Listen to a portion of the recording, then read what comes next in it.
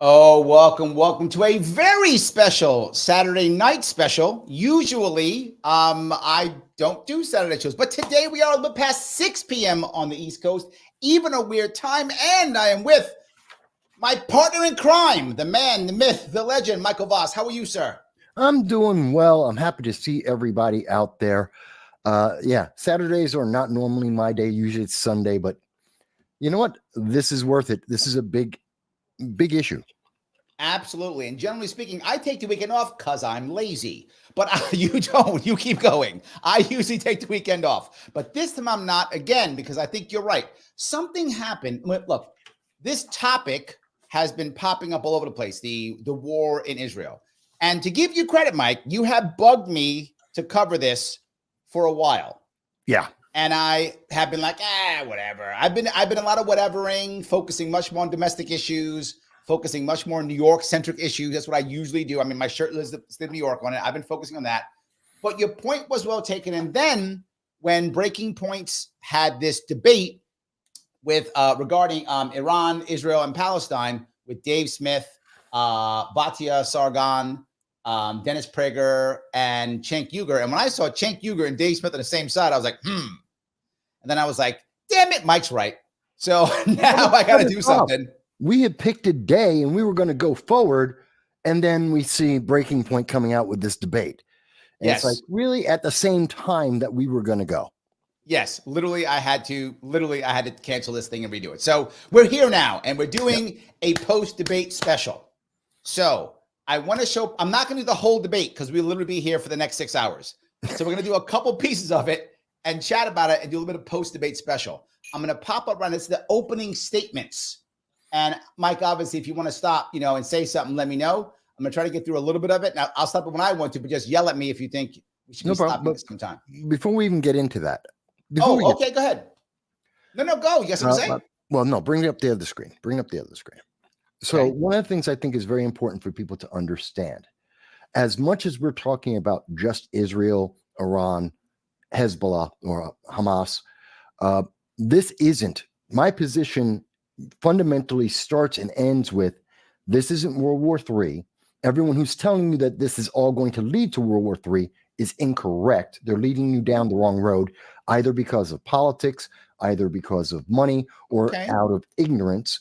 And that there are huge elements in what's going on with Ukraine, Russia, what's going on with Southeast Asia, in particular China, that are all connected to this. And I would even say, and I think we'll see it in the conversation as they had the debate, everything that we're going through right now ties back to the Biden-Harris administration. It ties back to two events. One, his first day in office, he doubles the number of U.S. soldiers in Syria. Two, the absolute rout of Afghanistan. Those two things signal the dominoes that are now the consequence of what we are living through. And we'll see everything going forward from there. And I think that comes out in the debate, though most people may not necessarily see it directly. I didn't see that at all in the debate. I saw the debate being very targeted. It is. You're going to teach us something today, Mike. You're going to teach us. All right, here we go. We'll figure it out. I saw it being very targeted, but you know what? I'm ready to be wrong. No worries. Here we go. Opening statements. So thank you very much. Thank you all who are watching. By the way, which is my camera? Because I want to talk to the audience. Go ahead. I think it's. Is that it over there? Hi, everybody. He screwed his camera up the entire show. Yeah. I never told him. In the Middle East has always been the same from the beginning of Israel's creation in 1948, and that is that its neighbors do not want there to be a Jewish state in their midst. That is the entire problem. One side, as I have put it all of my life, one side wants the other side dead. And in case you were in doubt about it, October 7th should have made that clear. If you really want to have a serious moral debate, and one should. He always goes moral, right? He always goes moral. He uses almost no data the entire debate. The entire debate, he uses all moral. They hate Jews. They're evil. He uses moral the whole time. That's why he opens this way. He opens with a moral debate because he uses very little data. Well, that's because he is the counterpart to Cenk Uygur. Cenk is equally he's about morality. Cenk is about emotion. And it's mostly because Cenk is a progressive. And so progressives must bolster the small guy versus anyone who is larger, because progressives are small. They are a minor fraction. Yeah, but hold on. This guy does the same thing, though. He acts like he's going moral. Moral is an emotion. Moral is an emotion. Moral is a way of life. It's a status. Emotion is purely about emotion. He says, though, right? He doesn't say that. He uses words perfectly in his opening. He doesn't say that the Arab world didn't want Israel. It didn't. That's true. He says the Arab world didn't want a Jewish state. Right. Now, he purposely says that. Yes. That state could have been a Christian state. The Arabs wouldn't have wanted it.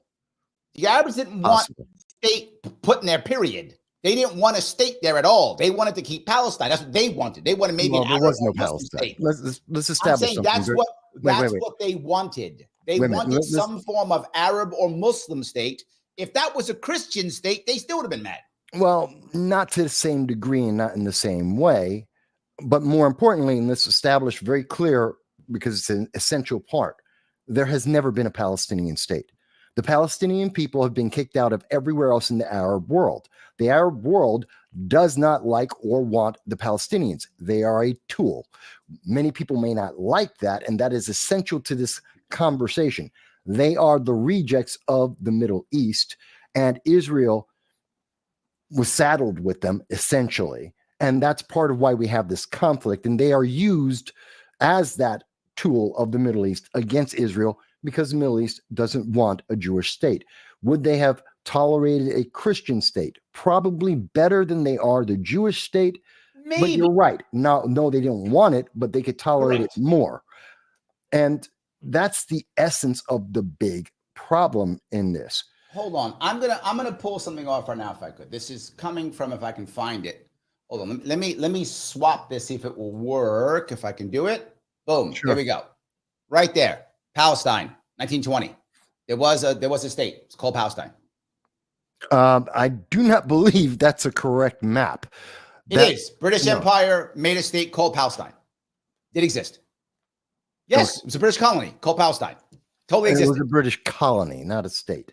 Same thing. No, right? You tell me Syria wasn't a state. Then you'd say Gaza is a state. Fine. Then there wasn't a state known as Palestine. There was a colony known as Palestine. Yeah, and there's a colony right now known as Palestine. Yes. And we got a colony called Gaza. It's the same thing. It's not a state. Gaza exists. Gaza exists. It's not a state. It's fine. Palestine existed, is all I'm saying. You're saying it didn't exist. Of course it existed. Not as a state. No. Okay, fine. You're going to make the difference. It's a very important part of this. Palestine existed, man. I'm just telling you. The Brits made it. The Brits said it's Palestine. They made a colony. It's not a state in and of itself. Same thing as Gaza is not a state in and of itself. It exists. There are Palestinian people. There is no Palestine. Never has been. All right, fine. That's what a colony is. That's fine. No worries. Let's keep going. I think you're nitpicking on this one, but fine. It makes a difference. Already committed to the anti-Israel side. I have a question, and I think this question more or less clarifies everything.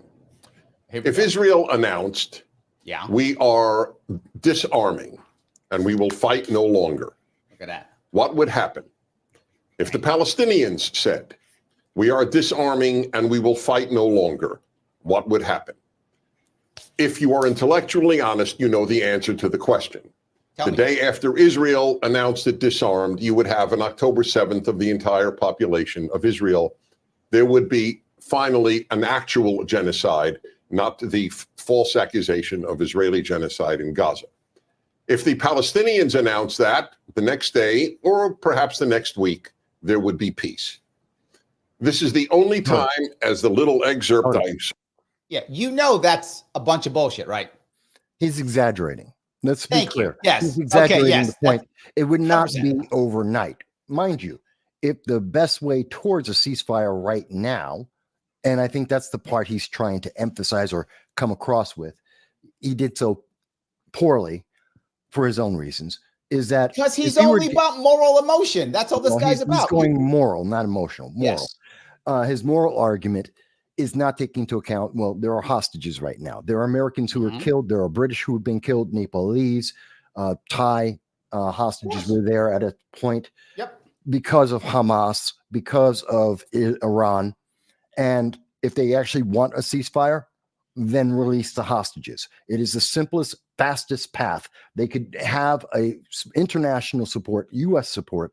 The world would actually, and even Israel has said, give us the hostages, we can have a ceasefire. We will stop fighting. They will not do so, which is an essential part of all of this. The problem is Hamas, as it's being directed by Iran, because they hate America and Israel. And that's why the hostages are still being held. And it is because America is weak. There's a difference what you just said. Does Hamas hate Israel and America? Yes. Does Hamas specifically hate Jews? No, not specifically. In other words, the Jews they hate are those that are in Israel. No, and that's the issue. That is not correct. Totally correct. Look at the charter. Look at their charter. I saw their charter. I actually read the damn thing because I heard people tell me this stuff. And their charter was not 100% clear in 1988. So in 2017, they clarified because it wasn't clear because people like you said it meant all the Jews in the world. So they hate Jews. That's no doubt. They clearly do. But they clarified in 2017, those in Israel. Did clarify that. That's their initial priority. Their priority is to kill. That's what they care about. It is a genocide they want to put forth, just like Iran in Israel. has a genocide. Correct. And everywhere else. It is not, they don't separate that. Israel is right next to them. That is their priority because they're there, and then everyone else. It has been very clear. And yes, we go back to 1988.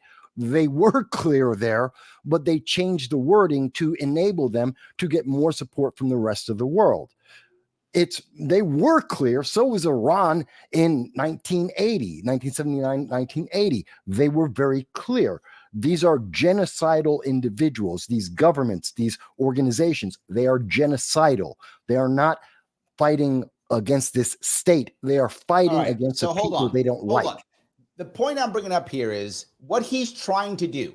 Yeah. Which I get his tactic. I do. I get his tactic. Mm-hmm. His tactic is no matter what you say the Israelis do, it's fine because Hamas is evil and they won't stop fighting. So since his argument is a moral argument, Israel is better than Hamas. Therefore, whatever Israel does, what are you going to do? That's not his argument. I don't buy this argument, but that's his not argument. his argument. That's not his argument. You've changed his argument. He does say that Israel is a morally superior country. Yes, he does say that. And he does say that Israel as a state has a right to defend itself from all of its enemies. He does state that as well. And to be very, very vociferous and aggressive in doing so. He states that, but he didn't state what you said. That is not what he said. Okay. He's prepping to say that. He never says that. Opening statement. Yes, he does. You'll see. He does say that. No. But you'll see. He does literally say that. But he preps in this to say, see, I am morally superior. Therefore, what I do, what are you going to do? Israel is, well, he's right. Morally, Israel is a superior nation and state of government. Actually would agree with you on that in general. When it comes to how Israel, and Dave says this also, he agrees with it. Like if you're going to compare living in, Dave says it in it, and I think he's right. He says, if you're going to be an Arab in the Arab world, where would you, if you could choose where to live, where would you rather live? Israel's not a bad place to live. Pretty good. I'm agreeing with that. But it doesn't mean it's okay to like randomly drone strike people. That's not random. They don't do that. And that's okay. Sorry. Purposely drone strike civilians. Sorry. They don't drone strike civilians. They attack Hamas. There's video of them drone striking people getting water. Literally. No. They were we have them attacking. It's very difficult to understand who's Hamas and who are civilians. So because just throw them all. Hamas does embed itself in civilians areas. We have Throw them seen, all. and Prager brings this up. So does I forget her name. Batia. What's that? Batia. Patia. She also brings up, in fact, I think Dave Smith brings up that Israel does make it very clear when they are trying to make their attacks in civilian. Okay, hold on. Let's walk that. She does that too. Let's go on her. And I spoke at Oxford and debated this issue. This is the only case in modern history where people believe the democracy, the free state, the state with an opposition press, an opposition party, civil rights for all its citizens, including its 2 million Arab citizens, the peace-loving state, the democracy, is the aggressor, and the police state that tortures its opponents, they're the good guys. That is how inverted it is. No.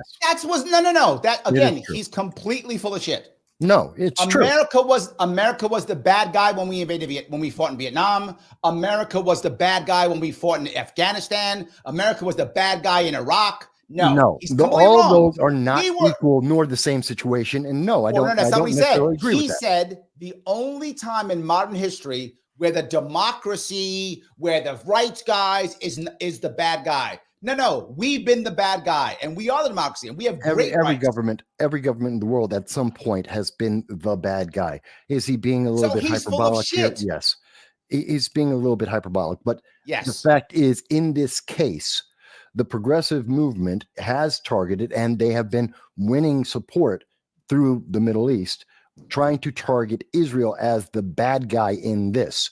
Let us always remember and keep in mind this current war, and it is a war, it is not anything but a war, started on October 7th when Hamas targeted more than 1,200 civilians without warning, killed them, and also took in at least 250 hostages from around the world who are non-combatants that they have tortured and sexually abused. That's where this starts.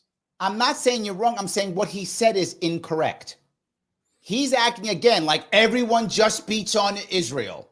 Not true. He's being hyperbolic in saying that he's being hyperbolic that it's the only case that we've seen this, but he is accurate that in this specific scenario, he didn't say that. Israel's being. He's purposely setting up the entire debate for everyone to be like, "Oh, it's just Israel." That's what he's doing. It's not true. Dave, is something funny. If you remember this one, it is just bad. So if they run their Hamas, if they don't run, they're well disciplined for Hamas. Yes, I know we get that quote fun. That's a good quote. Yes, that's funny. By the way, it's not very disciplined, well disciplined. Just saying, Dave, that I know well disciplined Hamas. And that, by the way, for those of you who don't know, I'm not teasing Hamas. This comes from a movie, Full Metal Jacket. Yeah. When, again, my point, we were the bad guys in Vietnam when the guys just machine gunning people and saying, how do you, and when the reporter says, how do you know if they're VC? He says, you see those guys running? He goes, yeah, that's VC. You see those guys standing still? Yeah, that's well-disciplined VC. So he just shoots everybody. So anyway, that is my point. So thank you, Dave, for that. All right, let me keep going. The theory as to why everything is inverted, and I believe it is because it is the one Jewish state in the world. There are 22 Arab states. There are 52 Muslim states. There are 200 states around about that number all over the world. Only one is targeted for extinction. There is no other state targeted for extinction. Okay, everyone around the world who's mad at us literally yells, death to America. America is also targeted for extinction. This is not true. He's just making this up. We have said we want to get rid of Russia as a state. Well, not us, but I mean parts of our government have actually said that. We've said we want to get rid of Iran as a state. Not us specifically, but parts of our government. This is, again, absolutely not true. Right? User has been banned for another word, says Tibet. Correct. Yes. He's making this up. He's opening it up to say, see, it's all about because we're Jewish. It's all big, and it's absolutely not. Don't get me wrong. A lot of people don't like Jews. I mean, anti-Semitism is real. I'm not going to say it's not real. This is not because they hate us because we're Jews and it's only us. Lots of people hate lots of people for lots of reasons. It isn't just Israel. Am I wrong here, Mike? Tell me, isn't he exaggerating? This guy is full of it, isn't he? He's being a little bit hyperbolic. It started a debate. He's trying to set his position, not unusual. And we see the same thing from Shank and from Dave. So it's not that extreme. By the way, something I should mention, I'm watching the comments that everyone's putting in there. I was trying to respond to Merlin, which is that Hamas is the duly elected government of the people of Palestine. There is no separation there. But it's funny, YouTube has rejected my comment. They won't let me speak. It's funny that as we're having this debate, and I'm here talking to you, and I literally said, Merlin, Hamas is the duly elected government of Palestine. YouTube said, you can't say that. Yes, of course. We're being suppressed as we try and speak on the First Amendment about issues affecting America and the world. It's amazing. Yes. So, guys, with that in mind, thank you for bringing that up. Please click the like button because this is getting demonetized. Like, this is demonetized, right? Like, there's no way this is monetized. We haven't used bad language. It shouldn't be. You know it. You know how this works. Of course. They're absolutely going to suppress it. Of course. It's going to be suppressed and monetized. So, guys, I'm asking you, please click the button that is like. I know I bug you every time, but this is just a perfect example of it. Please do that.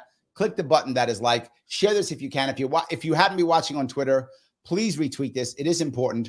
If you want to support the channel, you can. Please become a member. Click the join button, $49 per month. You get cool stuff like this. But also, we're on Rumble right now, too. If you want to go on Rumble, you can watch on Rumble, too. More importantly, though, Mike is on Rumble all the time.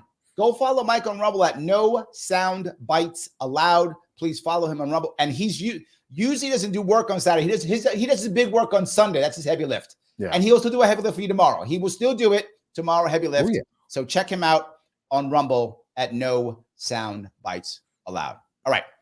Only the one Jewish state the size of New Jersey. See? And Jews. So that is the issue. One side wants the other side dead, and it has been true since 1948. All right, Dennis, thank you very much. Cenk, why don't we go to you, founder of the Young Turks? Go ahead. Let's see how he opens up. So first of all, we should clarify the question, because if we're saying, hey, was Israel right to go in the first place after October 7th? I say yes, but it depends on how and how long do you stay, how do you conduct affairs, etc. If we're talking about how Israel has conducted this war, whether they I don't agree on that either. Go ahead. I think we're going to be opposite side of this one, but go ahead. Well, first of all, his argument, and much later in the debate, we get back to, so what would you have done? What would you have had Israel do? Israel did the right on October 8th. Their response was appropriate. Their response in general is appropriate for a war that they declared war. They have been committing war, and it's probably one of the best wars we've ever seen in modern day. Now, people may not like that. You don't have to like it. I'm not saying I like war, but there is an understanding of it is a war. It is a war that is being fought. Shank here is like, oh, well, they could only do things a certain way. Notice he puts up the question, oh, only if they acted in a way that he approves of. That's the implicit addition. Yes. If you only react the way I want you to react. No. If you only don't drone strike civilians like that, it's not crazy. I'm going to go further. I'm going to go further than Cenk and Dave. I disagree with both of them because both of them in this debate go, yes, it's okay to invade. And you think so too. And most people do. I say no. And they're not invading. It's their land. It's Israel's land. It's not an invasion. Well, there we go. Okay. So it's not an invasion. Okay, so they're defending themselves. They're ethnic cleansing. From an attack against their civilians, just like we did with 9/11. And I know you don't like that, but guess what? Yes, you killed thousands of our people. We are going to have a reaction. We're going to have a war. Hold on. Let me touch this. This is a perfect example, right? And they bring this up, and I think a lot of people do. They go, right, this October 7th is similar to America's 9/11. And I agree with that. I think it is similar. Isn't a perfect analogy, but it's very similar. It's very similar, right? And I'm guilty of this. When 9/11 hit, you and I were both in New York. Yeah. Right? And I remember this, right? And I was ready to go, bomb them all, kill them all. I believe that. And I was wrong. I supported the attack in Afghanistan, not Iraq. I knew Iraq was bullshit. But even back then I did. But I thought the invasion of Iraq was fine. I believed that shit. And I was wrong. No. The invasion of Afghanistan was a mistake. The invasion of Iraq was a mistake. And let me tell you, I'm going to answer your question. I'm going to ask the question Jake didn't answer. What should they have done? The same thing we should have done after 9/11, which again, I'm admitting I was not thinking that then, but I should have. Israel has one of, if not the best, definitely the top intelligence agencies on the planet, the Mossad. Some of the top, right? Yeah. Maybe not number one, but close, right? Yeah. Why didn't they simply say, and Mossad is highly trained, fanatical, dedicated. These guys are not playing games. Why didn't Mossad go, oh, is that what you do? Sweep this up, make a list of all the people who are the bad guys, and go assassinate them all. They did it with the Nazis. Why not do it with them? That's what we should have done. We should have went in and cut the head off of all of Al-Qaeda when that happened, but we didn't. We made invasions, and it was stupid, and we killed civilians. And that's it, because we also have a great intelligence agency. Our CIA could have assassinated tons of people, and it didn't. Wait, now you're assuming that they have the structure that most nations have. They don't. They're terrorists. They have cells. So you can never cut the head off the snake because it's like a hydra. There are multiple literally did heads. it. Hang on. So you can't assassinate all of them because they are not connected in the traditional sense of leadership. They're not connected in the same kind of supply line. So that's one of your problems. Two, in terms of what we did as a reaction to 9/11, initially, did I say bomb them to hell? Absolutely, I did. But my only problem was, and I said this publicly, I have video of me saying this, and I've been very consistent about this. If we land an American soldier anywhere in the world, their boot hits the ground and they are going to engage in active combat. Take it over. I want us to own it. We should have owned Iraq. We should own Afghanistan right now. They should be a commonwealth like Puerto Rico. We develop them. We bring up their education system. We build their infrastructure. We build their cities, which is good for our economy, good for their economy, their quality of life as well. It helps everyone. We bring them up and uplift them, but they are a commonwealth. They wait 2 generations, then they get to vote to be independent, a state, or to continue as a commonwealth, just like Puerto Rico gets to do. That's the answer on that, because if a soldier is putting his foot on the ground, then it has to be worthwhile. To make it worthwhile means we take it. It is ours. Conquest. I have no problem with that. Damn. And that ends, that would, in a generation or so, end Al-Qaeda, ISIS, all the threats to America, take it over, educate the people, uplift the people, improve the infrastructure, good for our economy, good for theirs, and destroys these you understand, for something like that to happen in, say, Afghanistan, say that, we would have had to put a minimum of 500,000 soldiers, Marines, airmen, sailors into Afghanistan for 2 generations, 40 years. We would have to have, you said 2 generations. No, I did say 2 generations. I don't think so. That's 40 years, 2 generations. I don't think your numbers are correct. But yes, we'd have to have troops there. So what? We have troops all around the world. We have troops in Germany. We have them in yes, but Korea. We're not colonizing every single country in the world with that. Okay. It would have taken 500,000. I'm not making that number up. You can ask the generals. They said that. They told them that. They've come up with many numbers overall.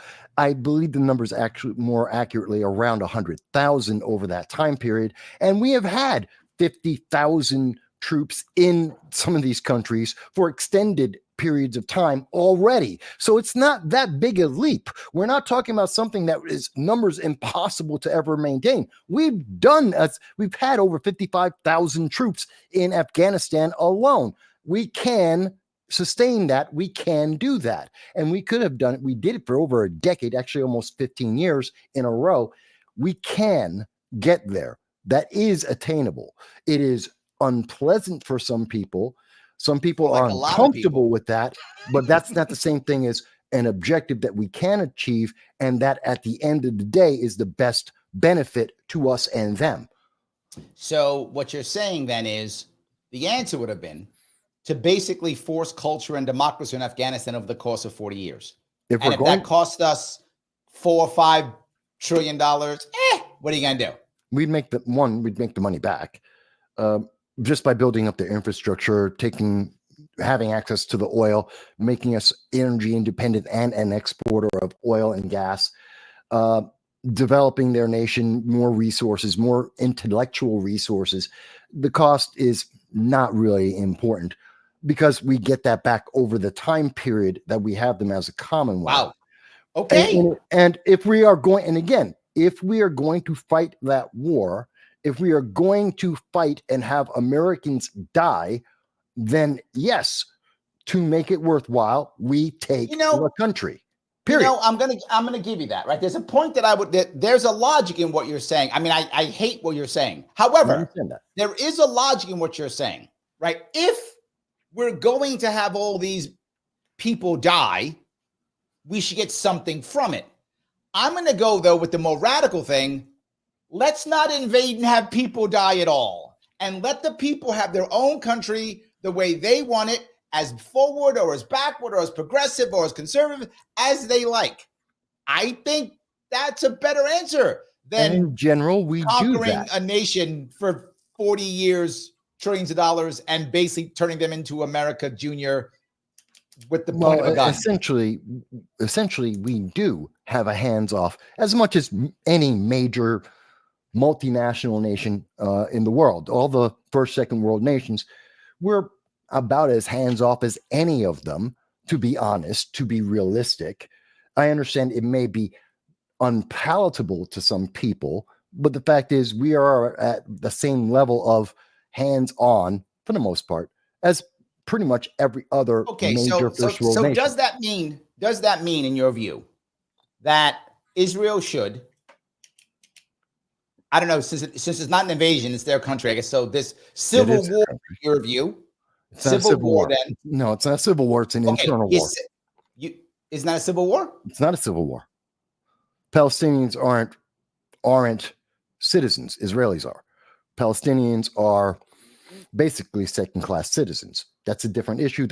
Some people have that as a problem. Fine, but they're not. If minor they were things, citizens, then it would be an internal war. That would be a civil war. This is an internal war within their territory. It's an internal war. Okay, so we're gonna twist that. Okay, so it's an internal war. These are important distinctions because it has an impact around the world. Okay, so it's an internal war. Okay, yes. So shouldn't America then, if this is an internal war, not fund internal wars?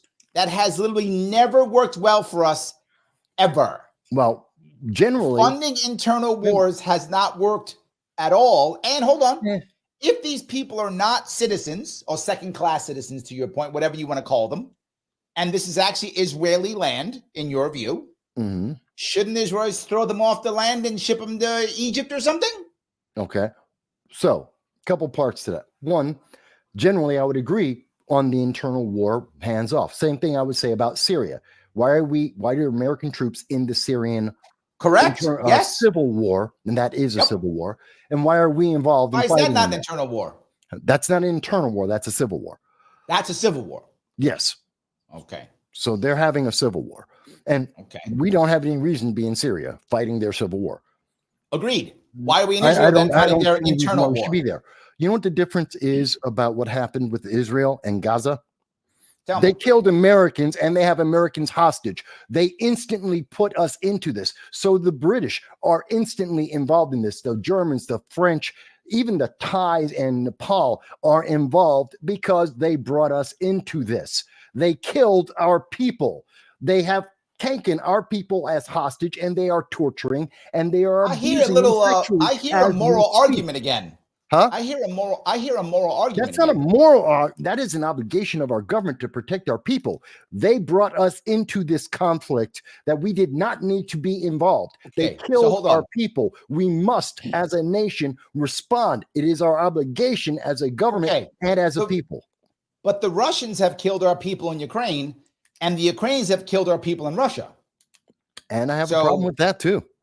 Yes, I'm consistent. I guess we're at war with both of them. I guess we are at war in the Ukraine. The Ukraine no, is with both of them. We are at war. That is a war that's going on. We are in that war. Both of them, huh? Because there are Americans volunteering on the Russian side who the Ukrainians have killed, and there are Americans volunteering on the Ukrainian side that Russians have killed. So they've both killed Americans. I guess we're at war with both. I'm not familiar with numbers of Americans who've gone to take the side of Russia to fight against Ukraine. There aren't that many. There's much more fighting in Ukraine than there are in Russia. Yeah, I'm not aware of that at all. And I'm not talking about the volunteers. I'm not talking about people who volunteer to go and fight in a war, because we had Americans who volunteered to fight with China against Japan in World War II. That's a different thing. If you volunteered, then you have given up that right of protection. We're talking, wait, let me finish. So we're not talking about volunteers who gave up their right of protection because they entered a war zone specifically to fight in that war zone. That's a different thing. We're talking about civilians who did not choose to fight, that did not choose to be in a war zone, that did not know that their lives would be endangered. There is a massive difference between people who went to fight for Russia or Ukraine in that war right now versus people sitting at a concert getting killed. There is no equivalent between those two. We have an obligation to the civilians who are hostages right now, and those 34 Americans at least that have been killed by Hamas. We have an obligation to them and to make a point around the world that you can't do that to our people. I would say the same thing for the Americans abandoned by the Biden-Harris administration. 10,000 Americans in Ukraine, 15,000 Americans in the Sudan, 5,000 Americans in Afghanistan, 40,000 Americans in Haiti. I would say that in each of those cases, we have an obligation to our people to bring them home if we can. Dave has an interesting question. He says, so what Mike Vass is saying is Gaza is Israel, but Gazans are illegal aliens. Is that what you're saying? No, that is not what I'm saying. Gaza is the land of Israel. Absolutely. That is an international fact. Everyone knows that. And now we treat it with certain diplomatic benefits, but it is because it has a centralized government, but it is the land of Israel. It is. They won it by conquest. It's part of their land. But the Palestinians are not Israeli citizens of the state, the government of Israel. They have a secondary status. They have more rights than anywhere else in the Middle East. The reason why the Palestinians stay in Gaza is because they would lose most of the rights that they have in Gaza if they were to go to Egypt, Jordan, Syria, so on and so on. That's why you just made that up. That's absolutely not true. No. You literally just made that up. That's absolutely not true. No, I didn't. A whole lot of those people would go to Egypt. Egypt doesn't want them. Yes. And because it's not because they want to stay in Gaza, it's because Egypt won't take them. And they'll have plenty of rights in Egypt. They're all Muslims. They'll be fine. No, they won't. No, they won't. Egypt. No, they will not. Again, the Palestinians been kicked out of everywhere in the Middle East because no one wants to give them rights. Yes. And no one wants them as refugees because if they were refugees, they'd have to give them rights. They don't want them to have any. So they get more rights and they are getting more benefits. Believe it or not, people don't like to acknowledge this, but it is a fact. And even the panel acknowledge that, yes, they get more rights under Israel than anywhere else in the Middle East. That's one of the reasons why the Palestinian people stay in Gaza, because they get more there than anywhere else in the Middle East. Because they should be lucky to be in Gaza. Huh? They should be lucky to be in Gaza. I didn't say they'd be lucky. I'm saying that's the best case scenario for them at this moment. Could it be better? Get rid of Hamas and it could probably be better. But they have Hamas. That's who they elected. Terrorists. So they have a problem. That's on them. That's their choice. These are consequences of the choice. Let's go on with the panel a bit. Someone's asking me, does the panel still be in there? That's a hard no. It's not even close. It's been absolutely atrocious what they've done. And not only has it killed over 33,000 Palestinians, with probably a lot more than that inside the rubble, 76,000 wounded, 1.1 million people starving. If you think that that is good for Israel, I think that you ought to have a sanity check. So not only is it devastating for the Palestinians, potentially devastating for the world, as Netanyahu now agitates for a broader war with Iran engulfing the entire Middle East, which will be catastrophic for America and the world. But for Israel itself, if you want a safe haven for Jews, you must stop the occupation. 75 long, brutal years. So it's one thing to say, hey, theoretically, Hamas would do this. And by the way, I'm then going to say all Palestinians would do that, or all Muslims would do that. That's a dangerous area to go to, right? It's another thing to say, yes, well, while they theoretically don't want our state to exist, we're actually preventing their state from existing. I mean, it's such an ironic argument. Hey, we prevented their state for 75 long years. We prevented them from having freedom for 75 long years. We brutalized them in every possible way. We humiliated them in every possible way. Number one, so this is part of his emotional, and he's basically the counterpart to Prager. This is and Prager went with a moral superiority. He's going with an emotional plea. He's going with the emotional plea. He's going moral too. No, it's emotional. I don't think it's moral. Because you don't like it, it's emotional. No, I don't think he's made a moral statement. Yes, he is. Other than the only statement, he's the only saying thing that Israel is brutalizing. That's, he's saying Israel's mean and brutalizes. What he's saying. That part, yes, that part is it. But everything else that he's saying, just like everything that Prager said, isn't about moral. Some of it's emotional. The majority of what Shank is saying is emotional, and he has a little bit of morality in there to make it easier to absorb. But he's also fundamentally, I think, wrong in his viewpoint. And I think his viewpoint comes from the fact that as a progressive, he has to support the small guy versus anyone who is bigger. It's part of their ideology that racism only is a function of power. And anyone who's bigger than you obviously can be racist. You can't be racist to someone who's bigger or stronger than you. It is part of that mentality that progressives absolutely need, because they are a fraction. They are the small guy. They are the splinter of the United States, of the world, and they are trying to promote their socialist ideology. In this case, though, isn't he factually correct that Israel right now is the bigger person and the aggressor at this time? Isn't that true? No. Well, in part, yes, Israel is bigger and stronger, and everyone knew that even before Hamas decided to attack. They knew they were punching outside their weight class. They knew they were punching up. They did it anyway because they didn't care, and they thought that they would get the kind of reaction we're starting to see from, Harvard and over at Cooper Union and Binghamton University. They would get that progressive support towards their cause. Which is true. But what would you expect? Isn't he correct when he says it is the equivalent of a 75-year occupation? No. Because they haven't been able to have, to your point, they've been second-class citizens. You've said that. They haven't been able to have their own real state. You've even said that.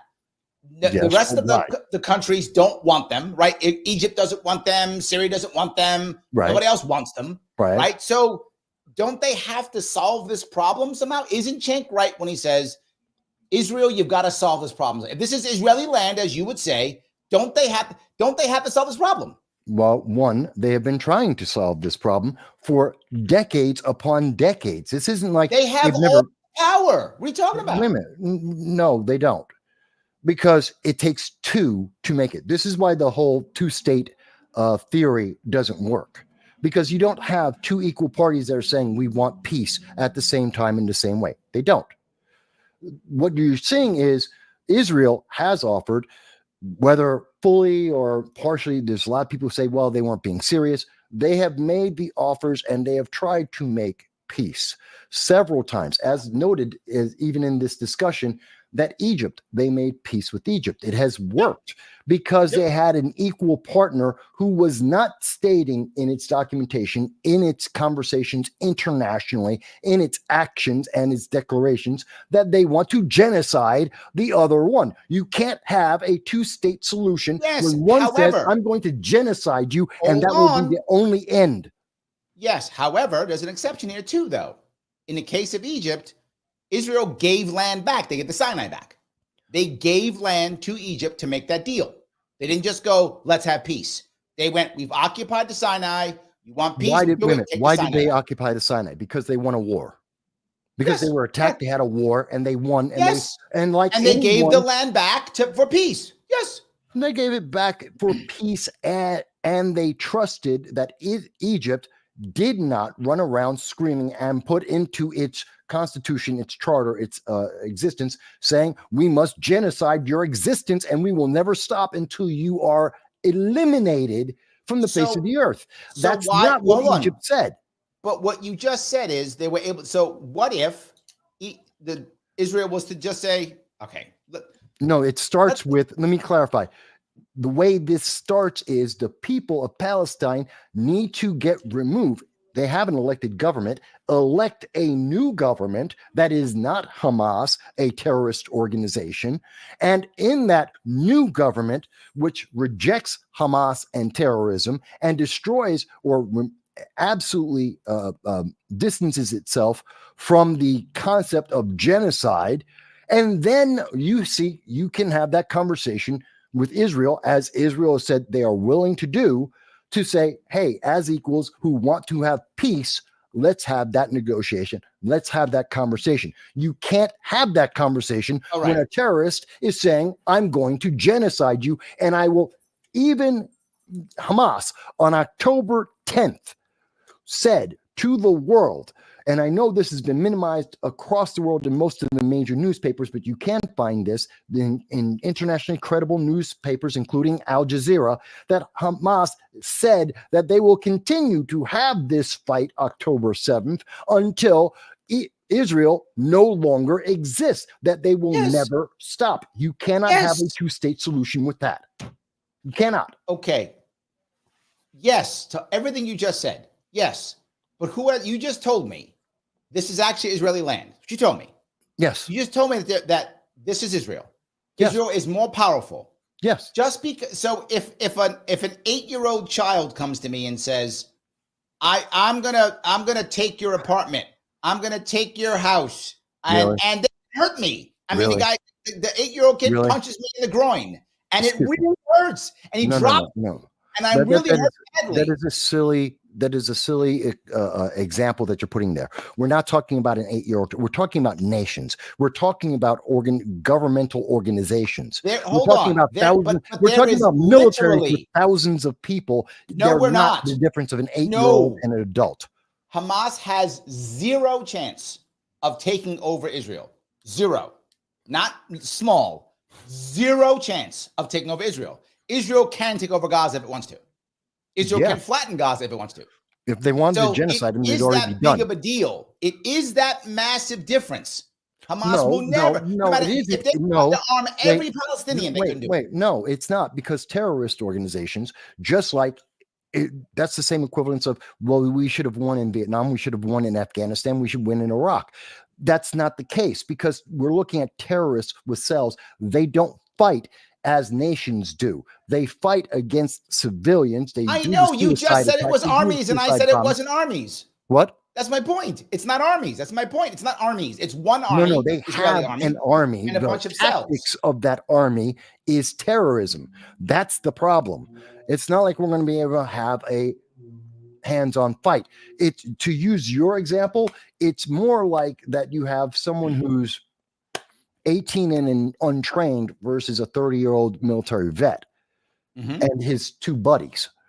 You know, the 18-year-old by himself, who's untrained, unexercised, decides to pick a fight with 3 Navy SEALs. He's going to get his ass kicked. Yes, but hold on. But let's touch that. Let's touch that piece. Hold on. Let's touch that. I'll use your analogy.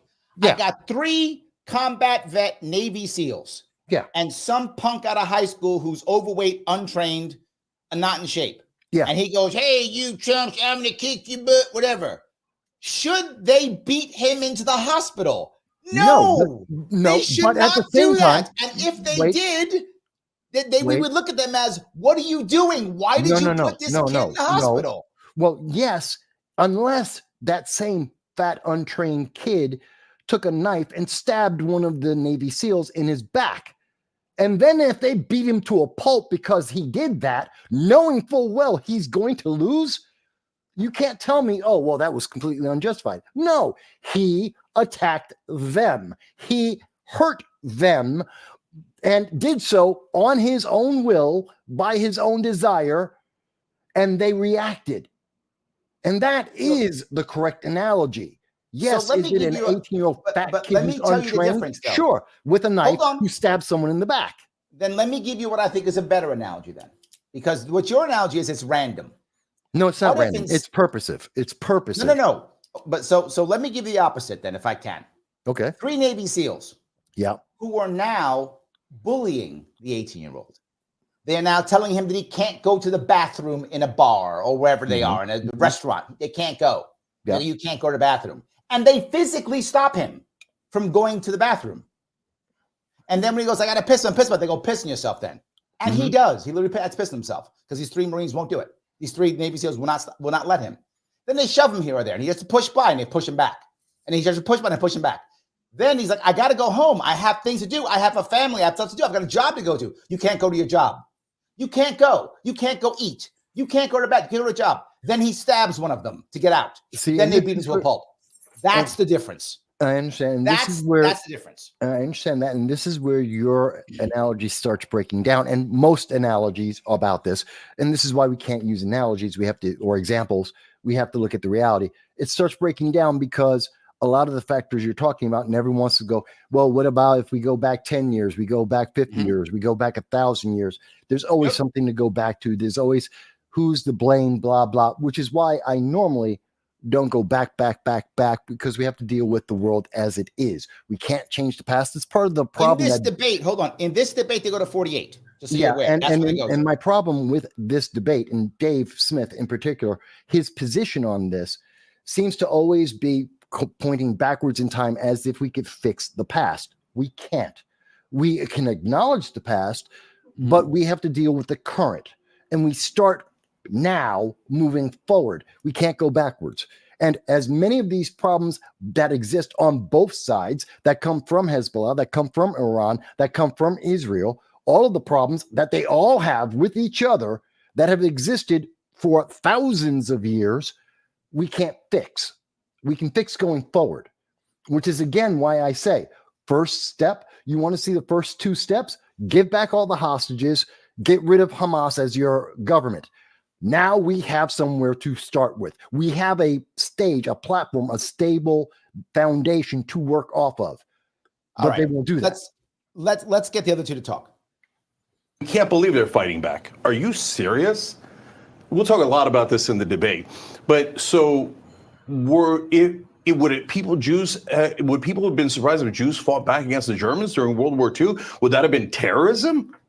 Is that what it would have been? That's outrageous to say that. Of course, Jews should have been able to fight back against the Germans. Any occupied people should be able to fight back. We can go to Armenians fighting back against the Ottoman Empire. Okay, so those are my original people. I'm Turkish descent. And if you said, well, the Armenians, how dare they? They should have loved the Turks. And they should have said the Turks are the greatest people on earth. And they should have been occupied and accepted their occupation. I can't believe they fought back. And you know what? When the Turks moved them and killed them, they were just defending themselves. They have a right to defend themselves. Guys, if you're in that camp, I don't think you understand how biased you sound and how it does not sound to anyone outside of your camp that you're in a rational world. So if you want Israel to be safe, you must end the occupation. It is not optional. So is the goal here to say, as Netanyahu is clearly saying now, he's saying, I do not want a 2-state solution. Permanent occupation means permanent war, permanent terrorism, and a disaster for Israel, let alone the Palestinians. Shank is wrong. He is wrong. He knows he is wrong. He's 100% correct. He's making a false. So correct. You can't. Again, the answer always comes down to you cannot have a 2-state solution when one side says, I will fight and continue to fight until you are genocided. You cannot have a 2-state solution like that. And I've seen, and throughout the debate, ask the Austro-Hungarian Empire how that works out. Okay. It doesn't. Ask many- how okay. any of these places work out. It doesn't. No, You no, no. You know cannot what? have Wait. empire. Wait a minute. They The tried this. price for empire is terrorism. That's the Wait a price minute. for empire. Wait a minute. They've tried a couple times in this debate, and I think it's Schenck was the one saying it each time, talking about France versus Germany in particular. That was one of the examples that they wanted to use. But well, look, they're right neck. No, matter of fact, it was Dave who says this almost at the end. He says, well, there's France versus Germany, and that's just a two-state solution. They weren't trying to genocide each other. They did not at any point. The Irish versus the English, British, same thing. Dave Smith uses both of them as examples and said, see, but they can come to peace. First of all, they all were fighting for about 500 years, each of these continuously up until the last roughly 50 years. So, we still got, if that's the case, then we But still we gotta have go at back to least. what Jake said, though. You just told me don't go back in the future 100,000 years. I Now am. you're going back I'm getting to 100,000 my years. point. I'm getting to my So, point. go I'm ahead. not going backwards in time. I'm pointing out the deficiency in their argument. And this is the argument. Well, because you have the two nations together and they don't like each other, that they can have peace. First of all, we're talking about one of the factors in them getting to a peaceful or relatively peaceful state is that they have been at it for at least half a millennium, if not a millennium of fighting. The second thing that's also very, very critical in this is that they're not saying that the only way I win is to genocide the other person. France never said that to Germany. Germany didn't say that to France. Ireland and the British Isles never said that about each other. They didn't say, I have to eliminate your The existence. Brits kind of did say that. Even No, they Dave said says convert. that. The British definitely wanted to genocide the the Brits Catholics. said convert It's kind of true. and take our rule. They didn't say we have to eliminate you. They said Well, fall yeah, in line it could and be convert. Not the same thing. kind of the same. It's not the same. You can convert without dying. I'm not saying that the Irish were right or wrong. That's not. We're not putting that up there. The Okay. win condition, the peace condition, wasn't based on the elimination of a group of people.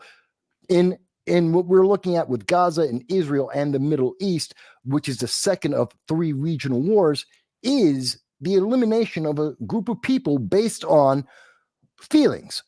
Yes, but hold on. This is an important distinction here. Yeah. And what I'm saying here is, look, there is an occupation. You're agreeing with that.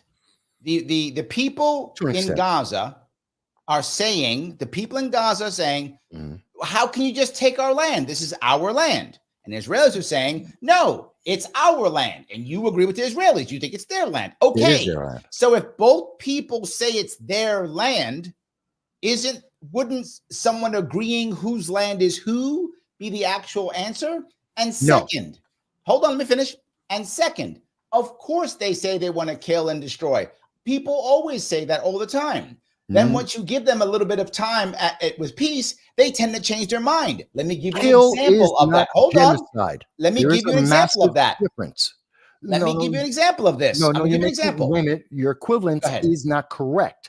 Go Kill ahead. is not genocide. There is a massive difference. So when we're talking about, as another more recent example, Darfur out in the Sudan, that is genocide. It is not kill. It is not, I want to be in charge of the government. It's eliminate their existence. That is very different than kill. Very different. Okay. Let me give you an example. Yeah. Ireland, Northern Ireland. Yeah. Right? The British went there. Yeah. And many of the Irish saw that as literally occupation. Yes. So they fought Yes. for decades. But More now, than just a few decades. Yeah. More than yes, that. yes. But now there's relative peace. Don't get me wrong, there's still fights back and forth, but there's relative peace. And to Dave's point, they were trying to make everybody who was a Catholic physically leave Northern Ireland or kill them or breed them out or whatever was the rule of the day. Maybe it wasn't a shoot them genocide, but it was an attempt at a genocide. It clearly didn't work because there's tons of Catholics in Northern Ireland, but clearly the British wanted to get rid of all of them, either through breeding, either through killing, throwing them out, through whatever was the way they wanted. No, but no. now What they they're wanted, not fighting. No, because the win condition for England in that case wasn't to genocide those people and have them gone from the land. It was for them to convert and to obey, to bend the knee to the king, to the United Kingdom, and to convert. Some of them wanted the religious conversion as well. Those were the victory conditions. Now, if they could get those conditions under killing a lot of the IRA, eliminating the army, the terrorists, getting rid of them, and that could get that condition, or they could do it through law or other forms of oppression. Absolutely. They were willing to do whatever part it took, but they were not. And again, the key is the goal and the end point wasn't eliminate their existence. That is genocide. What I'm going to say here is, if this was 1776, you'd be wearing a red coat. No, that's what I'm saying. No, you'd be wearing a red coat right now. No. There's this. Yeah, you would. No, there is a big. I'd have a three-cornered hat on with a blue shirt. You would have a red coat on right now. That's all I'm saying. One, and just Joe, I see you in the comments. I'm not a libertarian. I'm a Republican, which is probably part of the reason why me and Larry are back and forth. Yes. As much as I love him, mind you, folks, we're going back and forth. I love him. He's my brother. I love him too. Of course, that's why I have you here. Yes, absolutely. So just to alleviate anyone, because I see all the comments there, it's not like, tomorrow we're going to have coffee. It's not a big deal. That's correct. Yes, absolutely. But we have difference of opinion. And my opinion, I'm a conservative Republican. That's part of it. But I'm also looking at the world in the most pragmatic manner that I can. Based on we've been doing this for an hour and we haven't got past opening statements. Let's try to get past opening statements. Let's try. Okay. Let's try. Why don't you go ahead? Batya Ungar-Sargon. She is opinion editor at Newsweek, and she's the author of Second Class: How the Elites Betrayed America's Working Men and Women, which we have a copy of on the desk right over there. She was so kind to give us one. Go ahead, Batya. You can go ahead. Thank you so much for having me. I'm so honored to be here with this panel. Are we all in agreement that Israel was just to invade after October 7th? Shank, you agreed with that. Dennis, you obviously agreed with that. I agree with that. Dave, are you in agreement that that was a just? Here is where I think Dave makes a mistake. Well, everyone agrees. And I think Dave made a mistake here, right? Okay. A libertarian should not have agreed to that. I don't agree to it. Okay. I don't. I told you what I think. I think that was, you're not automatically okay to invade because someone attacks you. You're not automatically to bomb someone. You're not automatically. That's not automatic in my view. It depends on how it works and what happens. And Dave, he bounced a little bit, but you can see he kind of hedges. Remember, the first action by Israel wasn't to, one, they can't invade. It's their own land. But two, the first action wasn't, let me bomb the hell out of all of Gaza and kill all the Gazans. Well, they had to get some bombs first. Then they did. And they were starting to go after Hamas, smaller groups, and they were going and expanding as they went. So the initial reaction, which is why I think she's asking about, is I think everyone agrees on that. I think everyone agrees that at least the first week or so, no one had a complaint. It's the expansion after that, the expansion of the effort to get rid of Hamas, which I think is still a good, valid thing, and some don't, which would be Dave. Right. I would say, like Cenk, it depends on what you mean by what invasion. followed. Sure. But the initial invasion itself, you could see that from a just point, that there that would have been justified based on October 7th, based on had they conducted themselves. There was a way that Israel could have conducted itself that you would have felt comfortable with that as a reaction to October 7th. Is that accurate? Well, I mean, look, if you're spending your opening asking me a question, it's a fairly complex question, but I would certainly say that Israel was more than justified in pursuing and killing anybody who was involved in October. There we go. Why don't we cut the questions there, kids? And that's my point. He's saying what I'm saying. This is a Mossad action. That's what he's saying.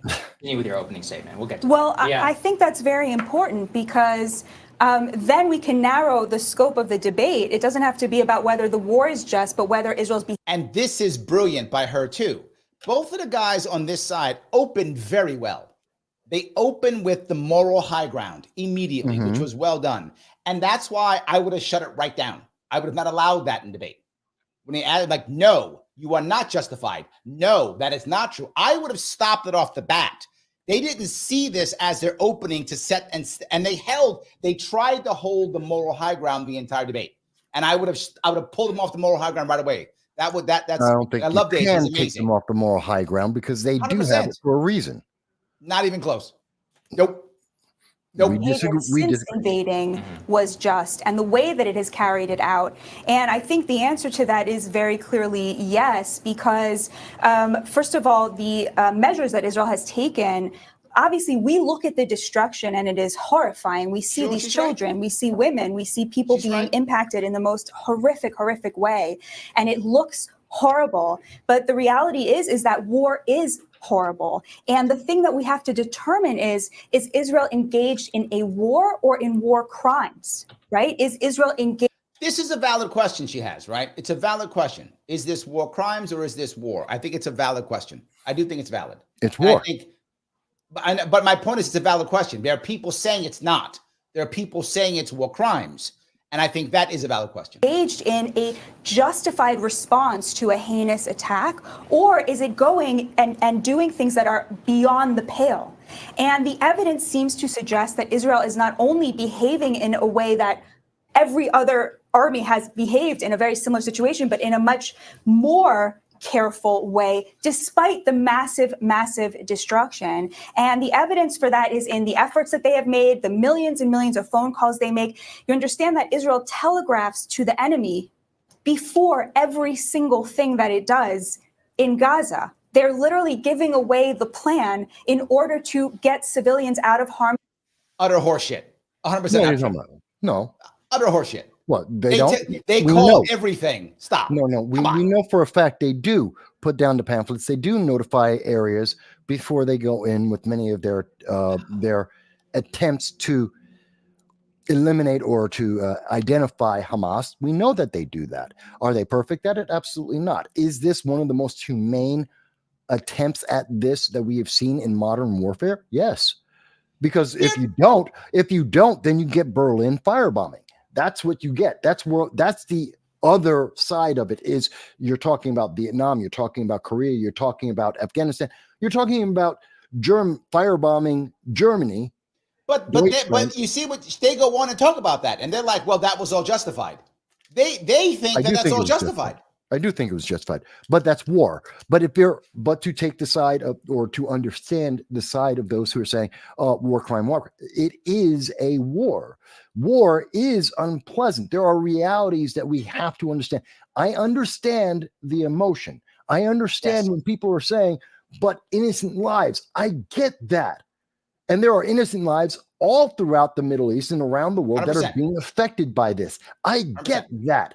We have people who are having, as a reaction to this around the world, including in the United States, we have people on both sides who are attacking people. We had Cooper Union, a bunch of students trying to break down doors to get to other students to attack them. We had in Cornell University a student who joined Hamas to do this. All I'm saying is I want to stay with the war, right?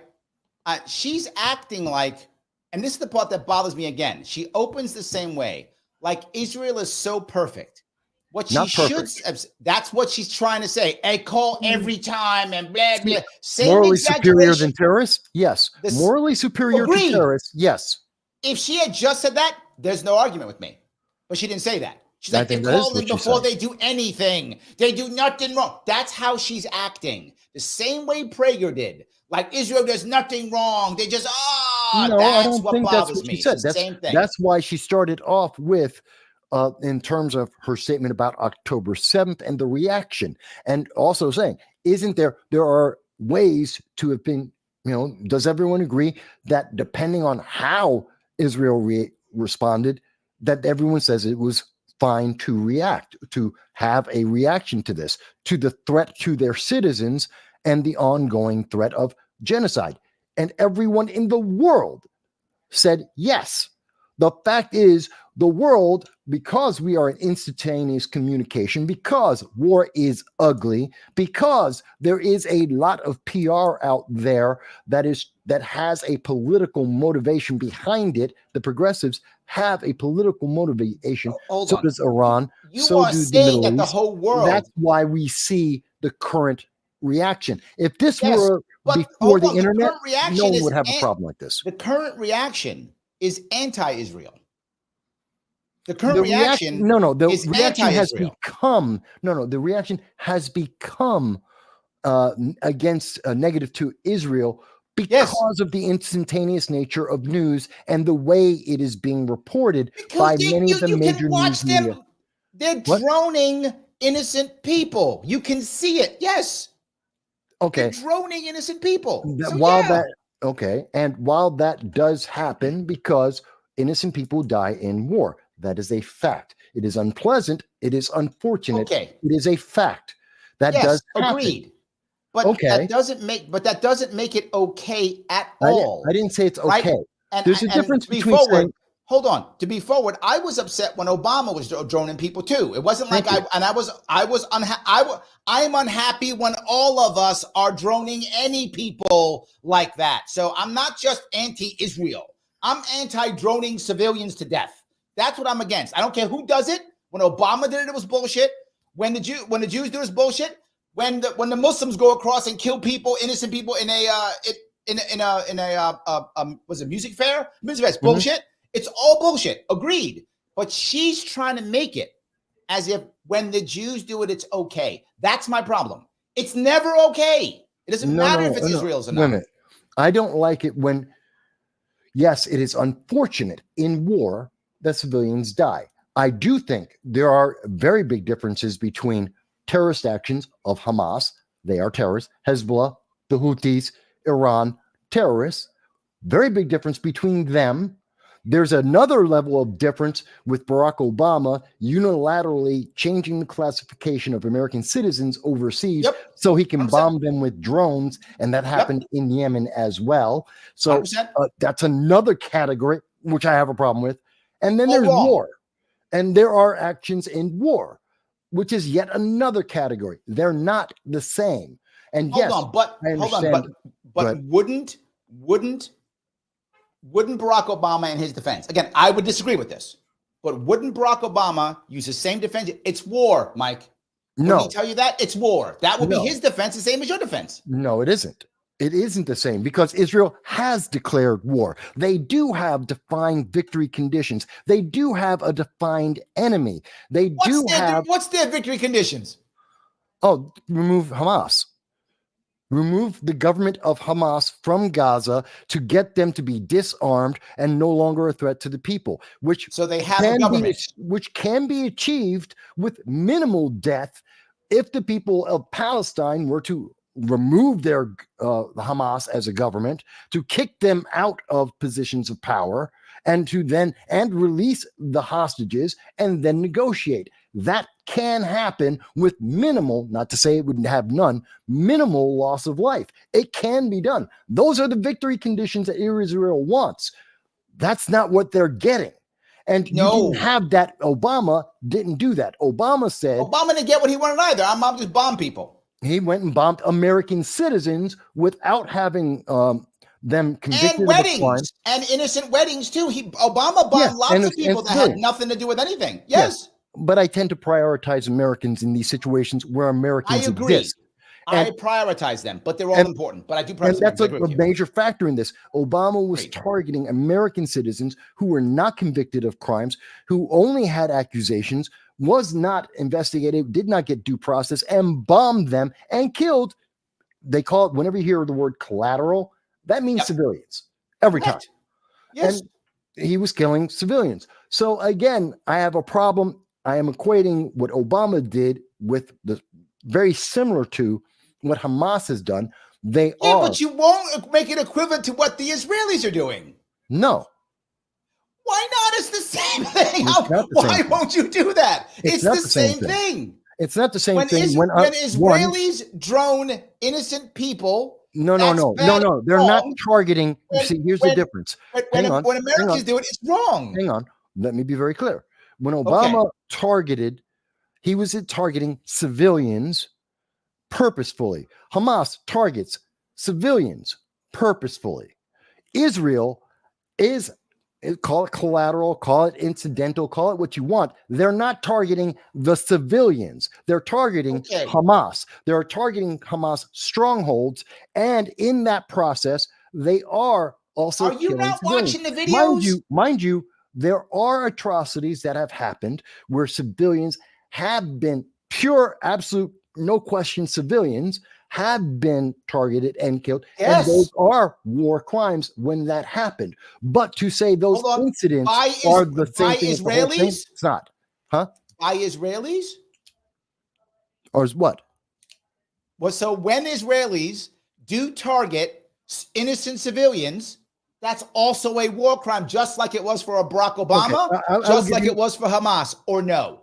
Yes, and to give you an example of that, I think it's not the ID when the IDF those soldiers in the IDF targeted the chef, the cooking group, and they killed them, which was something that they had the intelligence, they knew they were civilians, they had no reasonable understanding of threat from these individuals, and they killed them. That is a war crime. Those individuals who committed that war crime should be punished accordingly. That does not mean that everything that Israel has done is a war crime. I didn't say that. No. I never said that. I understand you're not, but there are others who equate it. People like Cenk Uygur who will wrap it in, and so therefore the whole thing must be a war crime. No, that action, those individual actions within the war. You can have war crimes in a war, but that doesn't make the war a war crime. I'll buy it. All right, let's get some more. Way. Now, can more be done? More can always be done. But have they gone further than any army in human history? The answer is yes. The number 33,000. Last week, Hamas put out a statement on Telegram in which they said they cannot account for 11,000 of those. So Hamas itself reduced the number to 22,000, which means that if you take the number of Hamas soldiers who have been killed, right? Israel says 13,000. Hamas itself in February admitted to 6,000. We're talking about a ratio of combatants to non-combatants that, again, simply has not been seen in urban warfare. All of these things, I think, come together to suggest that despite the enormous devastation, and I'm with you on that emotionally, we have to analyze this objectively and conclude that if you are saying 33,000 as the number of dead, you are mourning the butchers. And I think that's shameful. I think it's really important that people who are mourning the civilians make sure that they are careful, that they are not mourning exactly what we all have agreed on, which is that the butchers, Israel had every right not. This is brilliant opening. And Anthony says, this is just the best debate about openings I've ever seen. Thank you, Anthony. I appreciate that, brother. That's what I comment, Anthony, and I loved it. I told him. That's brilliant. But because what she's saying is we agree, and she's now calling them butchers in it. Again, they both jumped on the moral high ground off the bat. Hamas are butchers. They are terrorist butchers. They are evil. They are vile. They should be removed, along with Hezbollah and the Houthis, the IRGC. They are terrorists. They are evil and vile. The government of Iran is despicable. So you think maybe so you're one of those regime change guys. You like that stuff.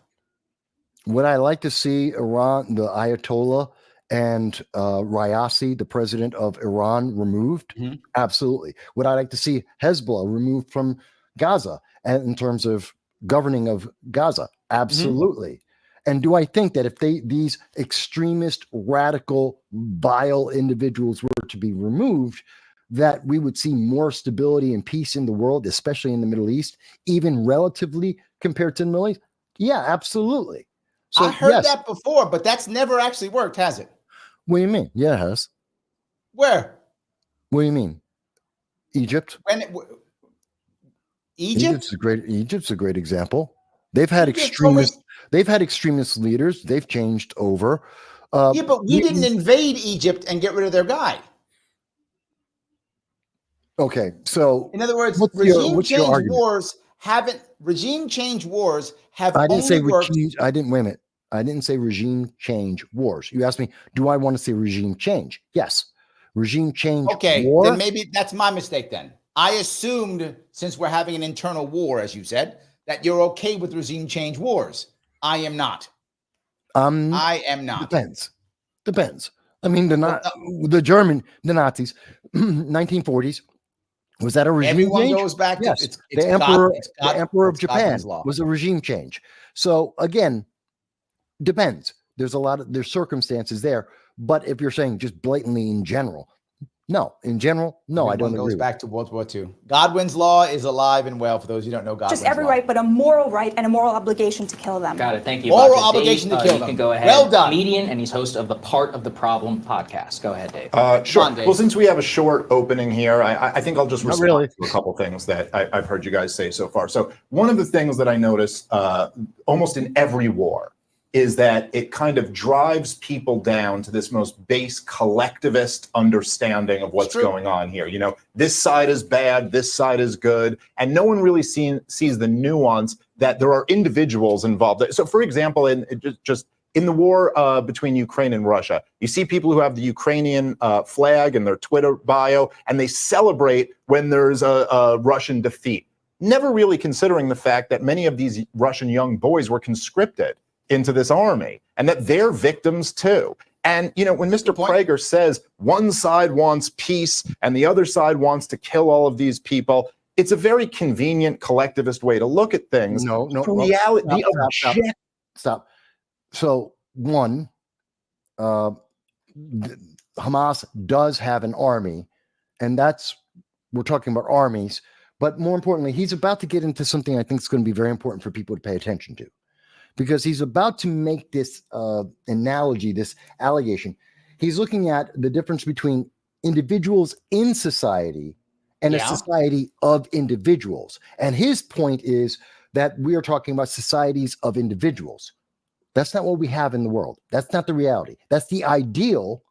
That's a libertarian ideal, and it is an ideal for many people around the world. The reality is we have individuals in nations. We don't have a society of individuals. We have individuals in a society. Big difference. And he's not making that distinction. In fact, he's going on the idealistic point of view, which doesn't work because it's not real. It actually does. It's not real. The most important piece, because he sees the moral argument they've made. He's now trying to break it down. I recognized what they were doing. Okay, he's trying to break it, but his answer is idealism, not realism. He's going with the ideological, and there is a real moral argument that can be made about Israel having a higher, better.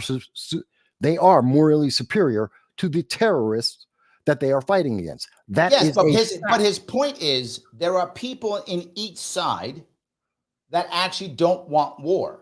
There are people everywhere in the world.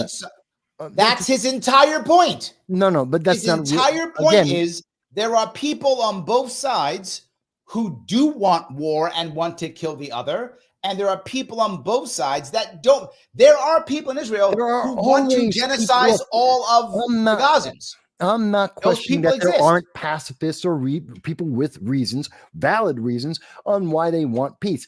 I understand that. That's not the issue. The fact is that a government, Hamas, attacked a government and individuals in that government, Israel. That is a fact.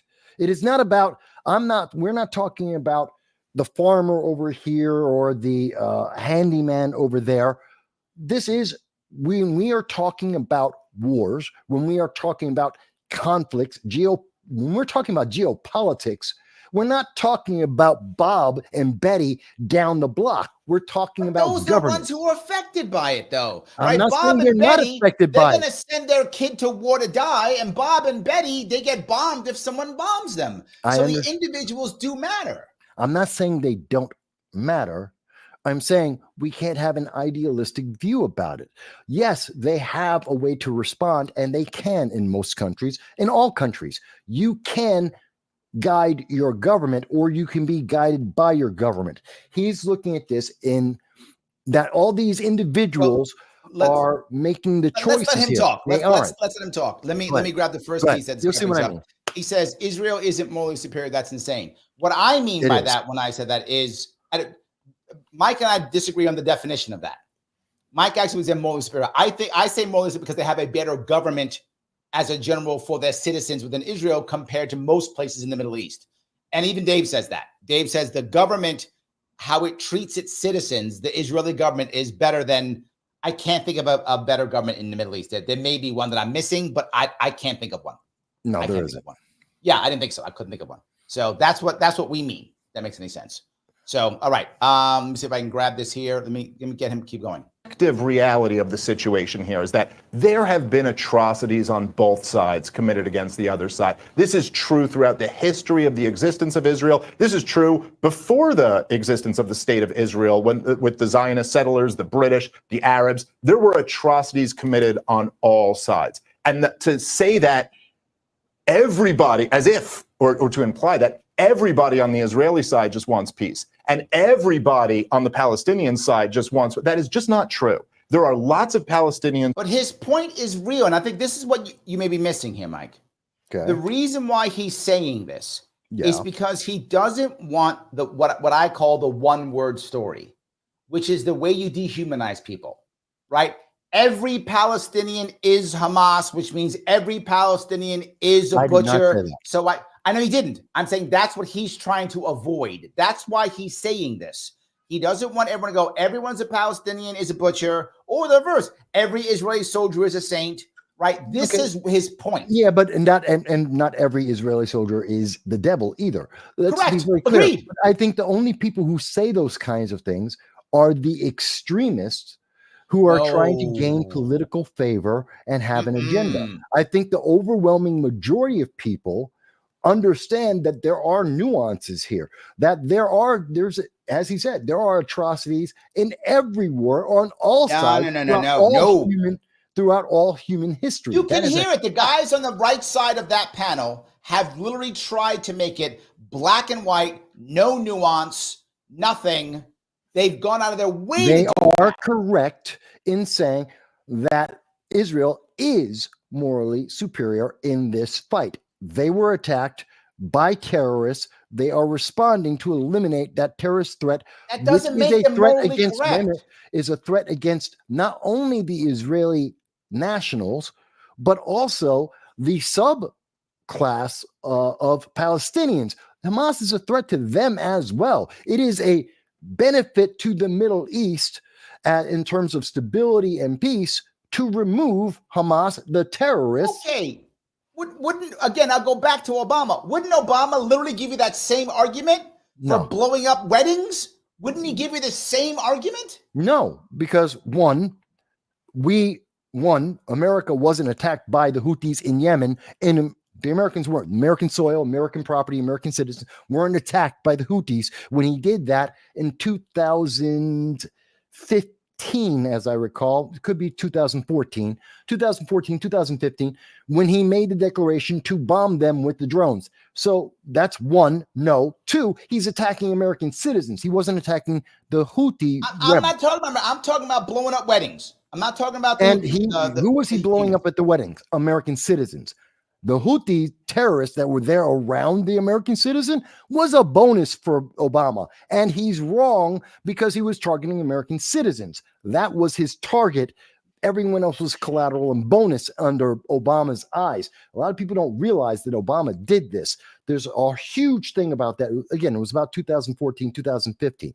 Massive issue, big problem, totally violated the Constitution and the powers of the presidency. So there is a massive difference between, we're talking about not just the terrorists, but who's in the terrorists and who he's targeting. Obama was targeting Americans.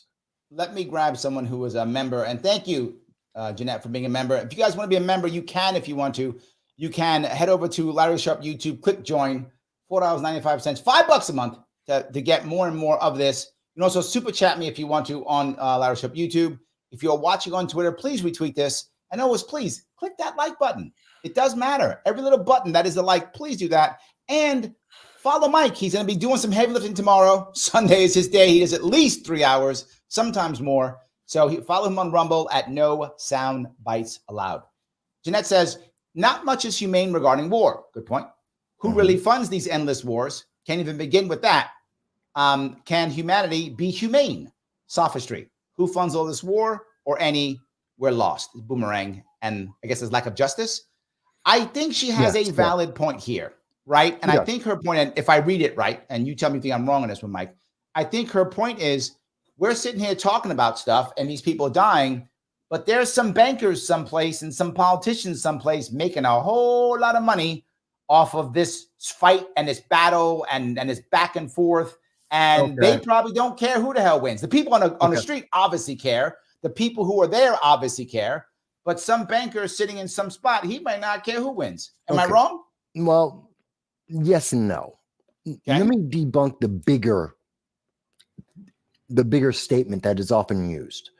That, all wars are because of the military-industrial complex. And by the way, Gene, thank you for commenting. I'm loving all the comments, by the way, folks. Even the ones who are attacking me saying, Mike, I don't know what I'm talking about. Love you guys too.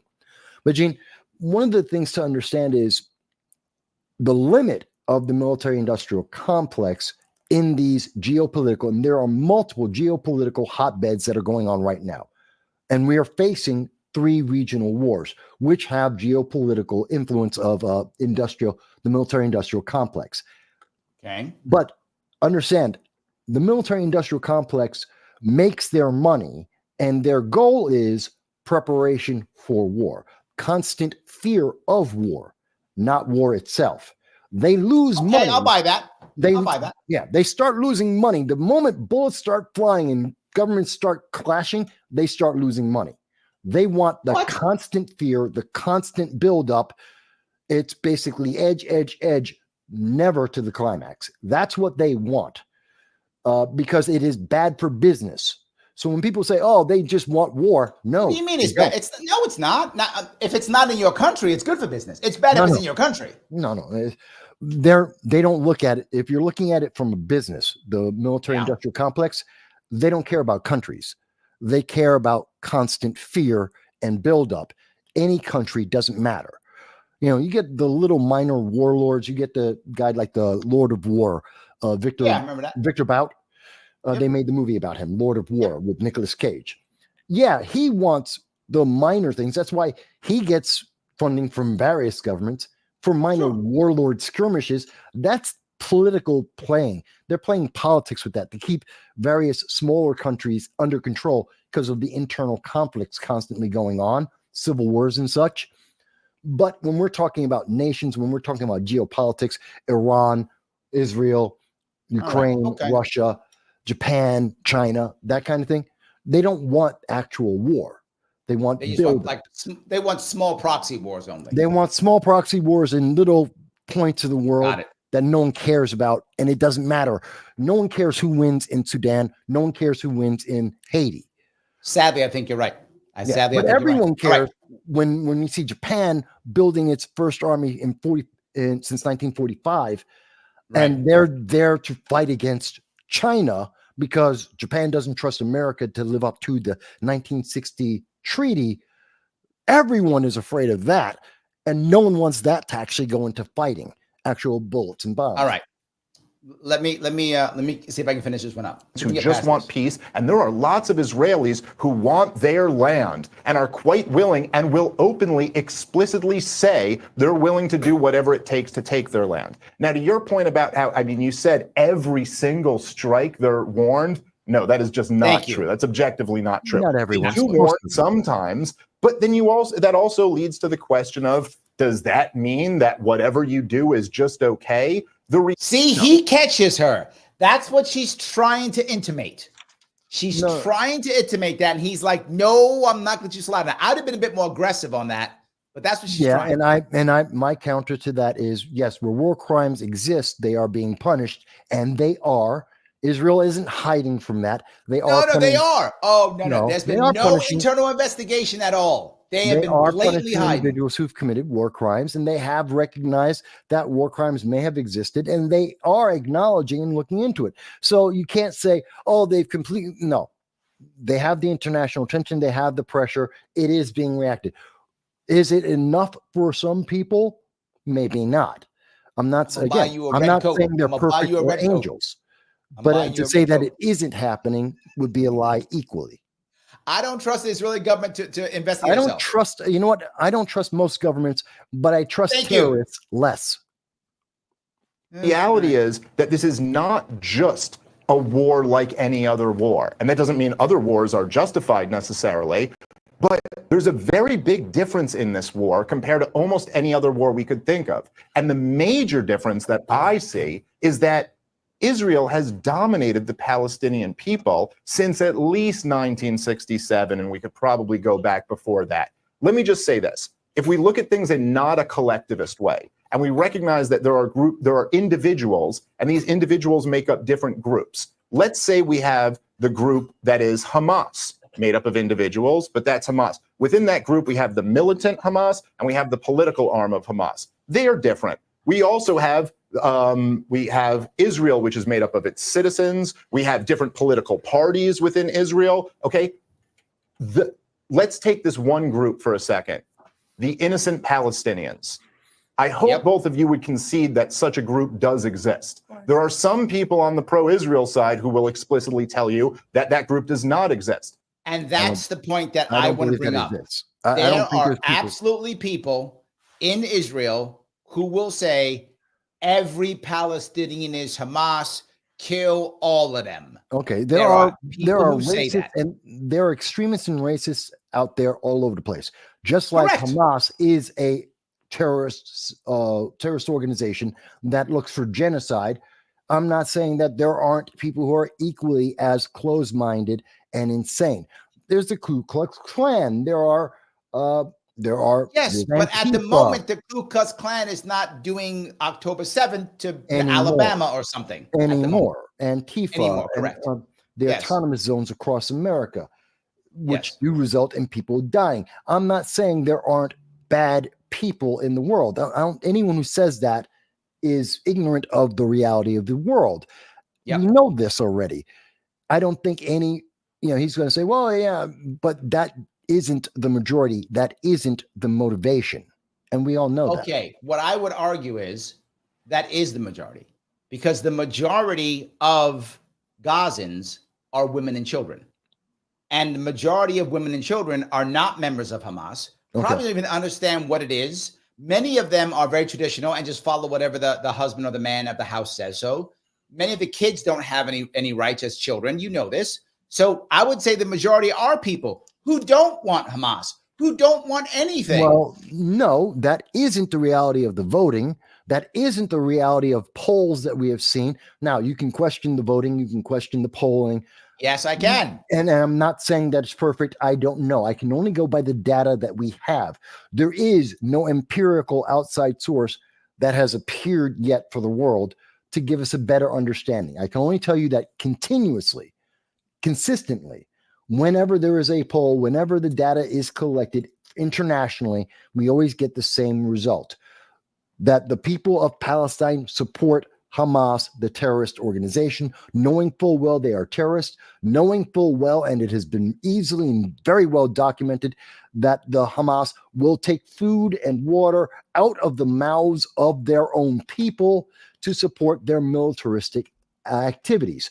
It has been documented decades Yes, now. but it doesn't mean the people who they're taking them food away from support them. It doesn't mean that by default. All David's trying to say, but here's why it matters. Here's why this matters, what he's saying. If you believe individual soldier, drone pilot, whomever, if you believe what Batya is saying and what Batya is intimating and what Prager is saying openly, is that basically every Palestinian is Hamas and therefore is the enemy, and it doesn't matter. When you believe that, that's when you shoot people in the streets. That's when you drone everybody. But no, because you believe that. But here's the thing, and I know, Shank would make you think this, and the progressive movement would want you to believe that that's what Israel believes, and they're committing a genocide. Let us be very clear and understand. If Israel wanted to genocide Gaza, we're talking about a small city. They could do it in a week if they wanted to. In fact, they could probably do it faster. The United States could absolutely do it in 3 days. Absolutely, we could if we really wanted America could. let me be very clear about that people don't want to understand. I'm going to say that this is no attack on Israel. No attack on Israel. I'm being serious. Israel does not have a realistic standing army. It has a reserve army. So to call up the reservists and to have them go house to house in Gaza, no, they're not doing it. Israelis cannot take heavy. It's why they lost their war up in Lebanon against Hezbollah, because they can't take casualties. Why? They are a small country. They cannot take time to fight these wars. They literally don't have the bodies or the minds to do it. Now, can Americans? Yes. We have massive bombs. We have a standing army. We have Marines who would go through. America, yes. Israel is failing to commit the genocide because they're failing at it, not because they don't want it. I disagree with that somewhat, but fair enough. Okay, maybe it's a little more difficult than a week, which I am being somewhat hyperbolic and saying in a week. But I think it is close to realistic if Israel truly wanted to do that. They don't. They're not just randomly running down the street and just killing various Palestinians. I literally watched them do it. Huh? There's videos of them doing literally that. They shot their own people. Wait a minute. Because there they are thought they might be individuals. Hamas. They are not doing. If they did do it, then you would see massively more than 15,000 civilians having been killed. Massively more if they were actually targeting civilians. They couldn't miss the civilians if they were trying to, because it's that easy to hit the Palestinians with the bombs, the tanks that they have. The reason why it's 15,000, and by the way, why do I say 15,000, not 33? Because Hamas includes themselves in the civilian numbers. They don't separate Hamas fighters from civilians. But if we look at the analysis across the world over the last 6 months of the number of civilians, pure confirmed identified Red Crescent, American Red Cross, individuals who are identified as civilians, we get a number roughly in the 15 to 20,000 range.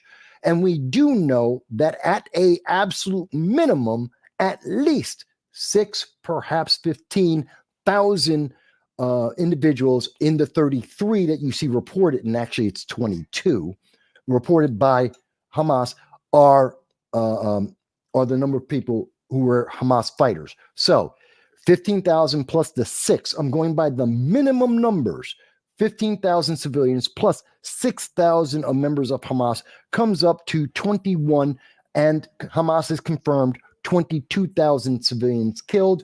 That's why I give you the numbers that I am giving you. There is a reason. I start with logic and fact and make the conclusion from there. I'm not even fighting you. I'm just saying. I'm trying to. A lot of people don't know this stuff. A lot of people don't know. Dave's point is a valid point. You don't want to make, as Missy says, all Palestinians are not Hamas. Never That's important. And Jeanette says the same thing, what Missy said. That is critical because you need every single Israeli soldier on the ground to not think that. And if they think that, they will commit war crimes. That's the point. I don't think the overwhelming majority do think that. Otherwise, you would have 10 times as many Palestinians dead already, because we will see what that number is under the rubble. What's that? We will see what that number is under the rubble once this is over. There may be that. I doubt that. I doubt that severely. All right, let's finish. Let's try to finish this. It's an hour and 40 minutes. We haven't finished the opening fucking statement. Jesus. Being honest with ourselves. Jesus. There is no group that has been more victimized than the innocent Palestinians. And at a certain point, it's a good point. Maybe we ought to think about that group. Nobody has been through it worse than that group, the innocent. Yes. And why this was a brilliant opening for Dave, why it was, is because they tried to take we're the innocent, we're so special, we're Israel, we do everything right. I don't know why anything happened to us. And Dave said, basically the equivalent of, but what about the children? He basically did the equivalent of that. And I say, well done, Dave. No. Palestinians. You don't think it worked? Yes, it did. No. Come on. No, I don't. I don't. Because you're mad. No, you're mad because it worked. I think it's transparent, and I don't like appeals to emotion. I didn't like it with Prager. I don't like it with Snake. I don't like it with Dave. I don't like appeals to emotion that are based on nothing but the emotion. It's not taking into account the facts at hand or understanding the real world consequences. It's just a way to deflect, and it's emotional and it's effective. All right. Well, we'll see how it goes. And at a certain point, I think the question needs to be asked. Does Israel have a right to do what it's been doing to the innocent Palestinians for many, many decades now? Nice response. Thank you guys very much. You all stayed. That was a good response to what Prager said, and that's my time limit, which is actually incredible. And Bache did steal a little bit of my thunder. Your time limit. It only took us an hour and 45 minutes. Do you want to keep going on this, or do you want to go to closing statements? Hang on. Let's pause. Let's pause a moment. Okay. Because I can just go to closing statements. I know, but let's pause a second to one, let everyone else absorb and to interject a little bit. Bit. Because I want to be very clear. And I think that, Larry, you'll agree with me. One, again, Larry and I do not hate each other. At all. I love this man. He knows I love Larry. He loves me. We're brothers. We disagree. And as you've heard for an hour and 45 minutes, vehemently. Yes. On some points. Yes.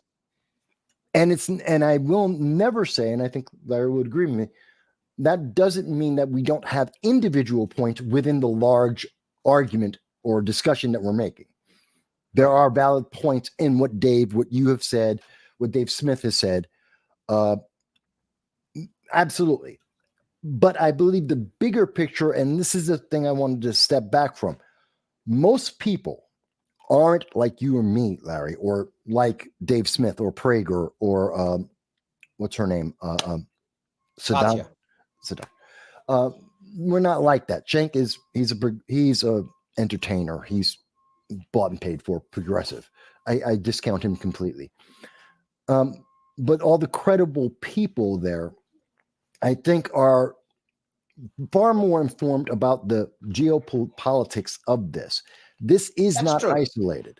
Hamas is not. And one of the reasons why I'm so vehement about it is because it isn't just Hamas. Hamas is the equivalent of and equal to and is Iran. Just like Hezbollah is Iran.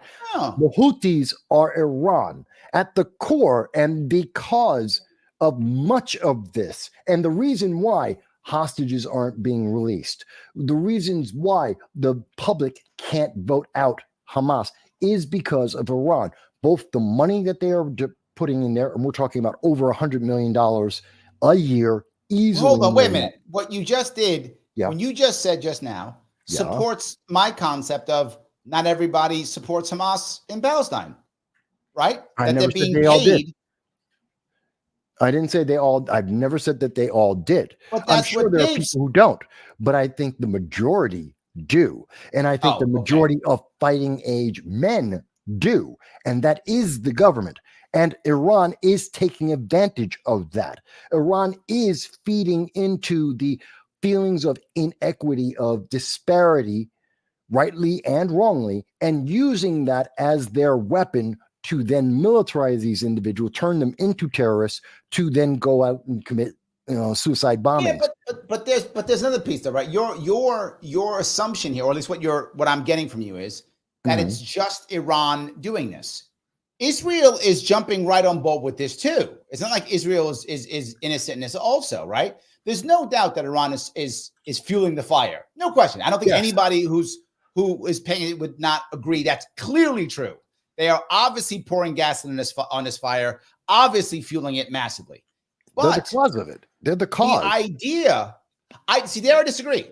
I think the cause is the occupation. No, the fueling of the fire to make sure they don't have a solution, that violence keeps happening, that the youth keep joining these bad groups. That's fueled by Iran. No, but the origin is exactly what Cenk said, exactly what Dave said. No, it is the occupation. No, that's the core. No, it is the How impression. Is it not the core? Let me explain. It's the impression of the occupation. It is the impression of their relative status. There's a lot of people. It's not exactly. You said they were second-class citizens. Wait. Yes, they are, and that's still better. That's a step up than where they would be without it. Let me be very clear about that. Let me give you an understanding of what I'm talking about. As relative. These are all relative statements from your perspective.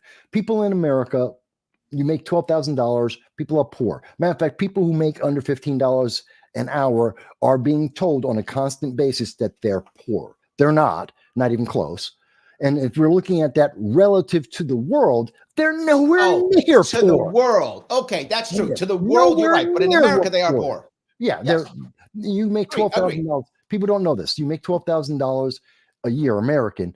You're in the top 61% of the world. 61% of the world don't make what you make. You are not considered poor. You make more than $12,000 a year. Go anywhere in the world other than 4 or 5 first world nations. Every other nation will look at you and go, "You're rich."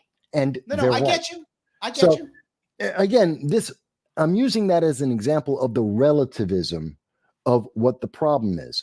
So we know objectively, everyone looking at the Middle East, looking at the Palestinians, understanding the geopolitics of it, know that the Palestinians are in the best case, the best care, even as second-class citizens in Gaza, as opposed to anywhere else in the Middle East. Because they are oppressed, because they are not wanted, because no one wants to give them rights, and they got kicked out of every other place, always throughout their history. I can't now, believe is that good enough? That. No, because it isn't good enough. That's when you get the elements of Iran, which has done this in many places around the Middle East. They did this to the Russians. They're doing it to people. I got it. No, but I got to push back on this because if the Palestinian, if today, and this is not going out, it's a fantasy, but I'm saying what I'm going to tell you is a fantasy. But if today Egypt said, "You know what? We were kidding. Israel, I'd like to make a deal with you. Can we say cut Gaza in half, give us like a little chunk at the bottom? We'll take all the Palestinians because we love them and we'll treat them like Egyptians." I know it's a fantasy. And Israel went, fine, sure. We'll take the top of Gaza, you take the bottom, and we'll let our settlers go into in the northern half, blah, blah. Israel would agree to that. Israel would agree. Yeah. Again, if Egypt said that, but so would most of the Palestinians. They would be like, good, we get to keep the southern half of Gaza. No, we they get wouldn't. to move. Most of them are ethnic Egyptians anyway. No, they wouldn't, because they know, because they know economically and socio-politically they would be losing. They're taking a step down by accepting that. Israel would say yes, because it takes the burden off of them. Let me keep going. So now, instead of giving Israel the $4 billion we give them every year to keep this terrible border that they don't have, whatever. Now it's 4 after this. It'll be 4, maybe 5 after this. Good. Right? We got more coming. Good. So whatever it is. So when that goes to Israel, instead of giving it to Israel, how about we say, hey, here's X dollars for you Palestinians. Go buy a house, which is probably like $5,000. We already give them money. We already give them money. We already give them humanitarian aid. I know. So let's not give them humanitarian aid. Let's give them vouchers to buy houses instead. Buy a house, have a nice day. No, screw that. Now they do that. Now I know. Keep giving billions of dollars to Iraq, to Israel to keep fighting, or a one-time push to these Palestinians, send them away. Screw that. No, because that's not fair and that's not real. My point. You know this, Larry. My point. No. Listen to my point. My point being, if that fantasy were to happen, I'm agreeing it's a fantasy. Okay. I've said up front, it's a fantasy. My point is, if this fantasy scenario, which I made up, which you're right, is never going to happen, but if it did, the Palestinians would say yes. The Israelis would say yes. The Egyptians would say yes. In my fantasy of the Egyptians first saying yes. The point I'm saying is, it's not the Palestinians want to physically live in Gaza. The Palestinians want to be happy. And if the Egyptians would take them, they would. But what I'm doing right now is I'm also blaming Egypt. I'm not just blaming Israel. I'm also blaming Egypt. Egypt could help fix this, and they won't. So could I'm Jordan. also blaming Lebanon. I'm Lebanon. also blaming Jordan. Yeah. I'm also blaming Syria. All of them could help fix this, and they won't. This is not because the Palestinians don't want this. It's because other people don't want them. That's my only point in my story. And I agree with that. Nobody wants them. And they are living the best life they can right now, realistically. Our fantasies are wonderful. The reality is they are living better now than they could anywhere else because they're not going to get anything they're getting right now in Jordan and Lebanon and Syria and Egypt. That is a fact. It is not a suggestion. It's not a supposition. So then, okay, reality. if that's true, okay, I'll say you're right. I don't know what came up I'm saying this, but I'm going to say you're right on this one. I don't think I am. But fine. For the sake of argument, I'm going to say you're right. For the sake of argument. Then shouldn't we, as Americans, instead of keeping this horrible status quo, shouldn't we be spending the money that we spend every single year, the time and energy and the horror to convince one of these countries to do the right thing? This is my, I lose it. And again, it's a fantasy, but theoretically, couldn't we even just go to Egypt and say, Egypt, you got about $100 billion in debt. We'll pay your debt off. Take the goddamn Palestinians. No, because the debt of Egypt is one more than that. Two, we already give them money as is. We already give money to Egypt every year. I know. And we give money to Hamas. Well, yeah, to Hamas retain status quo. No, we're giving them money, and theoretically, Kofi even said this is even Kofi. See, because Egypt gets billions to keep the status quo. He's right to an extent, yes. But here's the thing: how much? One, we're already in debt. We're already harming ourselves on an issue that isn't ours necessarily. Yes, it's our ally. Fantastic, and I do want to support our ally.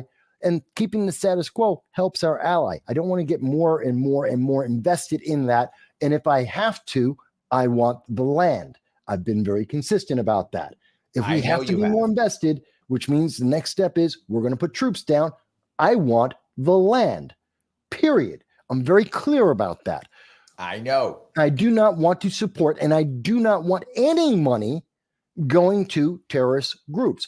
And if it were up to me, I'd shut down all funding for Hamas because they're a terrorist organization. Same thing with the Houthis, cut them off.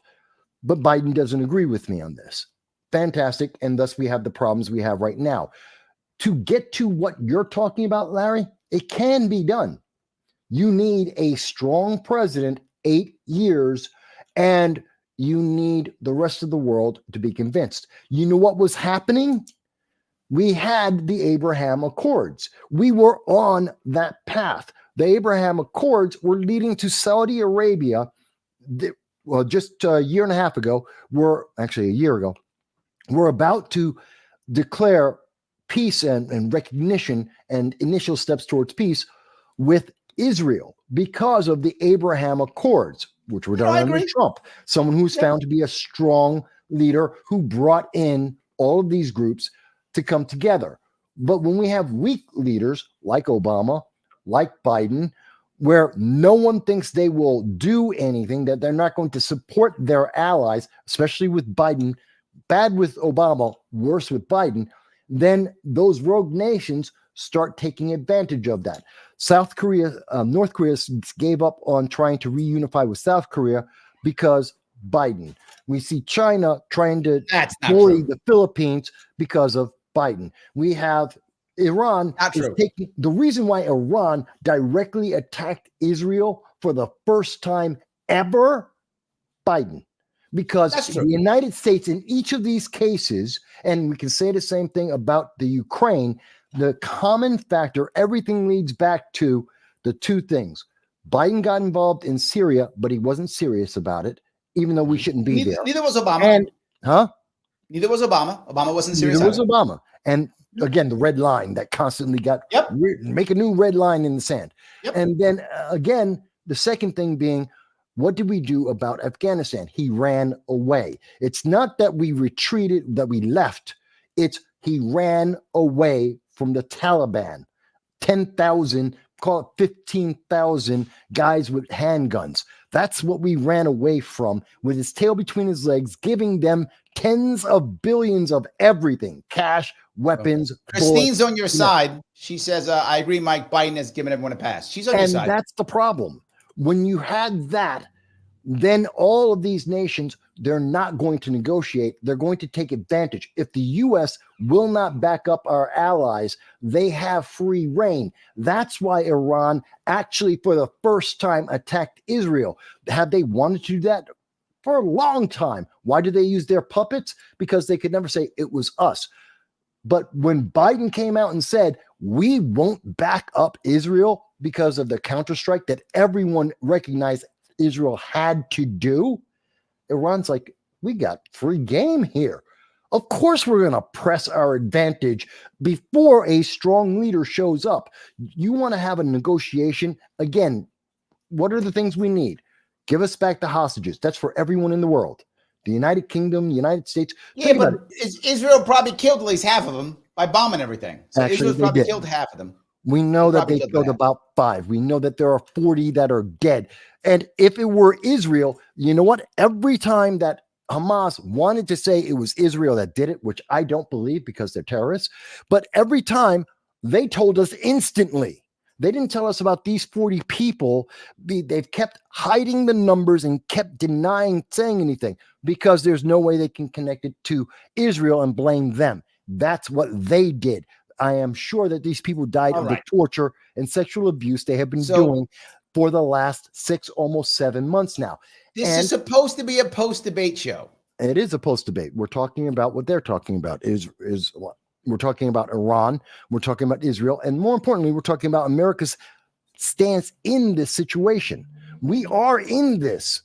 People keep forgetting. We are in this. Our people. And my whole point is, yeah, and this is my whole point on the entire thing.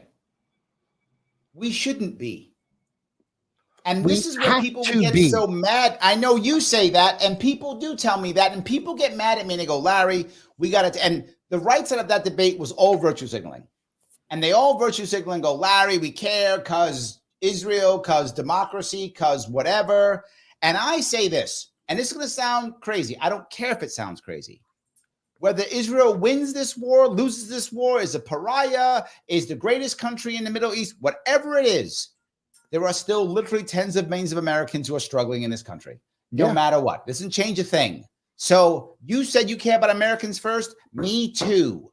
So I don't want to send $4 billion to Egypt and $4 billion to Israel and whatever billion to Iran or whatever the hell we're doing. I don't want to send those monies there. Whatever we're sending. But we have to. You say we have to. And my answer is, explain why. Let me tell you what. Simple for you. Hold on. I understand the ideal. Make it simple. Don't give me a history lesson. Make it simple. I'll make it real easy. The idealist goal is cut off the money and then everything goes to normal. No, it doesn't. No, it gets worse. It gets worse. Okay. It's the same thing as having a weak president. The rogues get crazy. The reality is we have to support our allies. Otherwise, these rogue elements will see that as a sign of weakness and attack us. They already have. Hezbollah we have caught members of Hezbollah trying to enter the United States just 3 weeks ago, saying they want to go to. This is the point I want to bring up here. This is the same. You're doing the same shit that Prager does. They hate us because we're Jews. That's not why they hate you. They hate you because they believe you stole their land. No, that's why they hate you. Now, people don't hate us for our freedoms. That's not why they hate us. They hate us because we're involved in everybody else's shit. That's why they hate us. There's lots of countries that are free. Norway is free. I don't see them bombing Norway. I take Iran at its word when they say death to America because you don't believe what we believe. I take Iran at its word when it has dozens of different terrorist cells in countries around the world, all of them doing so, making terrorism because they don't believe in Islam the way that Iran wants them to. I believe Iran, who is willing to kill their own women and children with poison because they went to school to learn to read. I take them at their word, and they don't care what their word is. Kill us because we don't believe what they believe. Let's assume they're correct and you're right, and they want to kill all of us. These Iranians can't wait, and they want to kill all Americans. Okay, I'll buy that. I'll agree. I'm going to agree with you. Yeah, they want to kill us all. I don't give a shit.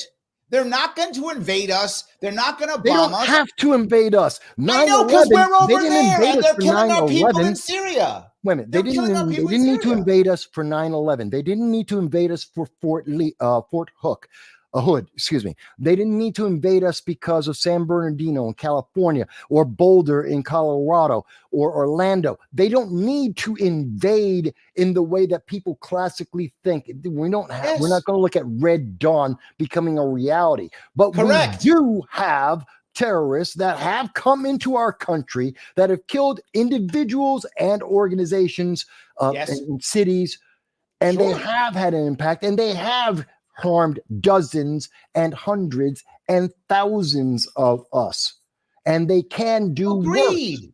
So then let's fight the terrorism in America. Let's not decide to drop literally trillions of dollars across the world trying to fix things that never work. Christine says, Larry, Jews have been hated for thousands of years for being Jews. Agreed. I want to be clear. There is anti-Semitism in the world. I'm not saying there isn't. Absolutely. My point earlier, which you might not have been on for this one, is for the sake of argument, say there was a Christian state that was forced there instead of a Jewish state. Like all of a sudden, I don't know, Christians from Mormons went over there and decided to make a Mormon state, right? They decided to do that. It was a Mormon state. They would then hate the Mormons. They would hate whoever was there. It's Jews. That's why they hate the Jews. In this case, this is separate, in my view, from generic anti-Semitism, which does exist throughout the world. I'm talking specifically for this area. That was my argument, Christine. I'm sorry, Mike, if you want to counter that, you can. I just want to make sure that Christine. No. I understand. I understand your position. We cannot. We are the leader of the world. We are. Whether people like it or not, whether it's right or wrong for us to be, we are the leader of the world. We are the glue that holds together most of the first world and second world nations of the world. Whether we like it or not, that doesn't matter. We have certain responsibilities to our people and our nation, and to make them safe, which is ultimately my goal. I am very selfish about this. I want to support our allies, not because I want to support our allies. I want to make Americans safe. And in having those allies and have those allies happy and safe makes us more safe. Because if we don't, we are the target. We have always been the target, and we will have no defense as the target. It is in our self-interest to help our allies, to defend them, to keep the battles on their shores and make sure that they will not lose, so that it isn't on our shore. It is so we have to fight him over there. Realist view. So we have to fight him over there. So we have to fight him here. It's pragmatic, it's realistic, and it's selfish. I have and no it hasn't worked in like 70 years. That's the story they've been telling us for 70 years. It hasn't worked. It doesn't ever work. Yes, it has. Okay, let me give you my example of we why it doesn't work. 9/11. We have for 4 years now, almost 4 full years, 3.5 years. We have 8 million people that came into our country illegally that are flooding across our borders. They're destroying Boston, New York, Chicago. Yes. And if it weren't for the fact of what we have been doing, instead of having 172 known or suspected terrorists that entered America in 2023, 69 in the first 3 months of 2024, we would have thousands. It is effective. And here is why you and I completely disagree on this. I think exactly the opposite is true. I think if we weren't bombing other countries, getting involved in other countries' politics, forcing a war on drugs on South America, bombing Afghanistan, making sure Syria falls apart, destabilizing Iraq, destroying half of this goddamn world, there wouldn't be as many of them coming to us. And if we, instead of dropping our money, hold on, let me do what Dave Smith said, which sounds weird, but Dave Smith said this. He said, pull the troops out of the world and put them on the border. Now, that's not usually a libertarian view, but I would take that. That would be a better use of our money than destabilizing the Middle East and keeping 8,000 people in this country and 20,000 in that country and 50,000 in that country. If you're going to have them anywhere, put them on the border. Okay. I think you'd have a simpler border. We'd have less problems if we wouldn't do all this stuff. No, but here's the thing. Let me be a let me ask you. I'm very pragmatic. You know that. I try to be very realistic and grounded in my belief. So I want to ask a very important question. Okay. Name the country that doesn't have or use its influence, its abilities to influence other nations. Doesn't matter if it's effective or not, that they do try. What country doesn't do that? Doesn't try to influence other nations. Mm-hmm. Huh. Let me think if there is one. There isn't one. Do you mean all nations or only any nation? Any if nation. You mean any nation, of course there not. Is but no nation on the face. My supposition is there is no nation on the face of the earth that isn't trying to influence other nations at various times. And all nations on the face of the earth are trying to influence the United States because we are the most rich, the largest, and the most powerful all at the same time, and the most free all at the same time. Every nation is trying to influence us, and they all try and influence each other on and off to various degrees. Is that not correct? Yes, but what's the point? I agree. What's the point? And therefore, we are involved with every other country in the world. It doesn't mean we have to put bases in their countries. We cannot isolate. We are involved. No, hold on. I never said we should isolate. I said we should be non-interventionist. That is a whole different thing. Yeah, but we can't be We did it before. We did it basically before 1916. But basically, hold on. But basically, with the exception of our South American banana wars, but with the exception of those, we basically had a Monroe Doctrine for about 150 years. If it wasn't in the Americas, we left it alone until World War I. We just left it alone. If it wasn't in the Americas, what's wrong with that? Well, I'll take that.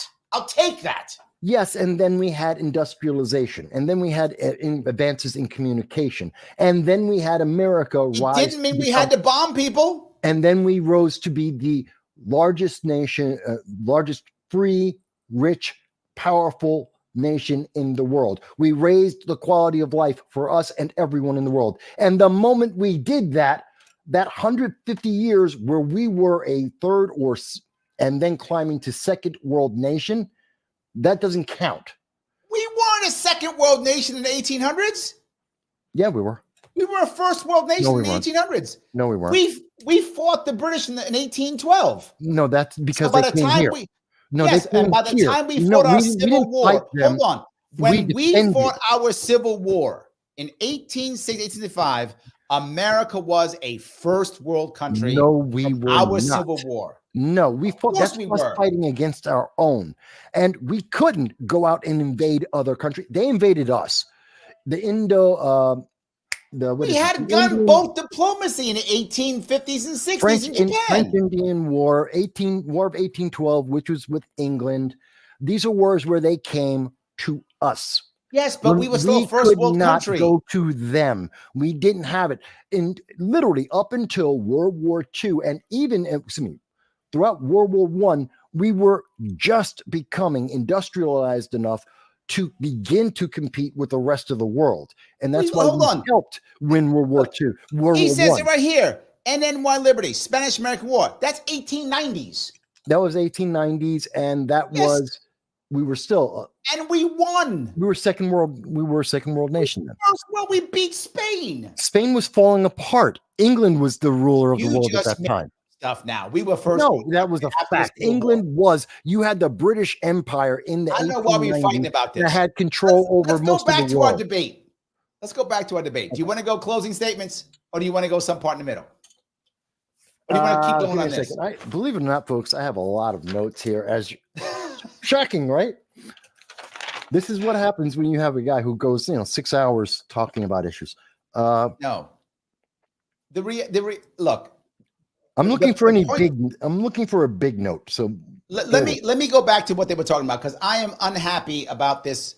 I think all the guys on the right side of this thing just virtue signaled the whole way through. And watch the next pieces they'll bring up. Let me just keep going. Watch the next pieces they bring up. It's just it's a virtual signal. Actually, give me answer that question. Dave and Cenk both responded in that way about how exactly what the question and the superimposed upon that is that do we agree that Israel at least either had a right or was justified in taking some action as a result of October? And see, Dave didn't, as I said, didn't do a good job, because what happened is now this is how they make it, right? Batya was brilliant in saying, can we all agree that they had the right? And everyone said yes. And I wouldn't have. Dave was not as aggressive as he should have been.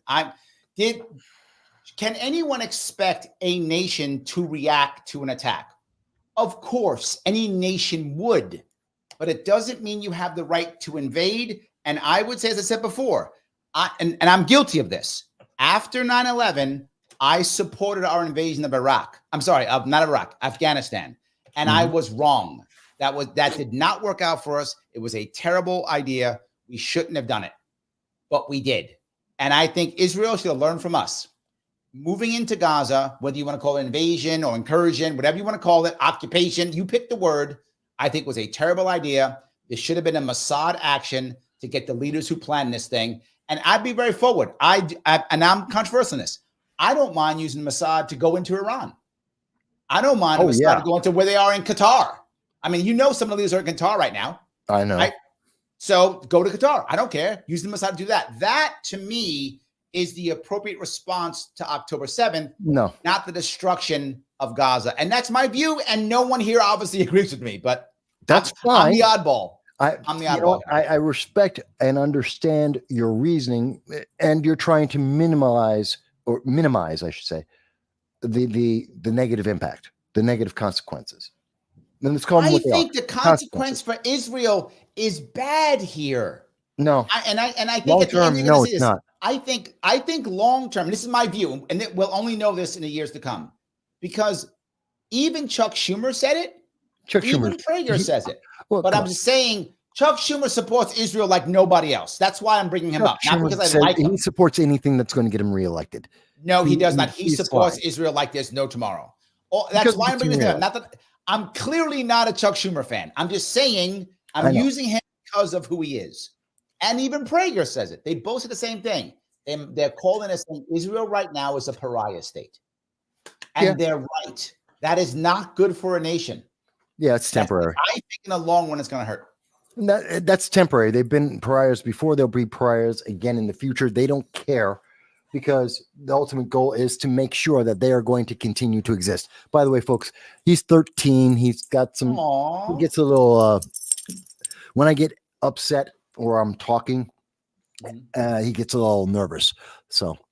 I'm getting you all riled up. I'm sorry. No, right, there we not go. really. Okay. It's just, he reacts, he notices. So anyway. All right. Here we go. So my question, I think, to both of you, and both of you can feel free to chime in after both of them has responded, is if we look at the original statements for the war and for the invasion, is that the Israeli military was supposed to accomplish a few objectives. Number one, they had to destroy Hamas, the militant terrorist organization. Two, they had to lead to the release of the hostages. And three, they had to make sure that an October 7th could never happen again. So in the conduct of the war so far, do you believe that they have been successful with those objectives? Dennis, why don't you go ahead and go first? None of us knows yet.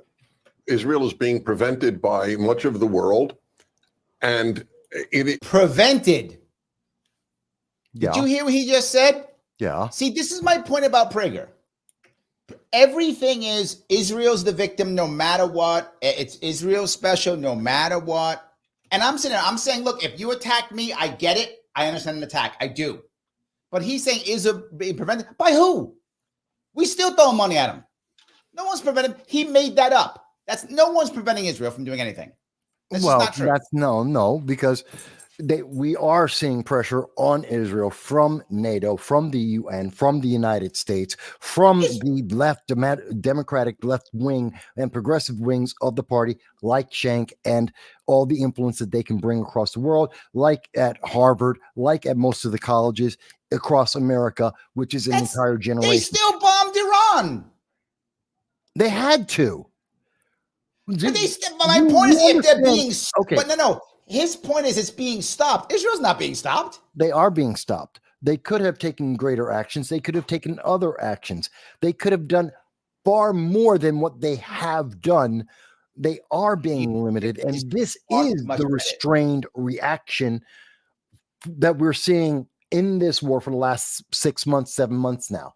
This is the restraint. That's something a lot of people need to understand. This is the restraint. This is restraint. You recognize. Let me make sure you understand. Maybe you don't. Oh, I think you do. That Israel had to attack.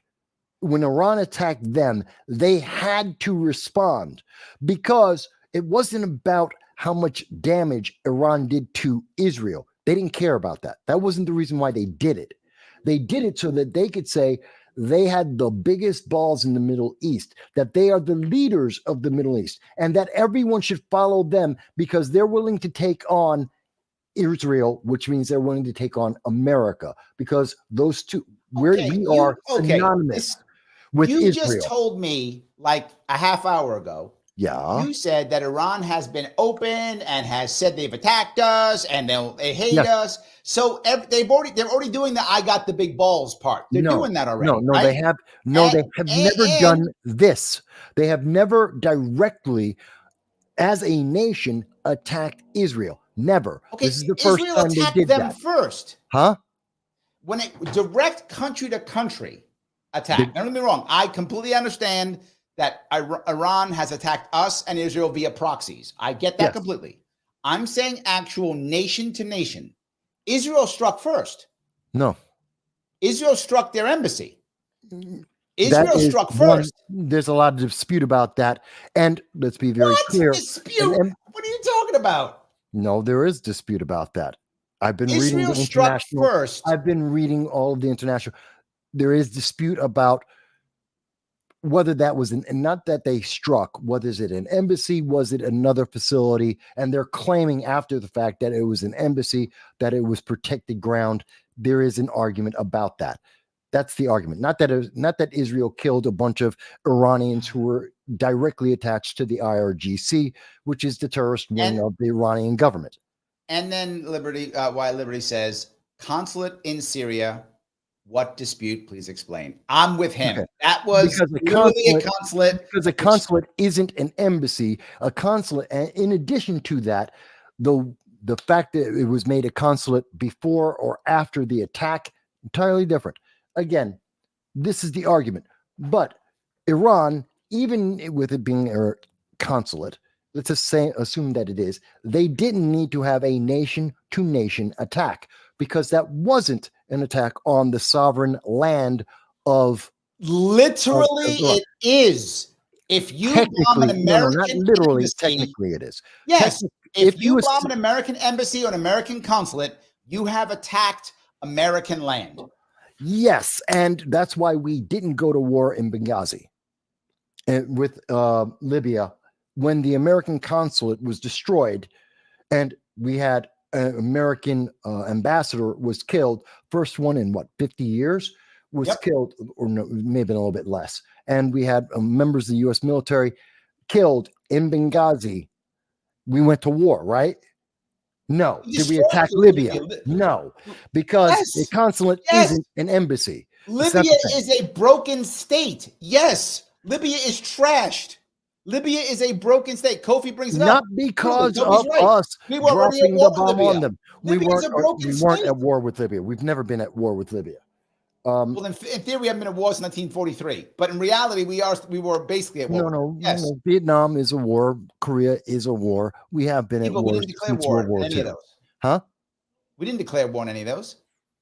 Vietnam is considered a war. It is. It has been classified as a war. But we didn't declare war on any of those. Not at that time. It's been declared a war since, because we just backdated. Same thing with Korea. Right. They are wars. They weren't declared at that moment, but they are. We backdated them. All right. We did. I guess we backdate wars. Okay.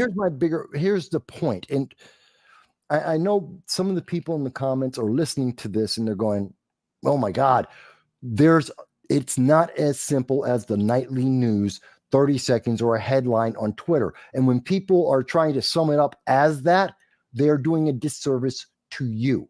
You should understand there is a lot to this. This is why it's so important we make the right decisions, or at least what we believe is the right decision at any given time. that we try and make the most correct decision that we can, because it has a lot of consequences. Yes, but this is the globe problem that we're time. having, right?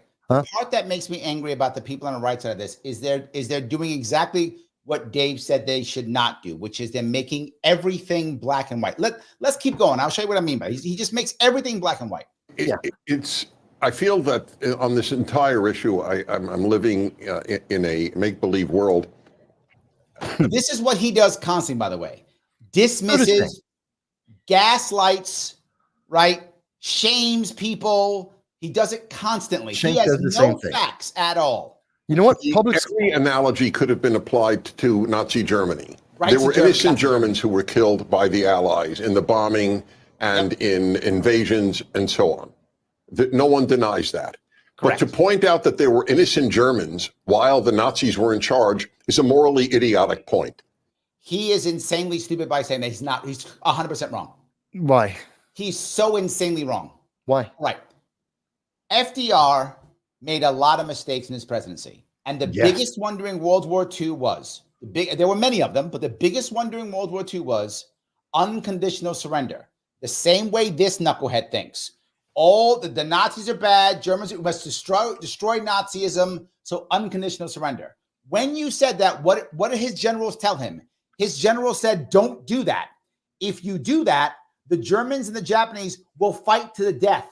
Well, no, the Japanese, first of all, they're very different. Very different ideologies, very different reasons, and very different His generals told him, if you do that, they will fight to the death. And he said, doesn't matter. He didn't care. Wait a minute. First of all, take out the entire Pacific battle, take out the Japanese, entirely different. That was because they looked at their emperor as a god, essentially. It was basically religious. And it was one of the reasons why we didn't invade the island of Japan and use the nukes instead, because they were going to fight. It didn't matter what we do. Not true. They were going to fight to the death.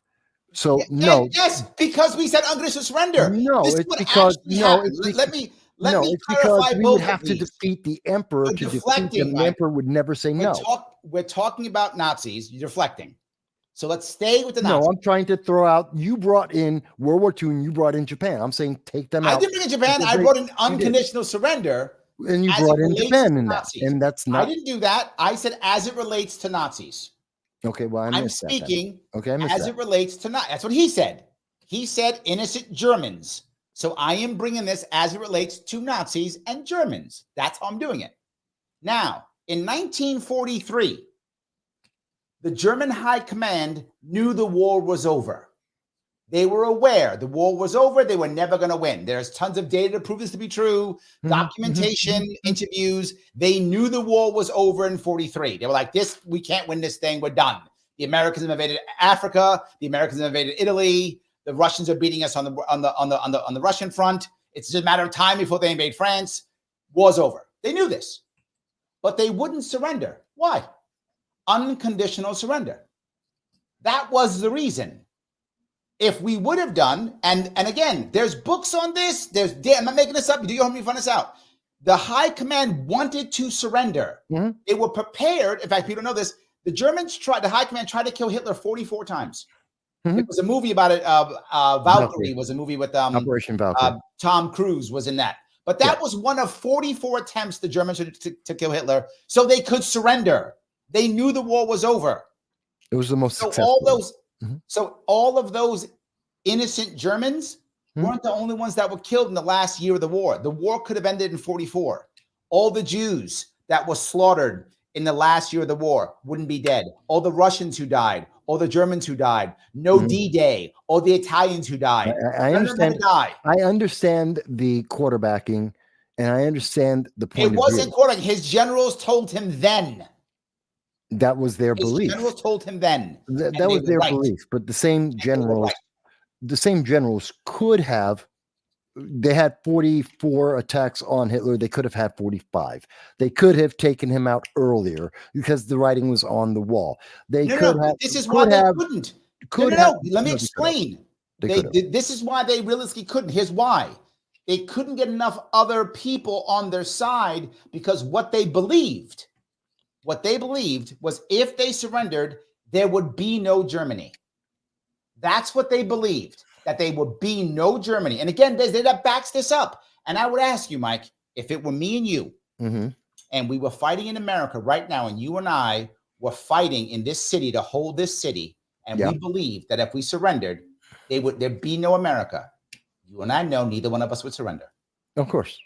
We know we wouldn't. Of course. Right? Of course we wouldn't. No way. And this is my point. Innocent people, I who understand aren't that, fighting, you have to allow them to have the opportunity to surrender. No, You have not necessarily. Look, no, sometimes there are certain ideologies that you have to eliminate if you can. There are, and you should. You cannot eliminate ideologies. There's still Nazis, lots of them. There are, and we almost got rid of them, and almost got rid of ISIS. We almost got rid of Al Qaeda. I wish we had gone a little further so we could. And I know people will say, "Well, that's harsh, that's mean," but it's real.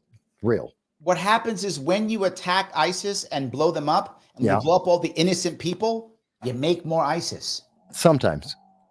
No, not always. No, not every time. Every single time. No, that's not realistic. But then they change the name to Al Qaeda, or they change the name to ISIL, or they change the name to something else. No, that really isn't how that works. How we actually know that. Here's the example. Yes, and the history of it. When we stopped fighting, as an example, they stopped. As an example, the PPK exists right now. The PPK has existed for 15, 20 years now, 2 decades thereabouts. We've known about them for a long time. The PPK, some people call them a terrorist, some people don't. If you ask the Turks, they probably say they're terrorists. If you ask the Kurds, they'd say they're absolutely not. Okay? If we see ISIS and Al Qaeda die down, the next group that would be the thing is the PPK. Now, most people don't even know who that is. Most people don't even know these guys exist. But here's the point I'm bringing. The more we screw the Kurds over, which we did, the more we fight in Syria, which we are still doing stupidly, the more we create them. If you want the Kurds, and this is, again, I'm going to give you fantasy again, because I know it's not going to happen, but I got to give my fantasy again. If we were to magically have the Turks agree to Kurdistan, now you and I know that's never going to happen, but again, my fantasy world. Right. If you were magically to allow the Turks and the Syrians and the Iraqis to agree to a Kurdistan that make the Kurds happy, the PPK would basically go away in about 10, 20 years. Gone. That'd be the end of them. They go away. How do I know that? No. Sinn Féin, the IRA, Nazis in Germany, fascists in Italy. No, that's not the reason why the PKK exists. When we give them their own land and we give them their own things and we leave them alone and show kindness, they stop. No, that's not why everyone is fighting. The reason why you have Hezbollah, the reason why you have the Houthis isn't because they want to have an independent land. Not everyone is fighting for that reason. Not everyone is like the IRA. And even the IRA isn't like that. They literally are. Sadly, it's what you're stating is somewhat of an oversimplification. And I wish the world could be simplified in such a manner from the complicated geopolitical mess that it is. Let me say it. We're just making things worse. We're not making things better. When we have strong presence, we do not make it worse. Literally, it is absolutely true that when the United States has a strong leader and that leads to a unified America in terms of our will and our purpose, the world improves, the world becomes more stabilized, and the world becomes more peaceful. Not peaceful, not stable, but more peaceful and more stable. That has always, since World War I, been historically correct. It means nothing. Strong leader. It only means that every innocent. Sorry. No, that's all right. Strong leader, purposeful America. You see a more stable, more peaceful world every single time. We have weak leaders who have no real purpose, have no real objective, no goal. Diversified America, a weak America, the world goes ballistic. every single time. That is as simplistic as we can make it. And we are in the realm Wait, hold on. When was this great time of this? Huh? When was this great time of this? What do you mean? You said when this happens. Can you give me a timeline of when this great thing of world peace has happened or something? Can you give me a time? Better? I can't think of No, one. no, I didn't say world peace. I said more peace, more stability. Okay, so what's the more peacetime for you? Well, my lifetime, let's see, our lifetime, there's Reagan, there's Bush, Reagan, Bush 1, Bush 2, Trump. Yeah. Even you could even put in the first term of Clinton. Reagan is when we had Beirut. 200 some odd Marines dead. Yes. That's Reagan. Grenada. Yes. That's Reagan. Grenada. Yes. Afghanistan, the Russians were fighting Afghanistan during Reagan. Yes. And then we also had the rise after Reagan, but during Reagan's time, of Iran and Hezbollah, all those places that are popping up. No, Iran was before Hezbollah, and yes, but it all started happening. Was all happening during that time. No, that was actually happening after. When we had peace in Israel was actually under Carter and Clinton. No, that was yes. No, Carter, yes. Carter, Clinton, and Clinton. No, not Clinton. Clinton had the Oslo Accords. What are you talking about? No, they were still fighting. And again, but let me be very clear. I didn't say you just don't like Democrats. No. You just don't like Democrats. No, I don't like them because they're not effective. Yeah, but more importantly, you're also taking me out of context. I didn't say the world was at peace. I didn't say that the world was stable. Hold on. I said during the more first peaceful, Bush, more we stable. had. Do you see the world now as an example of what I'm talking about, where we are seeing consistently realistic claims of World War III, and it's not, but what they mean is 3 regional wars. We are seeing. Hold on, no.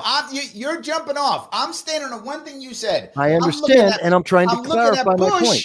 No, Bush 2. We had Iraq and Afghanistan. Let me clarify my point, because what I'm talking about is conflagrations, intense regional conflicts that have increased and had more geopolitical impact under weak presidents as opposed to strong presidents. We see more of these flare-ups. It's not to say that there is no war. There's only been 1 year in the last, I believe, 80 years, or since World War I, since World War II. I think there has been 1 year. It was 1987, which was the only year since World War II where there wasn't a major war in the world. Only 1 year in like 80 years. So I'm not talking about peace. I'm talking about relatively across the world, a lower level of war, lower levels of conflict. Not that they didn't exist, but they weren't as wide-ranging, as impactful geopolitically, not as many people dying. Yeah, you see that under stronger presidents than under weaker presidents. And while there are events that happen that are significant, even under strong presidents, you don't see the consequences of that as much as when you see it under weak presidents. Like, here's like what I would say. Obama and Syria and its civil war. Biden is clearly a weak president. No argument from me. Biden is clearly a weak president. No argument from me. No argument, right? Yes. Right. But there were lots of presidents, and I can't think of any of them, Republican or Democrat, that made any realistic bit of peace. Republican or Democrat. Republicans, Bush Jr., there was more war and death under him than I can freaking imagine. Obama doubled down on all his garbage, and I don't think did Obama start a new war? He started a new bombing, not a new war. I'll give Trump. Trump didn't start new wars. I'll give him that. No new wars. I'll give him that. But so that's about it. I don't know. I feel like I understand how people feel about that, and they feel like, well, that should be a different answer. That's not what we see. That's not historically correct. And it's as much as people think it's different, it isn't. But let's do some more of this. Let's do some more of this. A little bit more. Okay. German's life that was taken is the responsibility of the Nazis. Every innocent Palestinian life that has been taken is the responsibility of Hamas or Hezbollah. Absolute fucking garbage. It's true. So now if all of a sudden Israel decides we're going to nuke Gaza, that's because it's because of Hamas. Absolute garbage. No, you still have responsibility for your actions. I'm not saying they're not. Still have. He didn't say that. He said, and this is what I'm saying. I'm talking about him, not you. This guy is full of shit. Prager's full of shit. No. He just says, look, we can do whatever we want now because basically Nazis and Hamas are the same. So now we can nuke people. That's what he didn't say that. No, he's not saying that. And that's taking him outside the context of what he did say and what he does mean. It is correct to say that Hamas is and Iran are responsible for the consequences of everything that's happened from October 7th. They caused this to happen. No one was barn stomping across Gaza until they did what they did in October 7th. That is a fact. And it is a consequence, and it is the responsibility of Hamas for what is happening now, because it wouldn't happen without this happening. So he is correct in that. Now, so if someone shoves me on the street, hold on, if someone shoves me on the street and I kill them, that's their fault. So what? If someone shoves me on the street and I kill them, that's my fault. Are you equating October 7th to someone being shoved? Compared to the killing? Yes. No. You're making a moral inequivalence that is unacceptable. Okay. We are somebody talking punches about me terroristic, and I kill them. We're talking about the terroristic murder of thousands of individuals and the horrific torture, consistent and continuous, unrepentant torture of hostages at this moment. Yes, they are responsible for the consequences of that. Hundreds of people being tortured unrepentantly. They still won't give us them back. So I'm not saying you're wrong. You can't tell me that isn't their responsibility. I can tell you that it doesn't mean that you can just do whatever you want. I didn't say no. No one has said. That's what he is intimating. He did not say. He did not say. What he's intimating. No one has said that gives Israel a free and clear hand, or the United States. No, that's what he's intimating. Matter. No one is saying that. No one has said that. There are limits. There are still war crimes. People are still being punished for committing war crimes. That isn't one. You're defending him. I'm not saying you're wrong. You know this guy is what he's intimating. No, that's not what Prager is saying. That isn't what Prager is saying. He is accurately putting the blame where it deserves to be, where the leftist propaganda machine, we're talking specifically the progressive propaganda machine, Cenk and the Young Turks, and places like Harvard are trying to divert it from. They're trying to justify Ilhan Omar and Rashida Tlaib. They're trying to justify. They're trying to find a way to normalize what happened on October 7th. I'm not backing them either. I'm not backing those people either. You know that. And look, this is my difference. What I'm saying is, are they responsible for a response? Yes, that is correct. They are responsible for a response. Are they responsible no matter what Israel decides to do? No, that is my distinction. And he didn't say that. No, that's what he's intimating. No, they are responsible for every domino that falls. Now, separate of that, and which is also contiguous with it, is the fact that Israel also has its own series of things that they are accountable for and should be held accountable for. Good. Okay. I like that.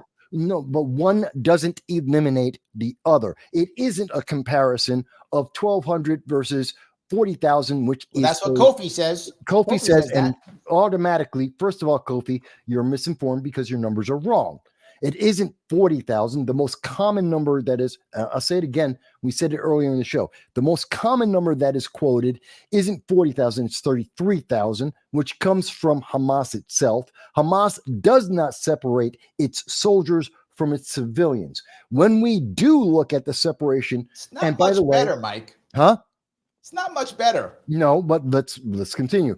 Just In saying, it's not much addition better. to the mistaken number, last week, Hamas themselves confirmed it wasn't 33,000, it's 22,000. We do know that Hamas has also confirmed that there's at least 6,000 of those that died are in fact the minimum number of Hamas soldiers that they have confirmed directly as being dead. So that means there's 15,000 civilians. And is that a large number? Kind of, sort of, yes. But it isn't 40,000. Again, stop conflating. So, but even so, even if it were 40,000, which it is not, it is factually not. But even if it were, it's not a comparison of 1,200 versus 40,000. It is an act of war, and these are consequences of war. That's the reality. And my worry again goes to what he is saying, which he's trying to intimate that it is completely okay for Israel to do whatever it wants. Okay. No, he's not saying it's Go okay. ahead. Well, the analogy is perfect. There is one difference between Hamas and the Nazis. And I never called any group in my 40 years of radio Nazi. I never called an individual that other than the Nazis of the 1940s. Yep. But there is only one difference between Hamas and the real Nazis of Germany. The Germans hid their atrocities. Hamas boasts and videos them. He's not entirely wrong. He's not entirely wrong. He is insanely wrong. No. I wouldn't call them Nazis. Again, remember what he said. Devils. He said there's only one difference. That's Yeah, what there's his more than one words are. difference. I'm looking at his words. I understand. There are a whole lot of differences between Nazis and Hamas. Yes, A and what lot. he's talking about is the evil of the Nazi regime versus the evil of the Hamas terrorists. And Even with that, I'll they're even go purely there. evil. Even with that, what Hamas is doing is clearly bad and wrong. You're not going to get me to defend Hamas. I'm not defending Hamas. I never have. I don't take it as you I'm are, not. of course. Right. What I'm saying is what Hamas did was move into what they believed was their land or have been taught that's their land and wanted to push out people who they believe are oppressing them and wanted to kill them. Terrible thing. Got it. Not saying that. And they killed civilians, purposely targeted civilians. All that you said, I'm agreeing with. Nazis also went into areas they thought was their land. Also true. They believed that the East area was their land. Yeah. Went there, right? Absolutely. But the difference is they went into other areas that wasn't their land and grabbed Jews and brought them to places to systemically destroy them. They wouldn't even let Jews leave. They went out of their way to grab people in other countries. In fact, countries they didn't even control. They ordered the Italians and the Romanians, who they did not occupy. They ordered them until the end of the war. They ordered them to ship their Jews to them so they could kill them.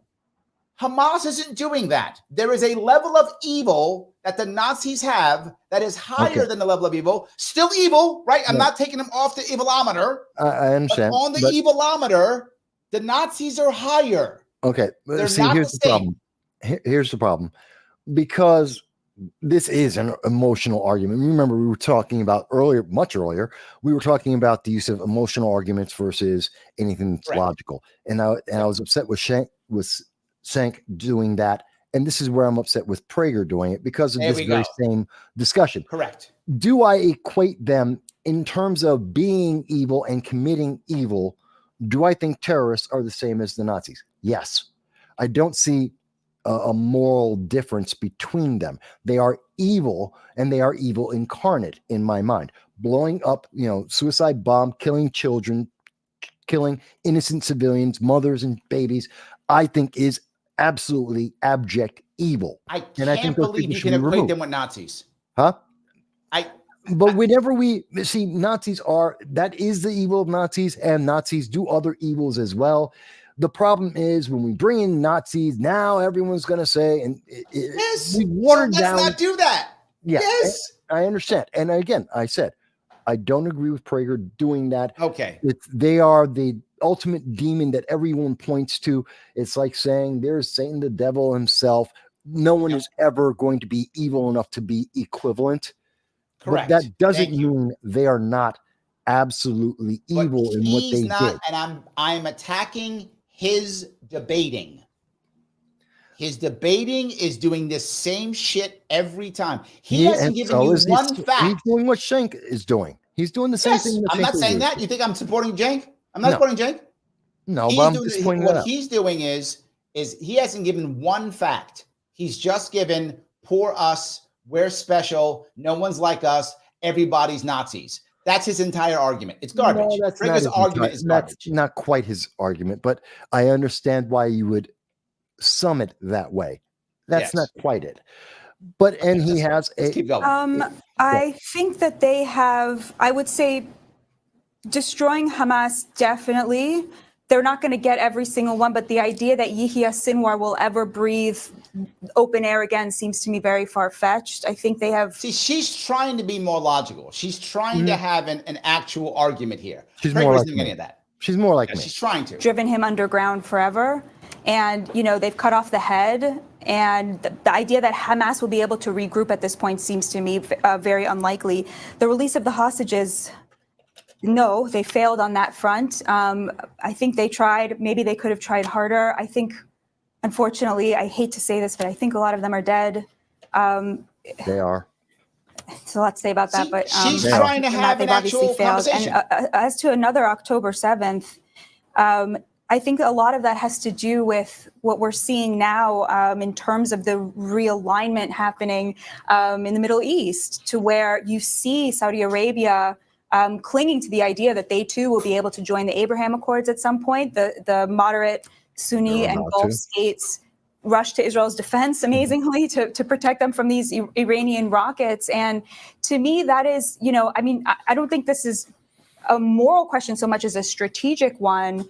And I'm sure we're going to get into where does the United States fit into all this? Where do we want the United States to fit into all this? But from that point of view, and Iran-backed October 7th, should it happen again, is going to happen in a very different Middle East, one in which Israel has a lot of support from the Arab nations, and that makes it less likely as well. I'm worried she may be wrong on that one. I don't know if that's true, but I am worried. I am scared that the street, right? This is my worry, that the street will affect the leaders, right? And to your point earlier about Iran having cash and putting it into the streets of the Arab world, if Iran is good, and I don't know the details of this before, I'm telling you a fear I have. I don't have logic to back this up. This is just an emotional fear that I have. If Iran is good at putting their dollars into the streets of the Arab world, the streets may affect the leaders and they may turn in Israel. Am I making sense? You do make sense. They are attempting to do that. I mean, that's why they have groups like Hamas, Hezbollah, the Houthis. In fact, there's another one that just, this is in Iraq. It's called the Popular Mobilization Forces, or the PMF, which is actually a coalition of several of these kind of groups. This is what Iran puts their money into. This is what they spend. This is what I'm saying. She might be wrong, man. They might win this. I don't think she is. I don't think she is wrong, because there is always the downtrodden, the worst of the worst off. Yep, of course. This is why these groups are almost impossible to get rid of, because there will be another version of them. We got rid of, we essentially got rid of Al Qaeda, and then ISIS came. And 100%. We get rid of ISIS, there'll be another one, because there's always a downtrodden. And there's always someone saying, oh, you suffered because of this guy. I mean, in America, it's Antifa doing the same damn thing. Whatever, 100%. And that's in every country. You'll never get rid of that. What we need to concern ourselves with is the governments. How are the governments reacting, and how the governments are looking at this geopolitically? You can't ever remove all terrorism or all terrorist groups. You can control governments. You can, if we can control the spigot that Iran is using to fund all of this, then we can help to control and limit the influence of these smaller terrorist puppets of theirs. Yeah, but hold on. What happens when the king of Jordan starts getting scared he might get overthrown because the Iranians are throwing cash into his country, into the streets, and he gets worried, and he all of a sudden becomes neutral on Israel and no longer the ally. That's the thing I'm talking about, right? Right. Syria will go against Israel completely because they're under the thumb of Iran. So Syria will immediately turn. We know this. Yeah. But Jordan may not. What happens if Saudi Arabia gets scared that their kingdom might be in trouble? All of a sudden becomes, you know what? We were kidding about these Abraham Accords. We're going to become neutral again. Okay. What if that winds up happening? Well, it already has happened. We've already seen that. We've already seen the result of that. And Saudi Arabia basically just went quiet. Yep. That's their answer. They went quiet. They're waiting to let everything settle out, and then they'll make their decision, which is good, because what we should be saying, and this is something that people can see, I've said this publicly on my shows at the very beginning in October. On October 8th, I think I said this.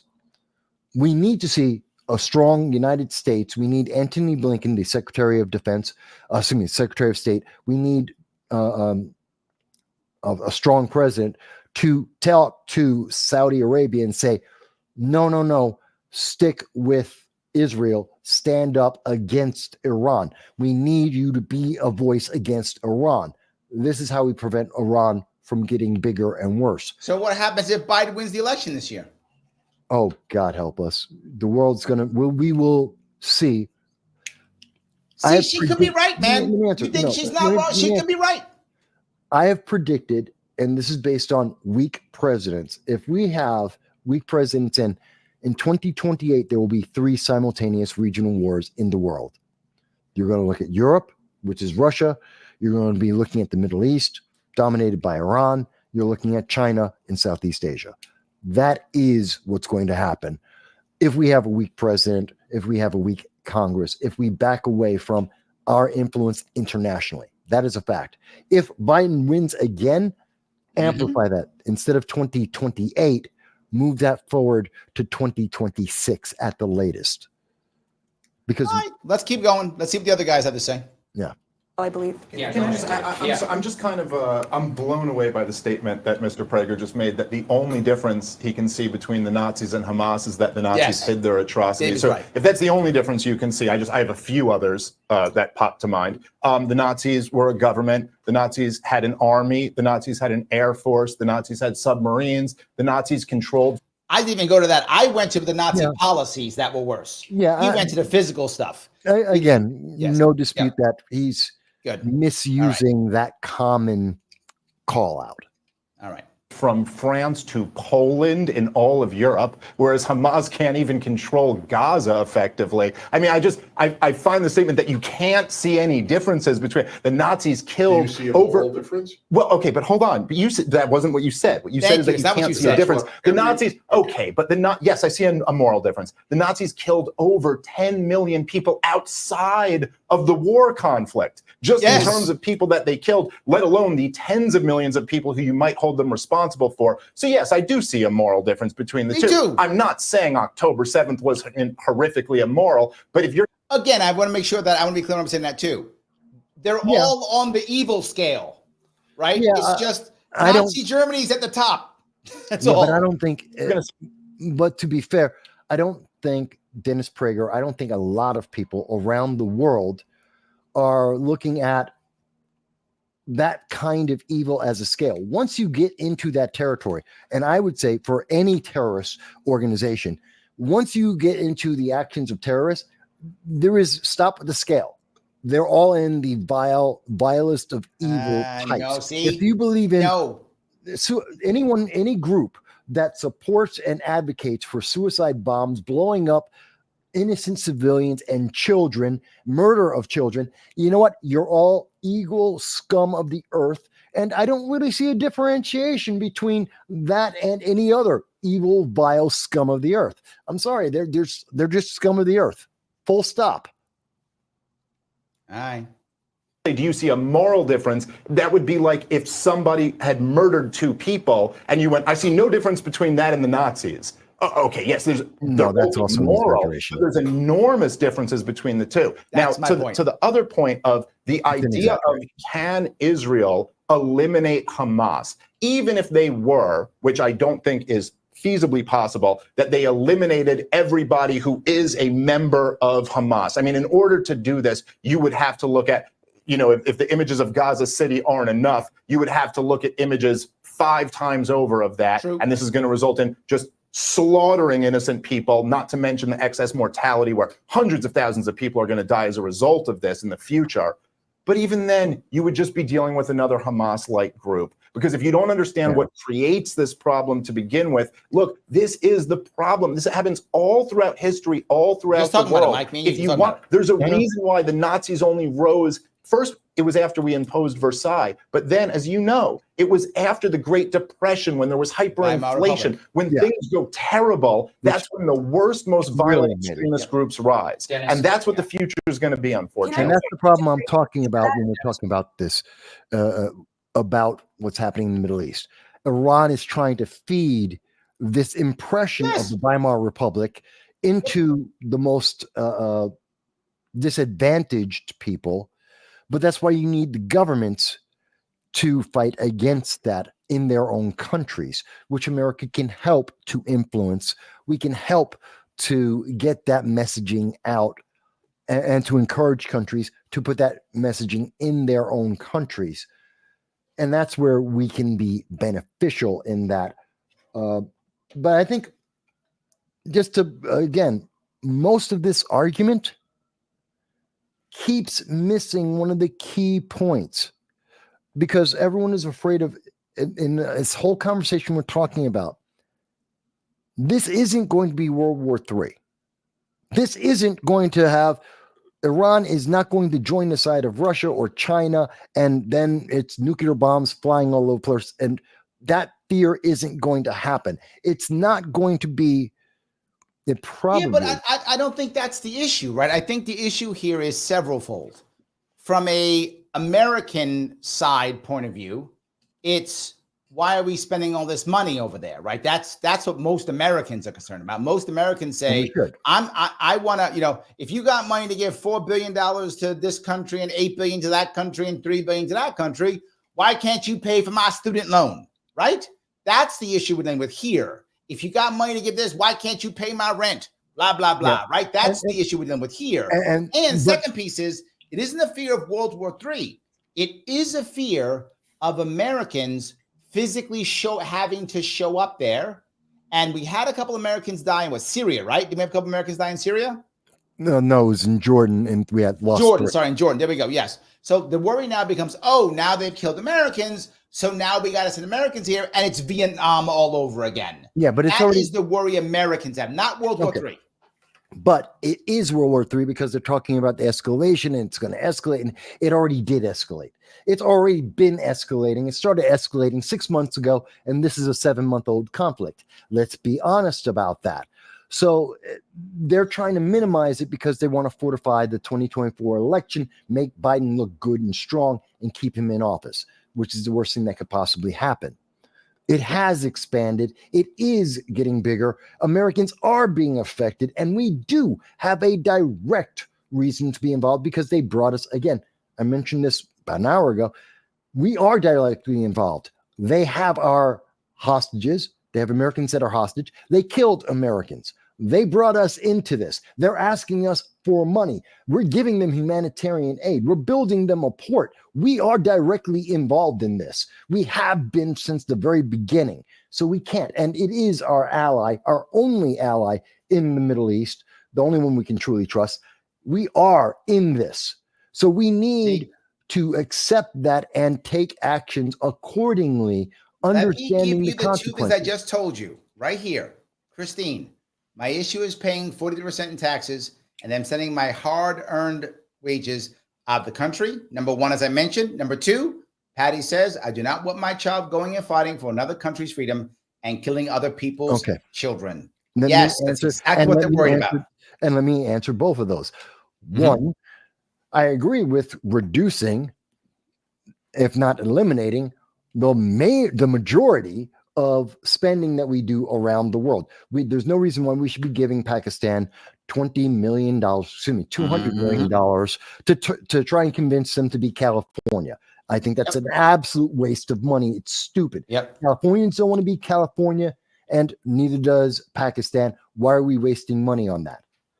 Because we're buying off politicians. Let's be honest. Let's cut the corruption, shrink the size of the government. We don't need to do that. And I would say in most countries, that is correct.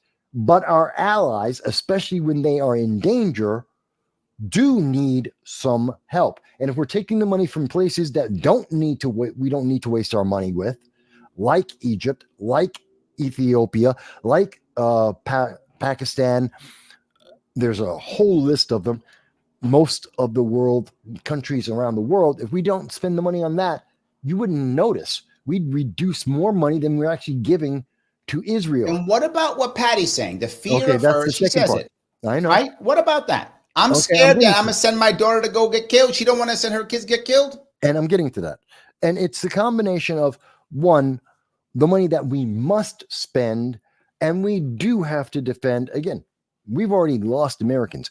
Then it is, if we do not take the appropriate actions, which may involve and will involve more American troops, we will have greater deaths, not less. Not being involved. Let me give you the best example I can give you to say that I think you're wrong on this. Okay. And I'll put your own guy against you. Sure. Reagan in the 80s. Uh-huh. We lose 50 some odd Marines in Beirut, two something. He packs up and walks away. 260, there we go. He packs up and he walks away. That's Reagan. Yeah. He figured this shit out. I thought he was wrong. Packed up, walked away. Wrong response. I absolutely vehemently think that was the wrong response and the wrong reaction. And I think it had a long chain of negative consequences because we didn't step in more strongly and take a better response. Absolutely. I think he's wrong. I thought he was wrong then. I think he's wrong now. I thought it was one of his best moves he did. He recognized that we didn't need to be there. He packed up and he walked away. No, because that didn't help anyone by walking away. It made some people in America feel good now, and then the consequences of that, which were a further destabilization of the Middle East, which has negatively impacted the United States and citizens around the world.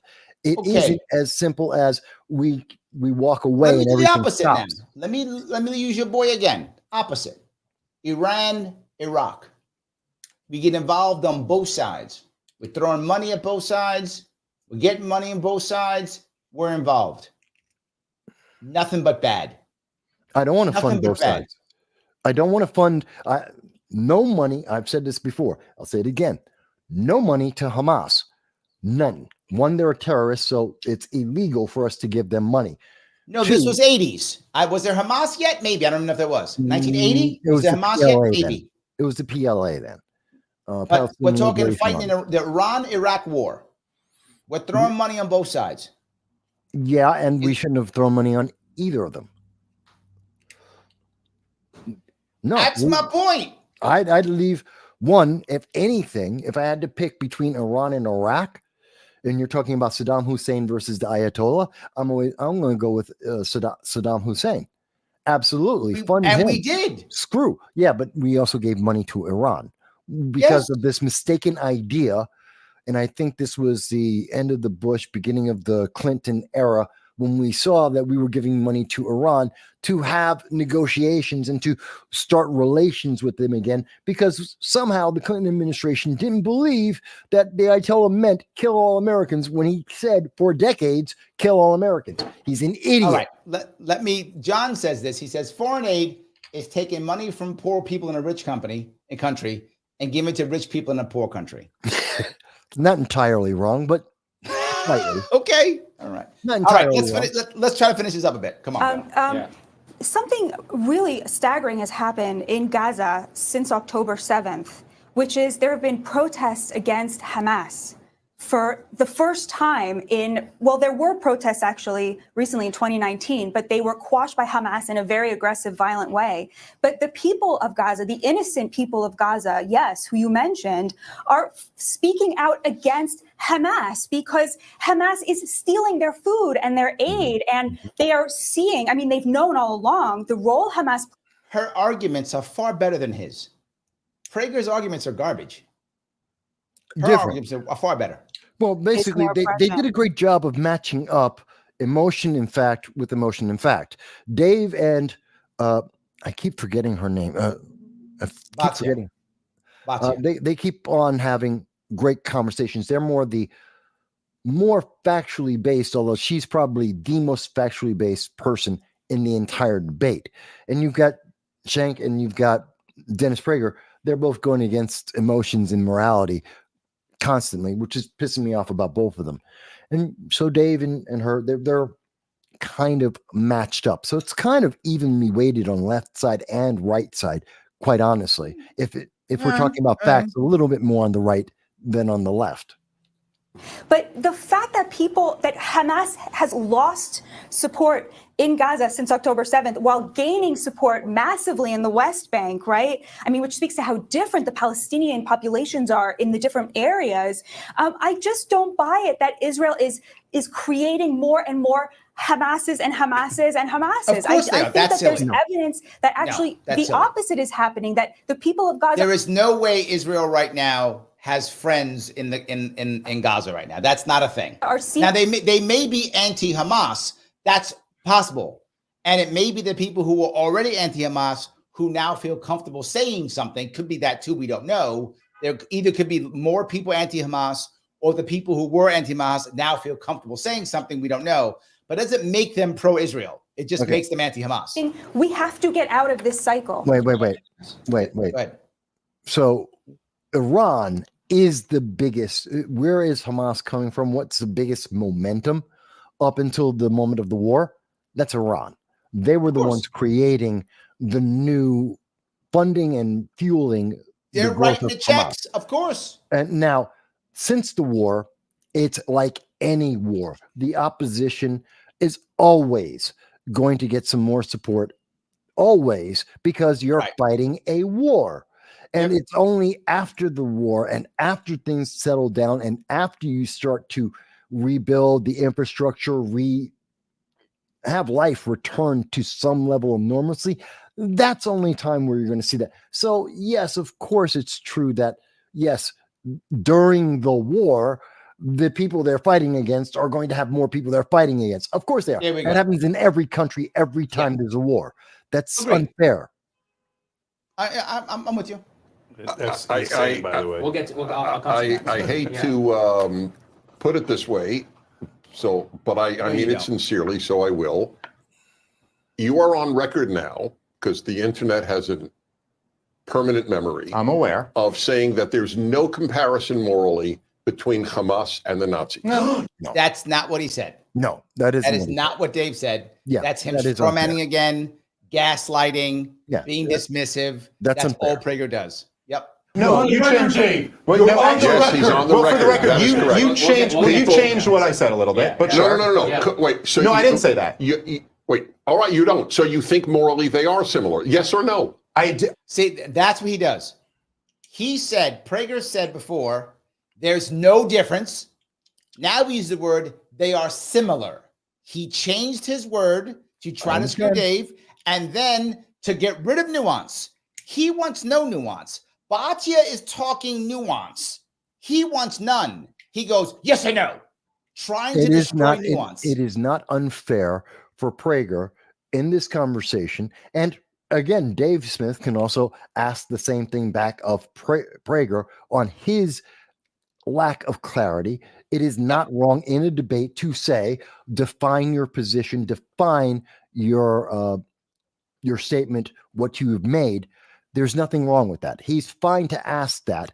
He was wrong to mischaracterize what Dave said. Yes. And I think he went too far, but it is not unfair to say, I recognize I went too far. What is, for clarity, what is exactly where you stand? Let's get that on the record. But he didn't say that. He said yes or no. Well, he's trying to make no nuance. This is what Prager does. This is how he debates. He debates pushing you into moral yes or no. He's always morally right. You're always morally wrong. This is how Prager does it. I don't know. I haven't seen one fact come out of his mouth yet. Okay. No, he hasn't put out facts, but you know what? It is a common tactic in debates. Everyone tries to do that if they can, to some extent, in a debate. I'm not going to fault him for debate techniques that he's good at. I'm more concerned about the content of the debate itself. And again, I've said it before, for both Dennis and Sank, I don't like the emotional arguments which they focus on because they are flawed. And I'm not, I like to have facts and make conclusions from them as best as I can. Okay.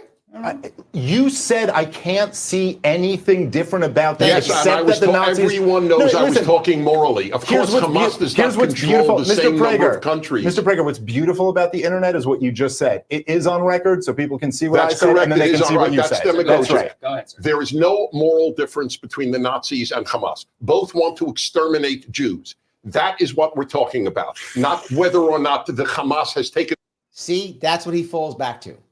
Well, I don't necessarily disagree with him. But again, as I said, I do not make a distinction when you are killing innocents, when you are killing women and children and civilians randomly.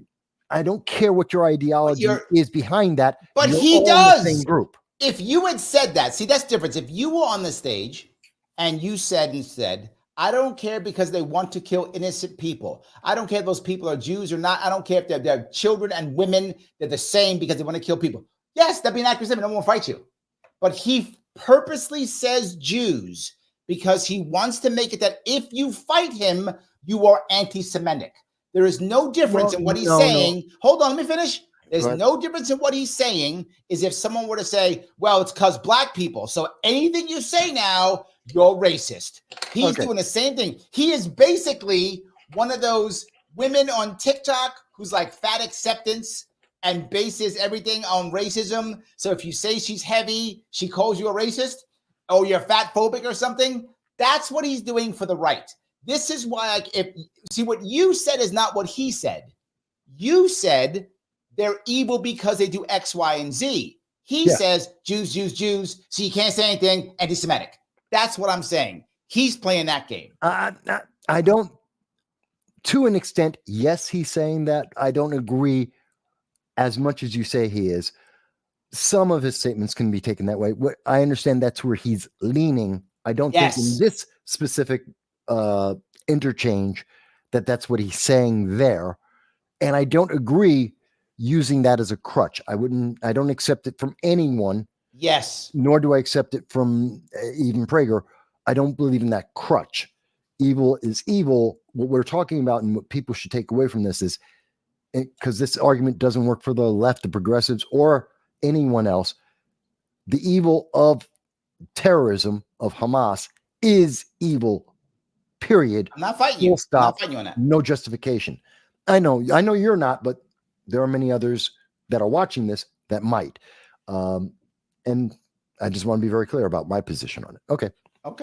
Over Czechoslovakia. That's an irrelevant point to what I made. There is no moral distinction. Hamas would like to butcher every Jew in Israel, maybe in the world. I don't know. Oh, see, at least he came clear on that. Maybe in the world. See, he knows what I told you earlier. Their charter was not clear, and they clarified it later. It was clear, and then they made it, and then they played politics with it. It was clear. I read it. He hates Hamas, and he agrees with me. Come on now. What? That they were very clear. Their intent was very clearly stated, and then they played politics with it because they got better at the politics, which is why they changed it in 2017 when Obama was in office, when they could start leveraging better. I understand they learn how to be better at being terrorists and the different ways they can leverage their message. But they were always intent with the same evil because they're terrorists. I don't have a lot of compassion. Certainly in Israel. It's in their charter, and that's what they announced. They're proud of October 7th. They're proud of rape. They are proud of burning Jewish families. And the Nazis were proud, but the Nazis hid it, and Hamas boasts about it. That's the one difference. Jake, go ahead. Again, that's the one difference. See, you make the point again. That's not the one difference. There's other differences also. Go ahead. Go ahead. This is Alice in Wonderland. It's if anybody watched this debate and they didn't know what was happening in the world, they would think, oh my God, I guess Hamas is this giant power and it's been abusing Israel this entire time. Poor little tiny Israel. And Hamas is this gigantic power crushing Israel. What are you guys talking about? Hamas has got pea shooters. They did terrible damage on October 7th. Now Israel's done 30. That doesn't make them justified. That does not justify what they is good, did. though. I mean, this is the one that really pisses me off, where he's over here. He's trying to find a justification for what Hamas has done. He is trying to make them seem like, oh, and this is the normal progressive ideology. The small guy, the little guy, the person without the power can never be wrong, can never be the bad guy. It always has to be someone else, because that gives them their power, because they are a small splinter fraction of the population, whether in the United States or in the world. He's looking to do this. This is selfish, but he knows he is wrong. It doesn't matter about the size. How do you think he's wrong? Doesn't okay. I am not one to make everything about power dynamic. You know I'm not that. I know. But power dynamic does matter, right? This goes back to our earlier thing, like now fucking 3 hours ago. When we talk about the 3 Navy SEALs beating up the kid. Power dynamic does matter. We don't want to dismiss a power dynamic. It does matter, doesn't it? Again, there's a lot of things that go with it. Again, in this case, this specific, and again, we're looking at a snapshot because that's how life happens. The now is always a snapshot. There's always more in the past. There's always more in the future.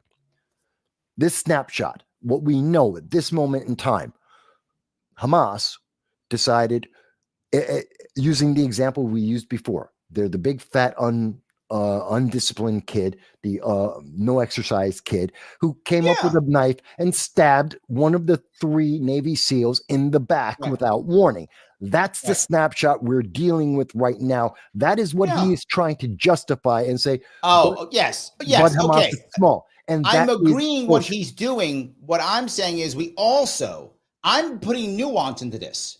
I'm saying there is also a power dynamic that is part of the game, right? Power dynamic does matter. If you just dismiss it, it's not fair. There is an issue of power dynamic in this. That's all I'm saying. But I don't see, I have so many problems with that, because it's always used as a justification. And it isn't, or causation, which it isn't. That isn't the cause. That isn't the justification. It never is. Does it exist? Well, yeah. That's why Israel is beating the ass of Hamas right now, because there is a power dynamic. And this is why Hamas doesn't do it on a regular basis, because there is a power dynamic. And there's a reason why Iran has never tried to attack Israel before, because America is a power dynamic that's involved in that. It's a protection. Yes, it's a shield. But also means that now with the power dynamic that you can do the wrong thing also, right? America can do the right thing because that's a power dynamic. It can also do the wrong thing for the power dynamic. For example, what we do is the power dynamic isn't defined. The action is the action. The power dynamic, using your example, going with that theory, is it is an amplifier. It is a catalyst. Yes, I would buy that. It can magnify, but that has nothing to do with the actions itself. The actions, the intent are still purely whatever they would be. All right. So no, but I disagree. Let me do that. Let's go back to our 3 Navy SEALs and the 18-year-old chubby kid, right? Let's do that. The 18-year-old chubby kid versus the 3 Navy SEALs. Let's say this is a vacuum in this case. Nothing has happened in the past. It's a vacuum. These 4 people meet in the street. Yeah. What if the Navy SEAL guy takes a knife and tries to stab the kid, right? The kid is lucky, just pure luck. Grabs the knife. The guy falls and he kills him. He picks up, other 2 Navies attack him. He winds up killing all 3 of the Navy SEAls by pure luck, right? Okay. Pure luck. Yeah, that's an anime. Kills 2, and 2 of them run off because they're scared. Whatever. Right. It's an anime. We as humans watching this, be like, good for him. That's what we would think. Good for him. That's in our anime world. We'd be good for him. But what if we reversed it? Now the kid, to your point, stabs Navy SEAL, right? And the 2 Navy SEALs beat him up. We'd be like, fine. But what if they grabbed the knife and stabbed him to death? We'd be like, holy shit, man. Why did you could have just beat his ass. No. Why did you stab him to death? No. People would go, No, there's a consequence to what he did. No, if he died, and he my died. point is, socially, that's you're absolute. You know that's not true, Mike. Sure, it you is. know that you would have think that, but I'm talking about the average person watching our anime. No, I think the average person, anime, the average person who's not gone to Harvard or certain higher levels of education in America, absolutely, which is the overwhelming majority. Only 11% of Americans go to college, so they're the only ones who are being infected by the indoctrination. The other 88%, roughly 88% of Americans would pretty much understand what I'm talking about and would agree with me. No, you do something stupid and you get the consequences of your stupidity in the same degree and magnitude of your stupid action in the first place. You try to attempt murder and you die, you got what you deserved. Whether you are successful or capable, doesn't matter. You made the attempt to murder. You knew what you were doing. You have a consequence coming to you. So you're telling me, hold on, you're telling me that we're watching our anime that we just wrote, this anime. Yeah. And in the anime, the reverse happens. The Navy SEAL who gets stabbed turns around. He's not dead, he's got stabbed, right? In this case, no one died, he's stabbed, right? So the first Navy SEAL punches the chubby kid, he falls on the ground. So he's on the ground now, right? He's on the ground. And instead of beating him or kicking him or calling the cops, none of that, we decide to stab him to death. And you think the average American goes, yeah, that's fine. No, they wouldn't. Yeah. Because they would see a power dynamic. They would go, why you didn't have to do that? That's because what the kid American tried to kill him. It is appropriate. I don't know if the kid did that once, what's he going to do next? I am fighting for my life. He is not, you didn't say the kid's not knocked out. He's not disabled. He's down. What if he was? What if you punched him, he went down, knocked out, you stabbed him? Now you've changed the scenario. It's a different scenario. If he continues to be a threat, yeah, take him out. No problem. I got no problem with that. Take him out. All right. It's his choice. I'm wrong. Power dynamic just doesn't because matter. The consequence, just because it's uncomfortable to see the consequence of the idiocy that's in display right now, just because we're seeing it and going, well, that's uncomfortable. That was really stupid. And we're blaming the people who got attacked. Then let me do something that actually happens in the world. That actually happens in the streets of America every day. I'll give you another one. It happens in the world every day. Not our anime, our regular world. There's a young lady in high heels is having an argument with her boyfriend, who is a man who is twice her size physically in both weight and has like 6 or 8 inches in height. And he's a buff, strong man. Normal day in America. They're having an argument. Normal day in the world. Okay. Yes, normal day in the world. Normal day. They're having an argument in the street. The woman gets mad and slaps him across the face. Slaps him across the face. And it stings. She slaps to her might and it stings. He's not devastated, but it stings. It hurts. Yeah. And he's publicly humiliated because it's in the street.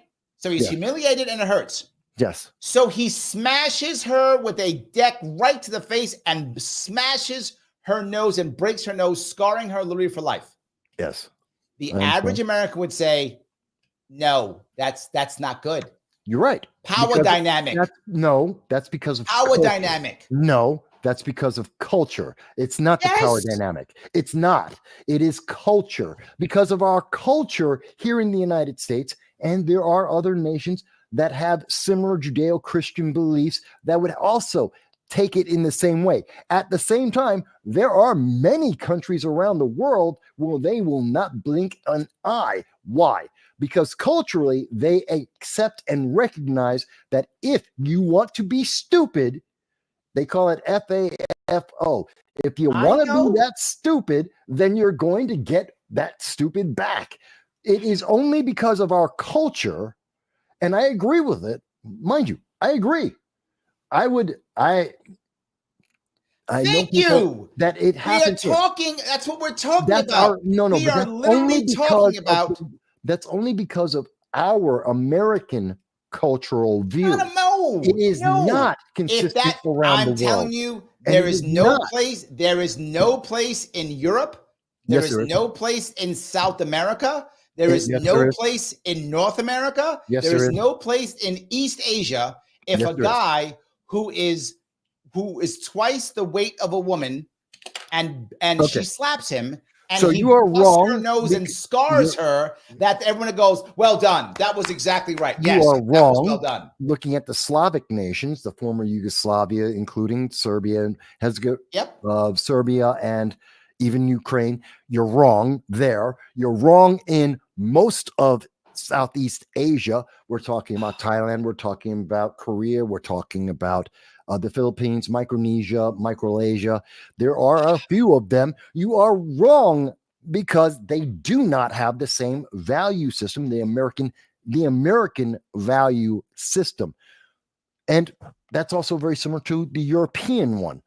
I don't think you could be more jingoistic. If you want to play, Christine says it right there in the comments. Play stupid games, you win stupid prizes. FAFO. In America, we try to balance that out to make ourselves feel good, but the answer is you want to be stupid, you get stupid. No. Right. Okay. I'm wrong. It's fine. Patricia, that is your side too. I was going to say, okay. I guess we think the world was web. Look, I've been in the Philippines. I've lived there. I've lived in Japan. I lived in Korea. I visited China.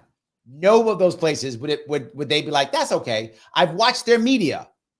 Have you seen and the women on the street run around? You've seen them smack the men? No, you don't. They don't do that. And I know. I agree with you.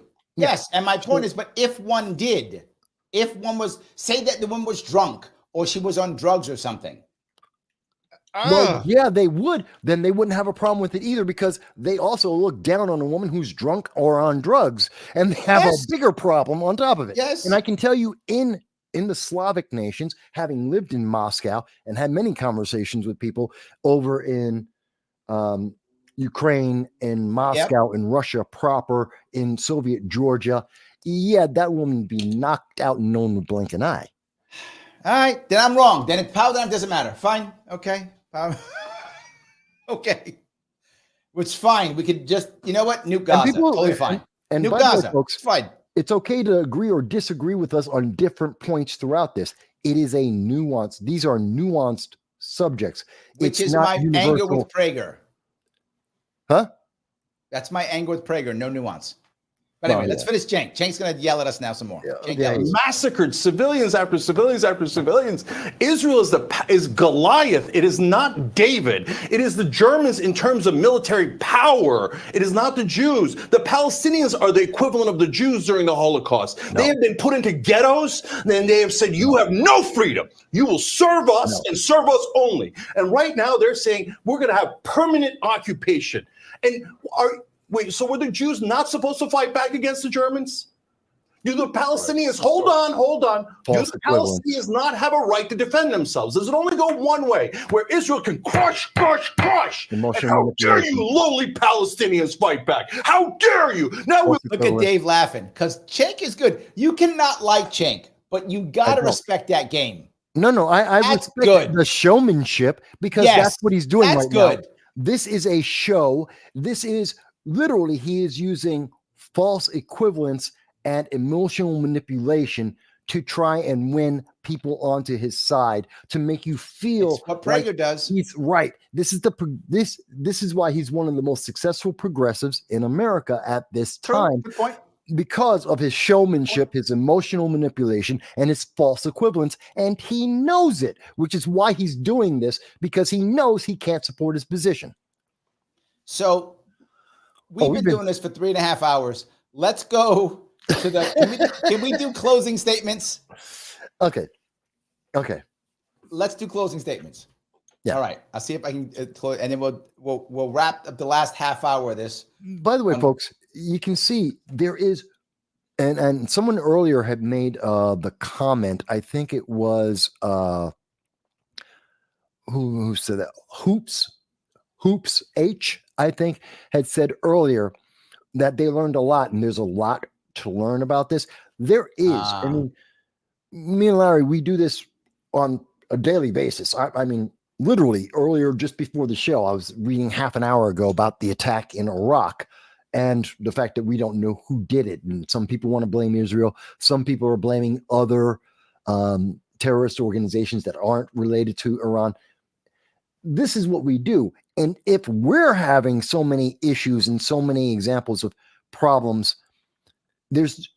my biggest thing is don't believe anyone who says, I can answer it in 30 seconds. They're lying to you. Don't believe anyone who says, here's my headline and I have the answer. They're lying to you. Anyone who tries to, they're manipulating one way or the other. If they're saying, if they can't have an involved conversation and they say, I've got it, it's 30 seconds, liar. They are trying to manipulate you. They have an agenda and they're trying to get you on their agenda. Well, this is it. Hops 27. Yeah. I've learned a lot from this episode. I have a lot of homework to do. And by the way, guys, if you like this, then please click the like button. Click the button that is like. I know I bug you. Please do it. Click that like button. I know I bug you, but it matters. You notice it's getting demonetized because of what we're talking about. So that's already done. So hook me up and give me a like button. If you're watching on Twitter, please retweet this. Every retweet does matter. If you want your chat to go to the front, super chat me if you're watching on YouTube. You can also become a member if you want to on YouTube, $4.99 per month. Click that join button. Hooks me up, and also your stuff goes to the front too. But more importantly, if you have not subscribed to my YouTube channel, do it, please. Every subscription matters. Please click the subscribe button. More importantly, though, help out Mike. He's on Rumble out here doing the heavy lifting. He's doing it. He's actually doing it tomorrow. He'll be doing another X number of hours, punishing himself for you. See, for you, he's doing it. Follow him on Rumble at No Soundbites Allowed. Please do that. You can also follow him, by the way, also on Twitter if you want to. His stuff is also on the it's on the show description, both on YouTube and on Facebook. So let's see if we can get some more of this out. Maybe we'll see if we can. We picked a doozy of a topic, I tell you. I know this was fun. But you know, I think a lot of people will appreciate because it's not a conversation people hear enough because it is difficult.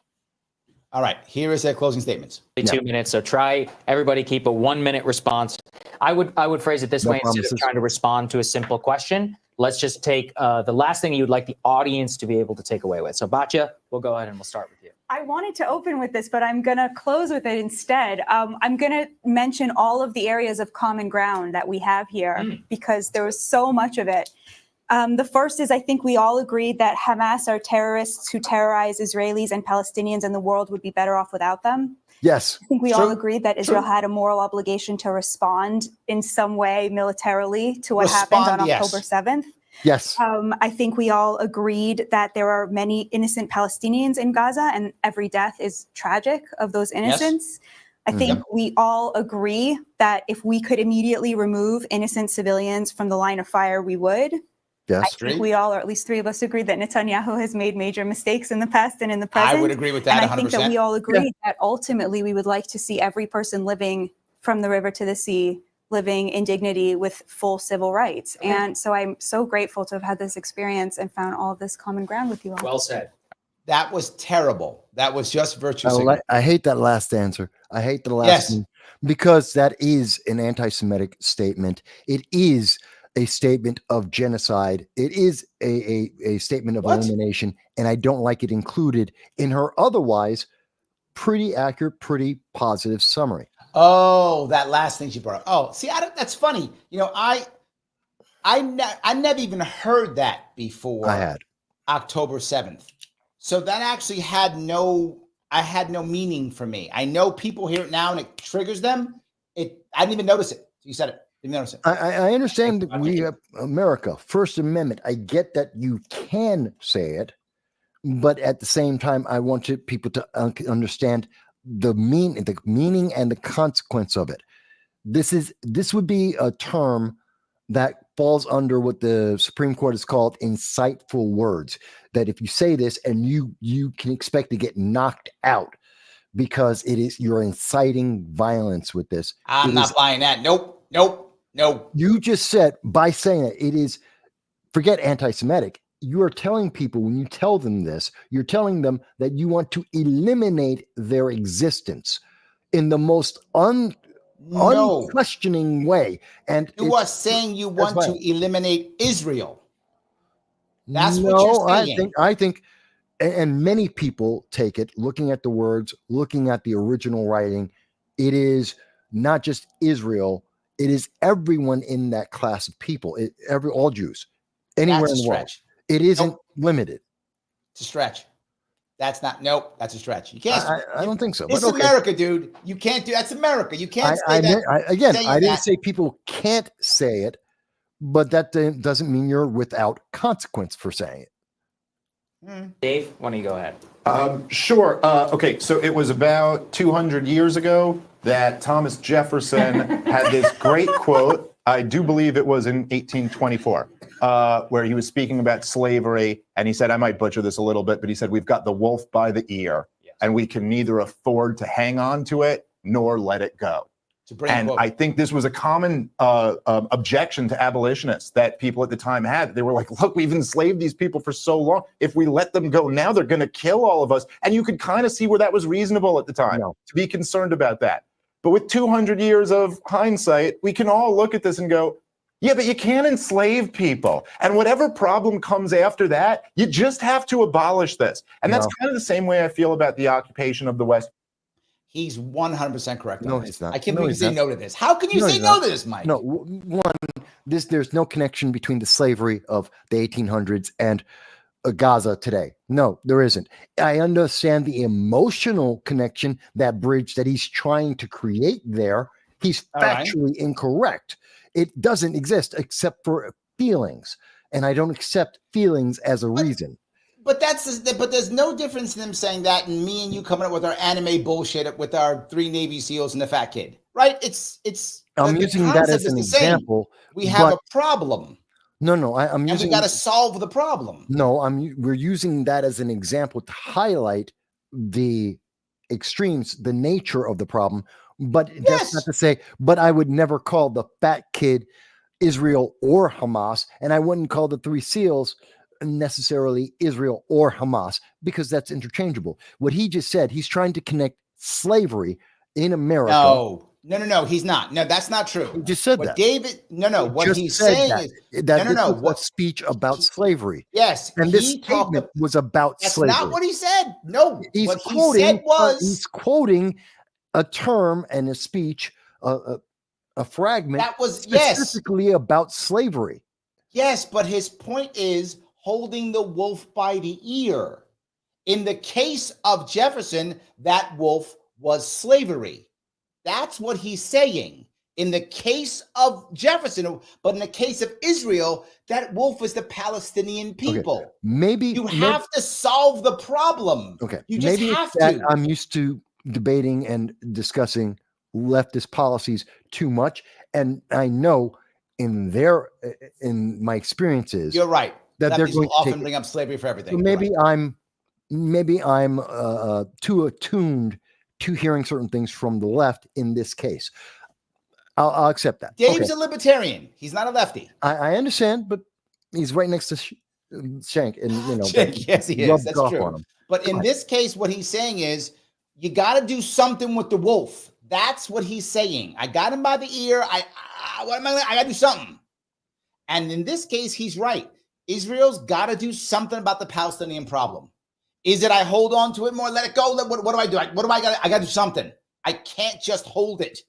And that's his point. The answer is you do hold it until the scenario changes, until they do something about Hamas. You say that, but his point is 1824. We didn't free the slaves till 1865. Which actually isn't that long. Comparatively, it's 40 years. That's 2 not that generations. Long. That's not that long. How many? Well, one, slavery still exists in the world today. How many centuries did we have slavery in countries around the world? And we got rid of it relatively quickly. So, it's, again, put it in perspective, put it under the proper heading. If I'm the slave, 40 years is too much. That's the perspective. I understand you'll feel bad about it, but that doesn't mean you're right. I understand you have a perspective. I can appreciate it. Doesn't mean that everyone should jump because it's your perspective. Hold on. Let me be Prager on you. I'm gonna be Prager right now on you. Sure. So what you're saying, Mike, is that you were okay with slavery from 1824 to 1865. You thought it was a good idea. No. No, I understand I it. just triggered you. No, I understand it. I think it's wrong. Yes. I always thought it was wrong. I always have taken the position that it's wrong. I don't agree with slavery that exists in the world today, which is more slavery than ever in the history of mankind. Okay, yes, but I get that. All I'm saying is, if that. But I understand the argument that's being made. The point is, Jefferson was wrong, and that Jefferson should have just said, you know what, we should abolish slavery as soon as possible. Today, if we could, as soon as we can. No, and the answer, that's what I'm is saying, where and that's this what he's breaks saying. down, because slavery isn't the same thing as what's happening in Hamas and in Gaza. We have a government and a governmental system that is terrorist. And as long as that governmental system I'm trying to be clear on this one. Hold on, Mike. I'm trying to be clear on this one. He's not saying it's slavery. What he's saying, it's a massive problem that can't be fixed tomorrow. And he's saying that either way, there's gonna be problems no matter what you do. But you gotta solve this shit. That's what he's saying. Even if Thomas Jefferson had said, wait a minute, I agree with all of that up to the very last thing. You can't fix it. This is like the two-state solution, which I've mentioned several times throughout this now.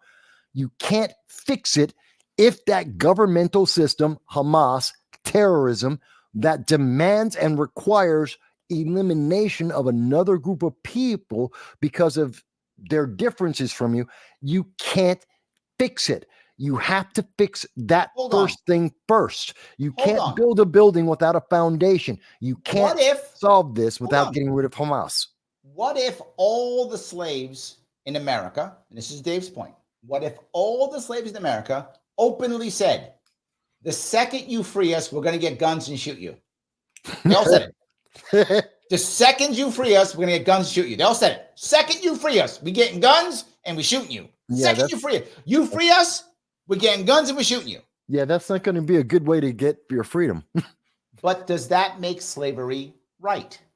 I didn't say it was right. Doesn't. No. And second thing, it doesn't make slavery right. And it also means you still have a problem you got to fix. And they're saying things are bad. Yes, and hold on. And the power dynamic, I'm going to go back to power dynamic here. In a case of slave to master, clear power dynamic. So the master has to figure out a way. It is in the master's purview, the master's obligation in this specific case. They have all the power. It's not even a little bit. This is using your example. Wait a minute. Using the example you just gave, that slave says, as soon as you free me, I'm getting a gun. I'm going to shoot you. I, as the master in that scenario, go, and that's why you're not going to get free. Correct. Yes. I'm not going to let you go. Right. You're going to continue the cycle, and you're going to continue that until the slave changes. Correct. Until there's a change. You're right. And I'm telling you that change can't happen unless, because this isn't a one-to-one example. That's the problem. We're talking about governmental systems. Let's stay on this example. I'm agreeing with you. Let's stay on your example. In this specific case of slavery, this is not Israel. This is slavery in this case. In this case, I'm the slave, you're the master, right? And I'm telling you, the second you free me, I'm getting a gun and I'm shooting you.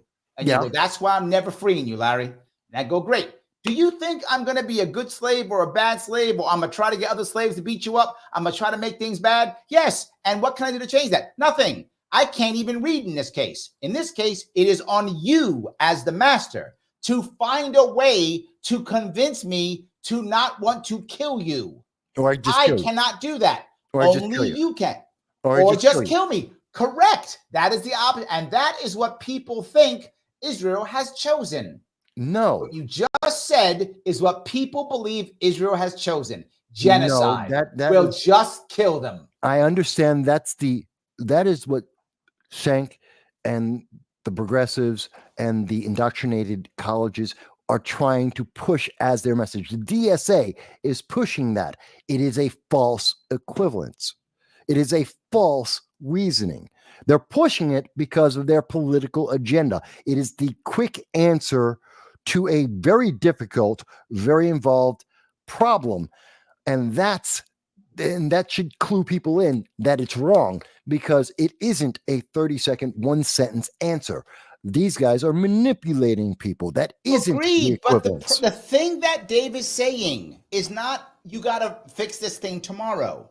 He's saying you got to fix it. You just can't have a Palestinian problem. And what they're hearing is what you said. They're hearing, oh, let's just genocide them. No. Because that's what people are hearing. Because I don't think that's what I don't think that's what the majority of people hear. I think that's what the majority. No, I think the majority of institutions like the colleges, like the DSA, the Democratic Socialists of America, the Progressive Movement, they're pushing that message through people like Schenck. But that isn't what people automatically think. I think they realize and identify what I'm saying, which is the first thing, the key, the thing that makes everything else possible is get rid of Hamas. You change that one thing, everything turns around. Everything becomes possible. That's where the opportunities start. Get rid of Hamas. Because Hamas, by definition, these terrorists want genocide. They want elimination. You cannot have peace. You cannot have hold on. If you look at most independent media, most of it, they believe what John says right here. Hamas wouldn't exist if Netanyahu wasn't propping them up and funding them. No, that's not true. That is a common thought throughout independent media. No, it isn't, because that's what you're hearing media personalities. The average person doesn't know who Netanyahu is. Okay, so you and I know this. We've had enough conversations with people all around the country. We talk to more than enough politicians on a regular basis. You and I both know, and I'm saying this to the audience, our audience is an exception to the rule in terms of politics. They're in the top 5, maybe 10% of everyone in politics in America, because 90% of Americans know nothing about this. They don't know who Netanyahu is. I don't think so, man. I think you're wrong on that. The average American couldn't tell you who Netanyahu is, let alone that, if depending on how you word it. But the average American, particularly young American, is watching TikTok. I know I have 2 young Americans in my household.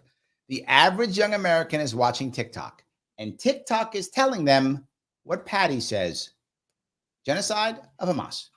That's what TikTok is telling them. They may not know who Netanyahu is. I think you're right on that. They may not know that, but they do know bad stuff's happening. I think you're off on this one, Mike. That's just because we see the DSA and the left are better at pushing a message, especially on places like TikTok. Well, they have better rhetoric. I completely agree. Agenda. I've always said that the left has better rhetoric. That's 100% true. They're good at pushing it out there. It doesn't. And again, the average kid, that's what they see. They have no idea what it means.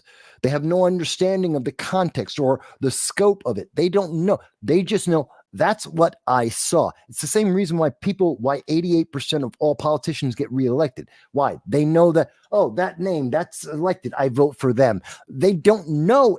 They don't know enough. That's why we've been spending 4 hours to try and let people have more information and more understanding. Let's finish the closing statements. I don't mind the 4 hours. It's been since 1967, man. You just can't do this to people anymore. Mr. Prager used the example of World War II over and over and over again today. And I know I'm not a left-winger, Cenk is, and the rest of us aren't. But I know when I say, hey, we should make a peace deal after October 7th, a lot of people go, that sounds wimpy and left-wingy. Yeah. How about forget the lessons of World War II? How about the lessons of Vietnam and Korea and Iraq and Afghanistan and Syria and Libya and Somalia and Yemen and a million others? Actually, we should be striving for peace. This isn't anything like World War II. This is a group of people who have been totally dominated by Israel since at least 1967. Israel isn't going anywhere. From the river to the sea is never going to happen. But these people can be given their freedom and peace can be achieved. No. Well said, Dave. Not under current conditions. I would love that too. Right now, most Palestinians would like to get rid of a Jewish state. I wish that weren't true. Every time if it weren't true, I don't agree. there would be peace. I think that is the honest approach. I just have to say, even though it's my final statement, I have to gaslight. nevertheless have to respond. I have to gaslight. The comparisons you make are remarkable. I mean, that the slavery of blacks and the status of Palestinians are It's not what he said. He was talking about the wolf. That's what he said. You got to deal with the wolf. That's I understand the confusion there. I understand. If you deal with enough people on the left and you're from a center-right position, you're going to hear it the way I did, which is kind of the way he's responding. Maybe that's although what I think Prager is more purposefully taking it that way. Yes. Yeah. It's such an insult to blacks.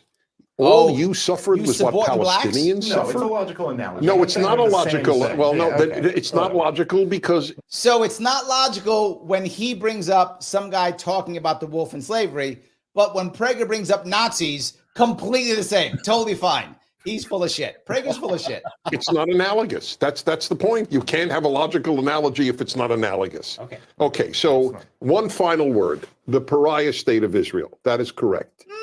That was what, in fact, Chuck Schumer said. Israel twice in his talk. That Israel is. That is still my worry, Mike. That this may not go away. That Iran may do a better job, and they might keep Iran and they might keep Israel as a pariah state. I think Batia might be right on this one. I'm worried. We'll see. I mean, I think you have a point. Depends on what happens. But I think it's a valid fear that Israel may be a pariah state for a long time. It's possible. Not that long. It's not the first time.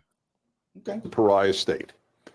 There's a reason that Israel is a pariah state. It's because the left-wing media in the world have decided to declare, along with Muslim countries, and Israel a pariah state.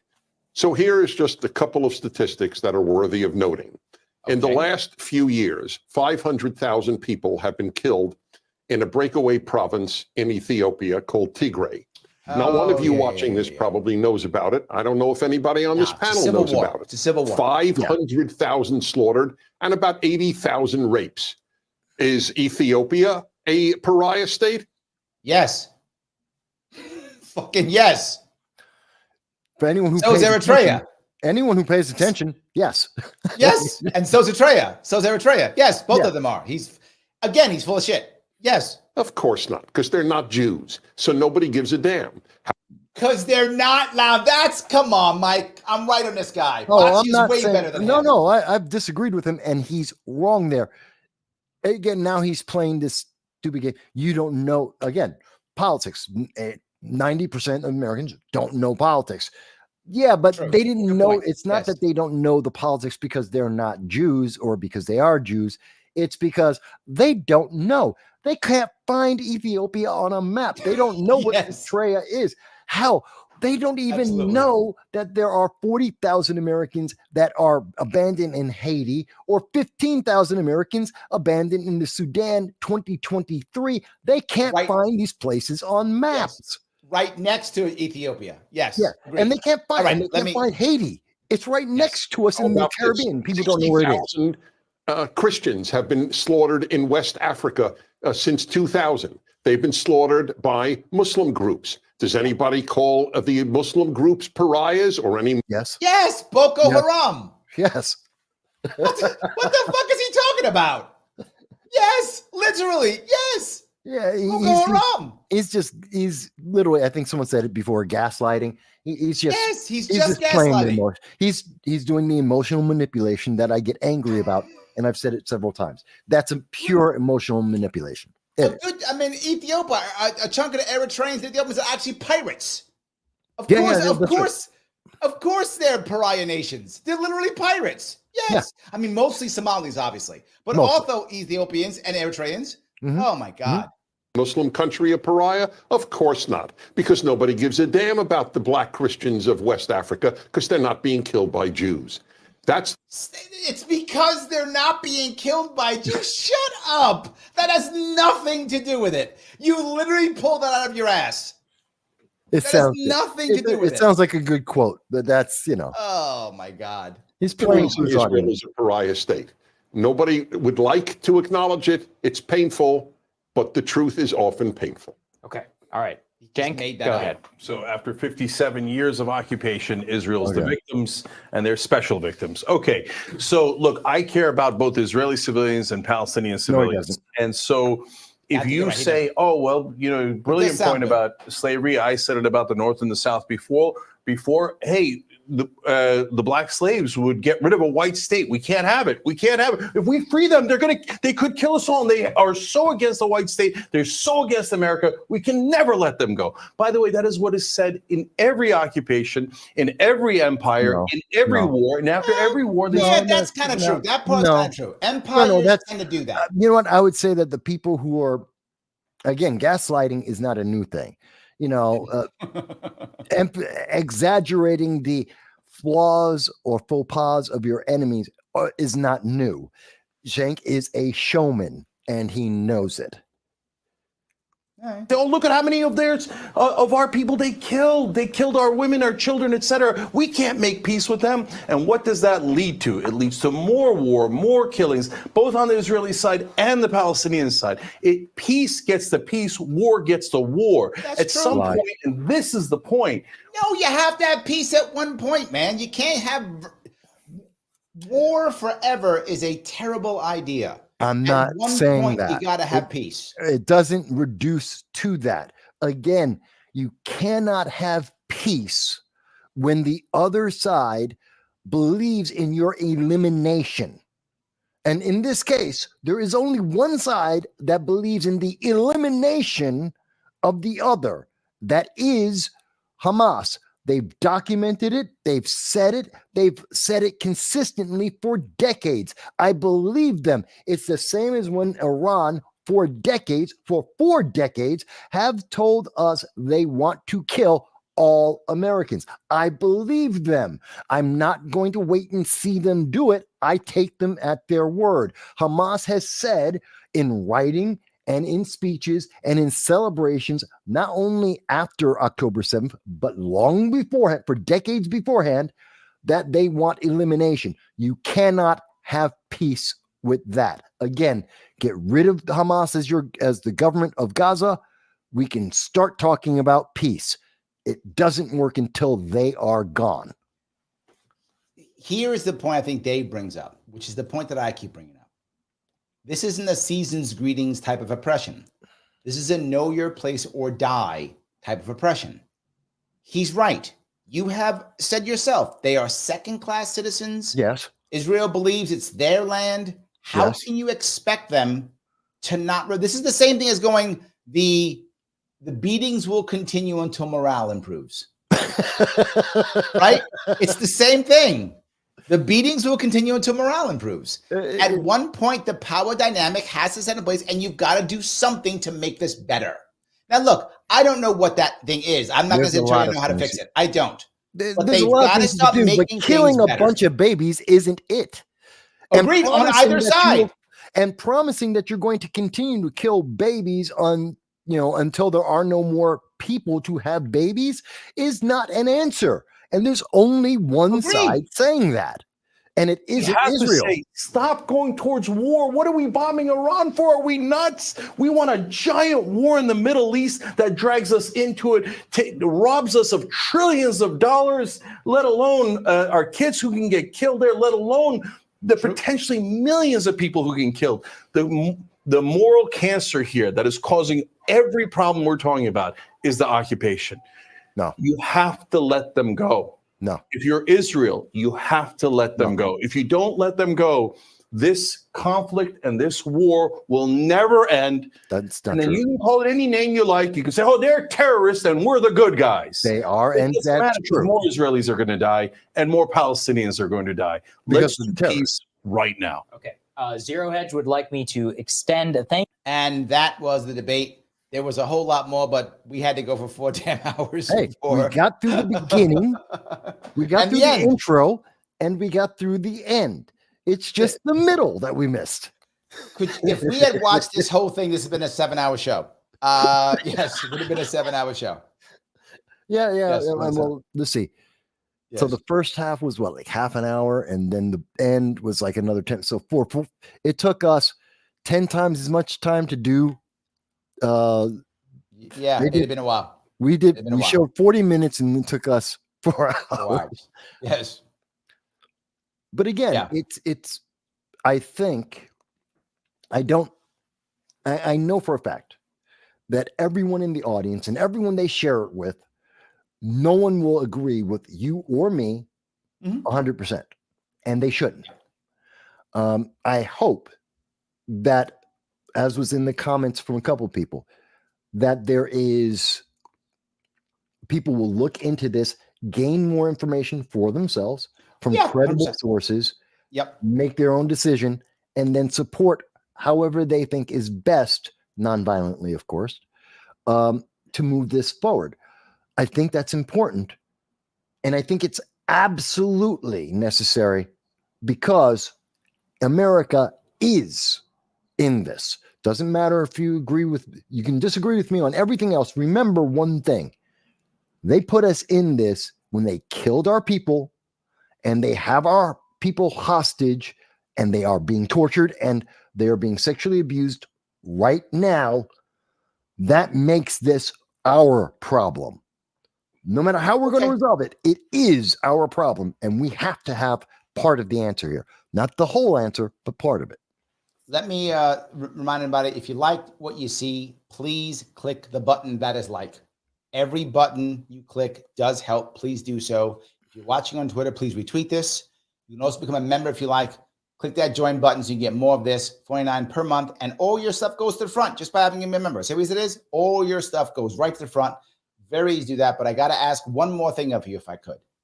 One more thing, and that is, once this show is over, please go back to whatever you're watching me on Twitter, Facebook, Rumble, whatever you're watching it on.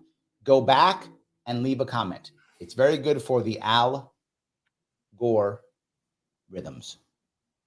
Guys, I think we're done. Got to wrap this up so I can get some sleep. I'm an old man. I get some sleep. So I got to get ready for tomorrow. I'm doing this plus. I'll do at least 4 hours tomorrow. Oh, that's right. So I'm sorry. Yes, he'll be on tomorrow, guys. Go check him out on Rumble. Check Mike on Rumble at No Soundbites Allowed. All his information is on both Facebook and on YouTube. If you want to see his details, I will see you all very soon.